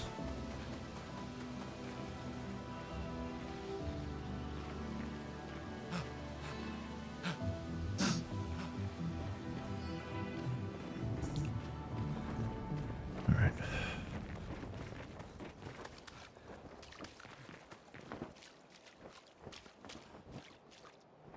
I was right. I knew it would be right in front of me. I just had to keep running around aimlessly until it finally clicked. And there it was. Right in front of me.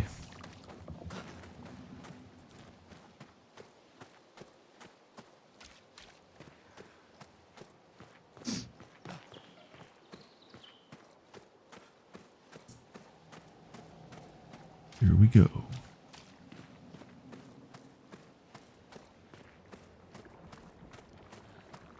Is all the previous expeditions. All the people that didn't make it.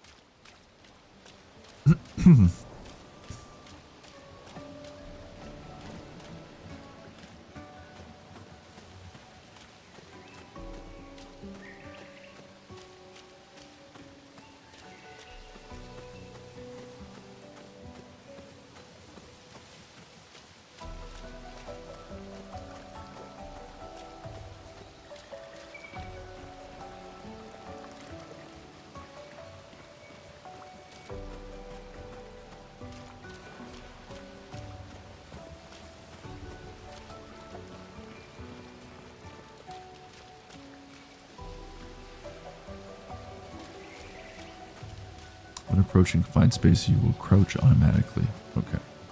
Good to know. There we go. Okay, so as far as I remember... Oh, there it is. I was just going to say that. Expedition flag. During your journey, you will find expedition flags set up by previous expeditions.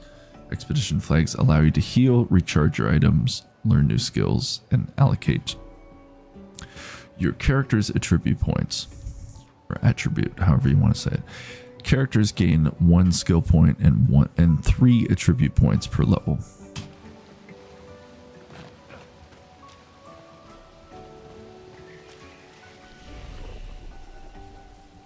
Let's rest up. Okay.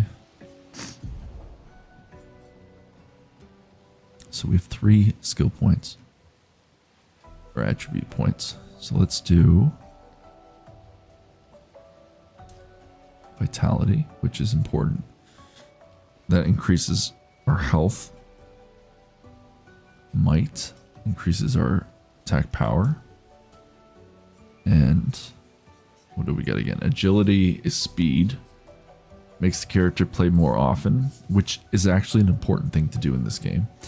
Defense reduces incoming damage, and critical rate increases the chances of dealing critical hits. Critical hits deal 50% more damage.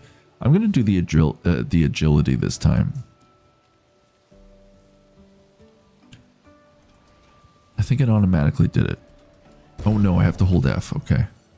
So that's for Gustav, and then we're going to do the same for Lune. So let's do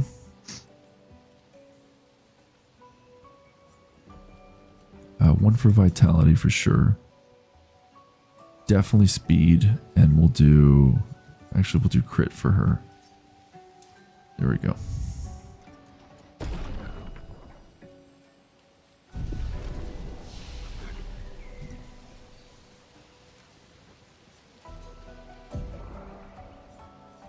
We're not quite here yet, as far as I know.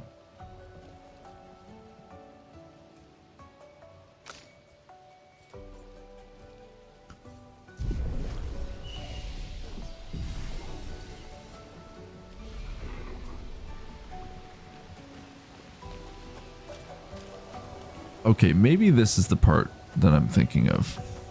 Where the enemy... Yes, okay. So, I'll tell you what. We're going to do a battle. First strike. Use F to attack an enemy first and gain an advantage in battle. So we're going to do that.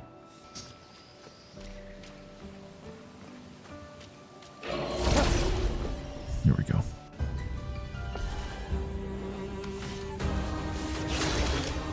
So we got first strike. Let's shoot him.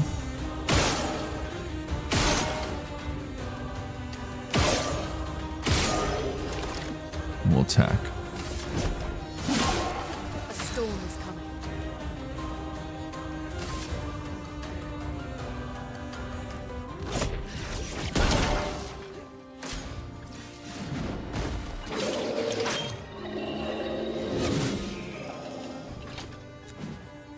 I'll do it. Missed. Oh, I didn't miss that time though.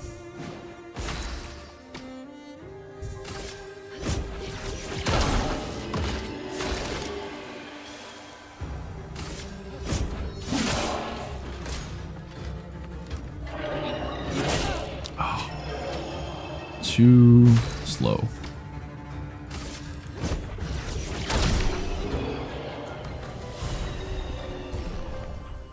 Trying to really get that parry down again.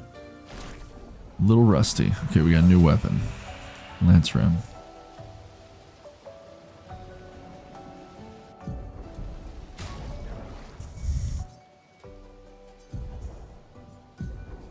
Is that one better? Power 52. Yeah, so that's a better sword, so we're going to use that one. Very nice.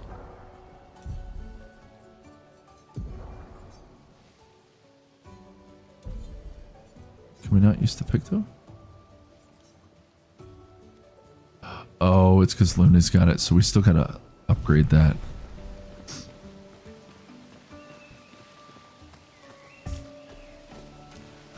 Tell you what, we're gonna do one run.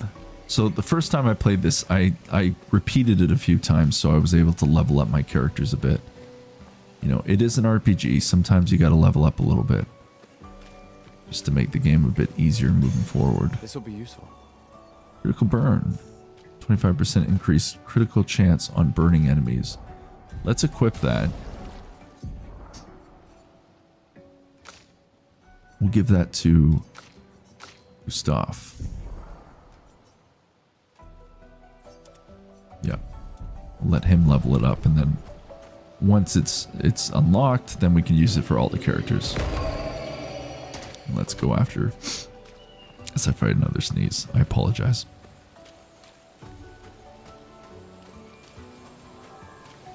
Oh, I can't give up. Oh shit, he followed me all the way up. And he's gonna get first strike, so I gotta dodge.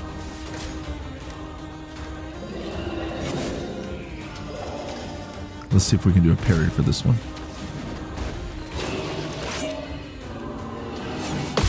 Got him. See those parries, if you can do them, do them.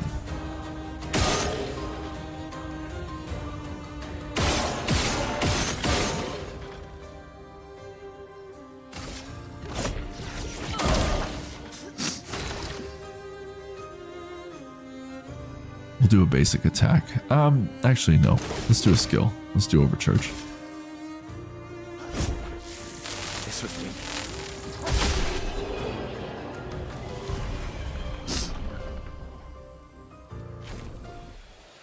There we go. Oops. An advantage. I think I can just jump down. Yep. Okay. So you're going to see me doing this a few times. Watch, rinse, repeat. But because we're getting close to that midnight mark. A house? Looks abandoned. Pretty much what I'm going to do is we're just going to go through this quickly. See if we can pick up a few things. Interesting. Used a camp to upgrade weapons to level 3. Okay. So we'll just kind of explore through here first. The indigo tree is not too far from here. If anyone else made it, they'll regroup there. Yeah. Oh yeah, the rope to take us up. Okay. We'll tell you what, folks. Why don't we do one more run where we attack those other two. We're going to attack those other enemies again. One more time. And then I'm going to head off. I think we're off to a good start with Expedition 33. Like, I've just scratched the surface of this game, if that. There's a lot more to come. And you know, I have some spoilers in my head that I'm not going to reveal. We can use that. But the story is quite amazing. It definitely takes you on a ride, that's for sure. So let's rest one more time. Oh, we can upgrade again. Got 3 more points. Okay. I think at this point, let's just do like one of each there. And then we'll go back to... Let's do might this time. And then back to Lune. We'll do 1 for defense. It's good to have just one of everything to start with, right? And then... Actually, let's do the agility for her. Oh, I didn't save with Gustav, did I? Or I guess I don't... Oh, wait, I have to do it again. Okay, what did we do again? Defense, luck, might. I think that's what I upgraded, right? There we go. Learn skills. Okay, we can upgrade now. So, we're going to unlock...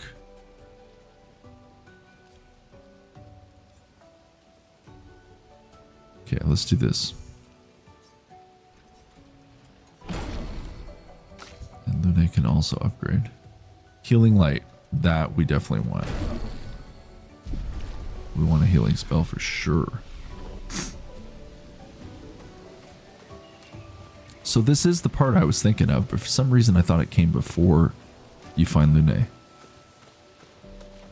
So I was mistaken. What?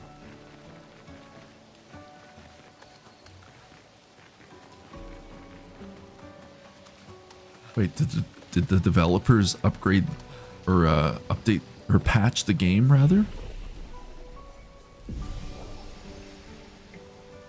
Oh, wait. Do they not let me grind anymore? Never mind. Okay, no, I can still do it. It just, I hadn't rested, so that's why I did it.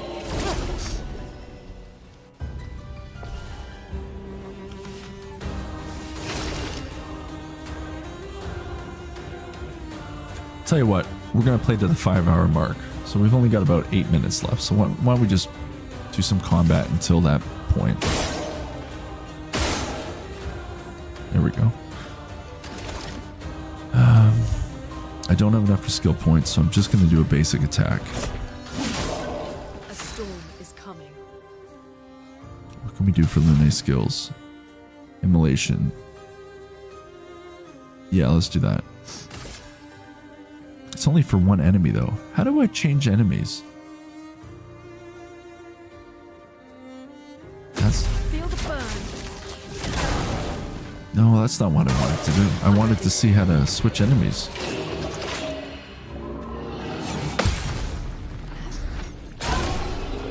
Here we go. That countering is a good thing in this game, if you can pull it off. That's really going to bother me now. I'm trying to figure out... Oh, unless it's the arrow keys, or like WASD. Maybe that's what it is to cycle through.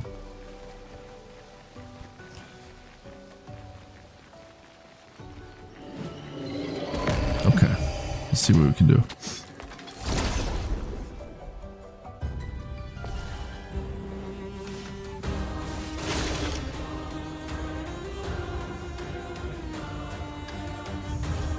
Okay, yeah, it's A and D that makes you go to the targets.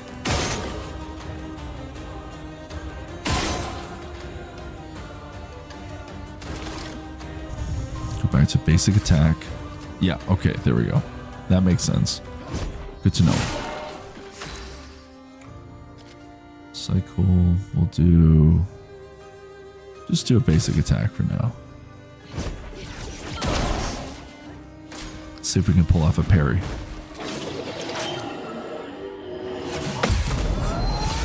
Nice. I'm ready. Can Luna do it? Oh, that was too quick. Missed that one. We'll do another basic attack. And Gustav will finish off. Very nice.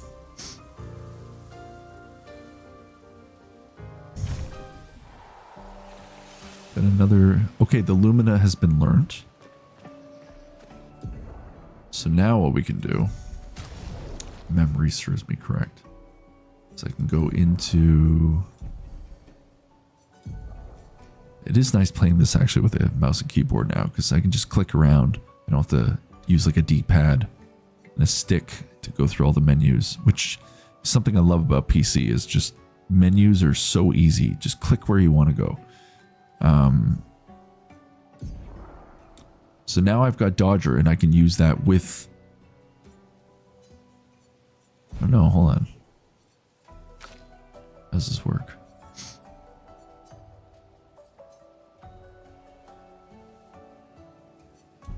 Oh, I guess I don't have it yet. Oh, hold on. Lumina are passive effects that can activate once you have mastered the corresponding Pictos. I think I did though, right? Pictos is mastered after winning 4 battles with it equipped. Luminas are learned for all characters at the same time and can be activated by multiple characters. Okay, that's what I was getting at. Available Luminas can be seen here. You can activate or deactivate Luminas freely at any time outside of battle. Luminas activated by currently equipped Pictos can't be deactivated. Lumina, the amount of available Lumina points is shown here. Each Lumina costs a specific amount of points to activate. The more points the character has, the more Lumina they can activate at the same time. Each character gains 1 Lumina point per level, and more can be found by exploring. Lumina, filtering and sorting Lumina will make it easier to find the right ones. Did I get all that? I have 3 Lumina points. How's that working yet? Oh, that's right. You equip them. Okay.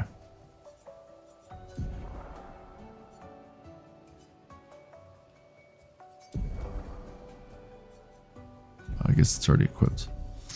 But if I go into Gustav, I should be able to get Dodger as well. Okay, there we go. But I haven't unlocked Critical Burn yet for everybody to use, so I have to keep using it with Gustav. That's right. It's a good system once you get it like figured out, and then you can do some insane combos Like absolutely insane combos. But as I said, folks, I'm going to go to our expedition flag. We're going to save, and then I'm going to head off. But it's been a good stream. I feel like I was a little rusty tonight, just getting back into the swing of things. You know, I know it's only been like just a little over a week, but that's enough for me to feel a little rusty. I was a little nervous actually getting back on. Had a bit of anxiety before hopping on stream. But a little bit of butterflies is always a good thing, you know? Only human. I'm just going to continue to do like one at a time for this, for now. Just for now.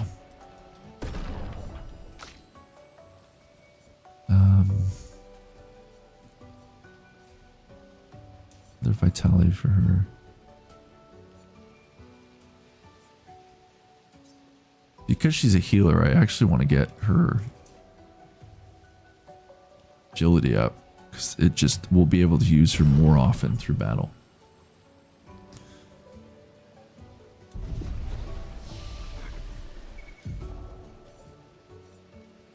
I've got another skill point to use. I didn't know that. That was quick.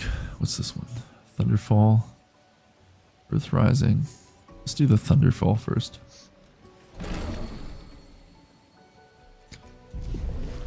Okay. Oops. Let me, let's rest up.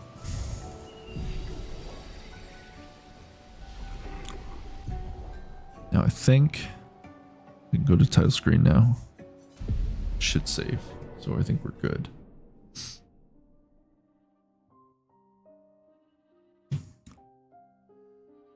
Well, folks, that is another successful Man Eats in Peace live. And again, thank you to everyone who came out tonight.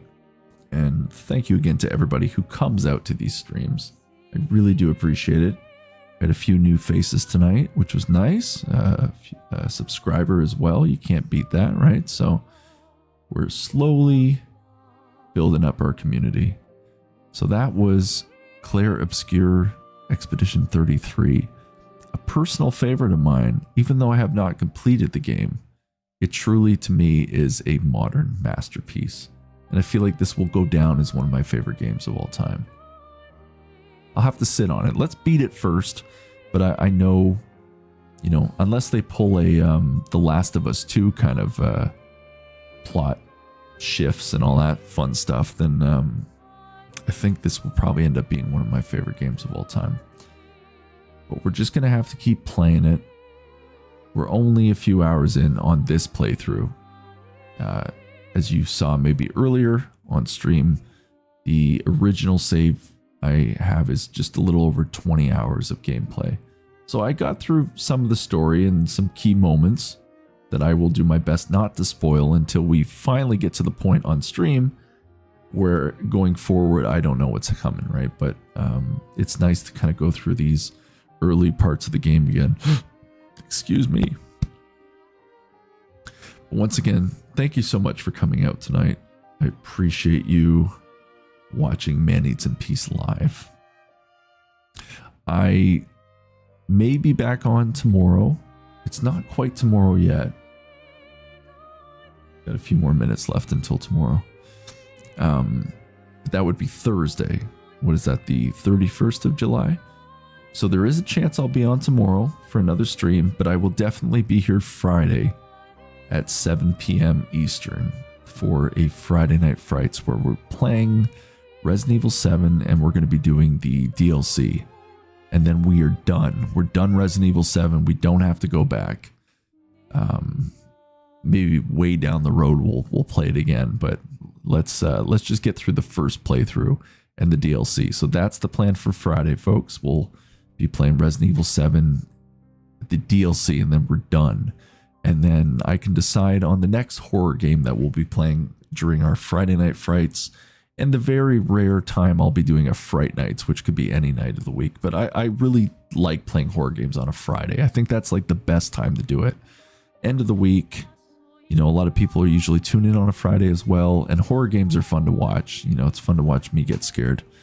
And it's fun to get scared unless I'm playing more than 5 hours with, you know, lack of sleep, and then the game isn't so much fun, and then I'm getting actually quite frustrated at that point. But it does make really great entertainment, I think, to watch me struggling to get through a horror game out of exhaustion as well. So with the lights out, well, unfortunately for stream, I can't put all my lights out because then you can't really see me on camera. And this is a stream after all, so I kind of do have to be present. But I do put on my spooky green lights. Or as Typo Negative would say, the creepy green light, right? But I'm going to leave it there.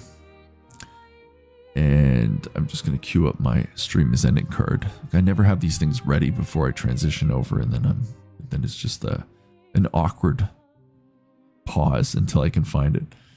And Kim, thank you for coming out, hanging out on Man Eats in Peace. I think you're the only one still actively chatting, so it's always nice to see you, Kim.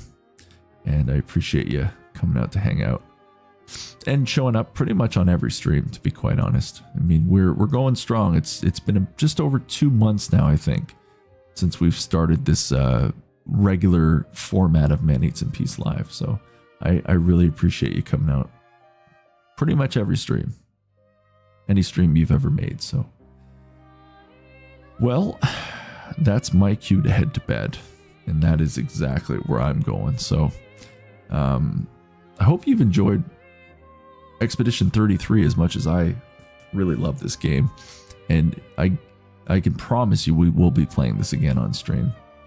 And it would be nice to actually complete this game completely on stream, but one day at a time, folks. So until next time, I am Man of Man Eats in Peace Live, and you are watching Man Eats in Peace Live, and I hope to see you on the next stream. Take care until next time.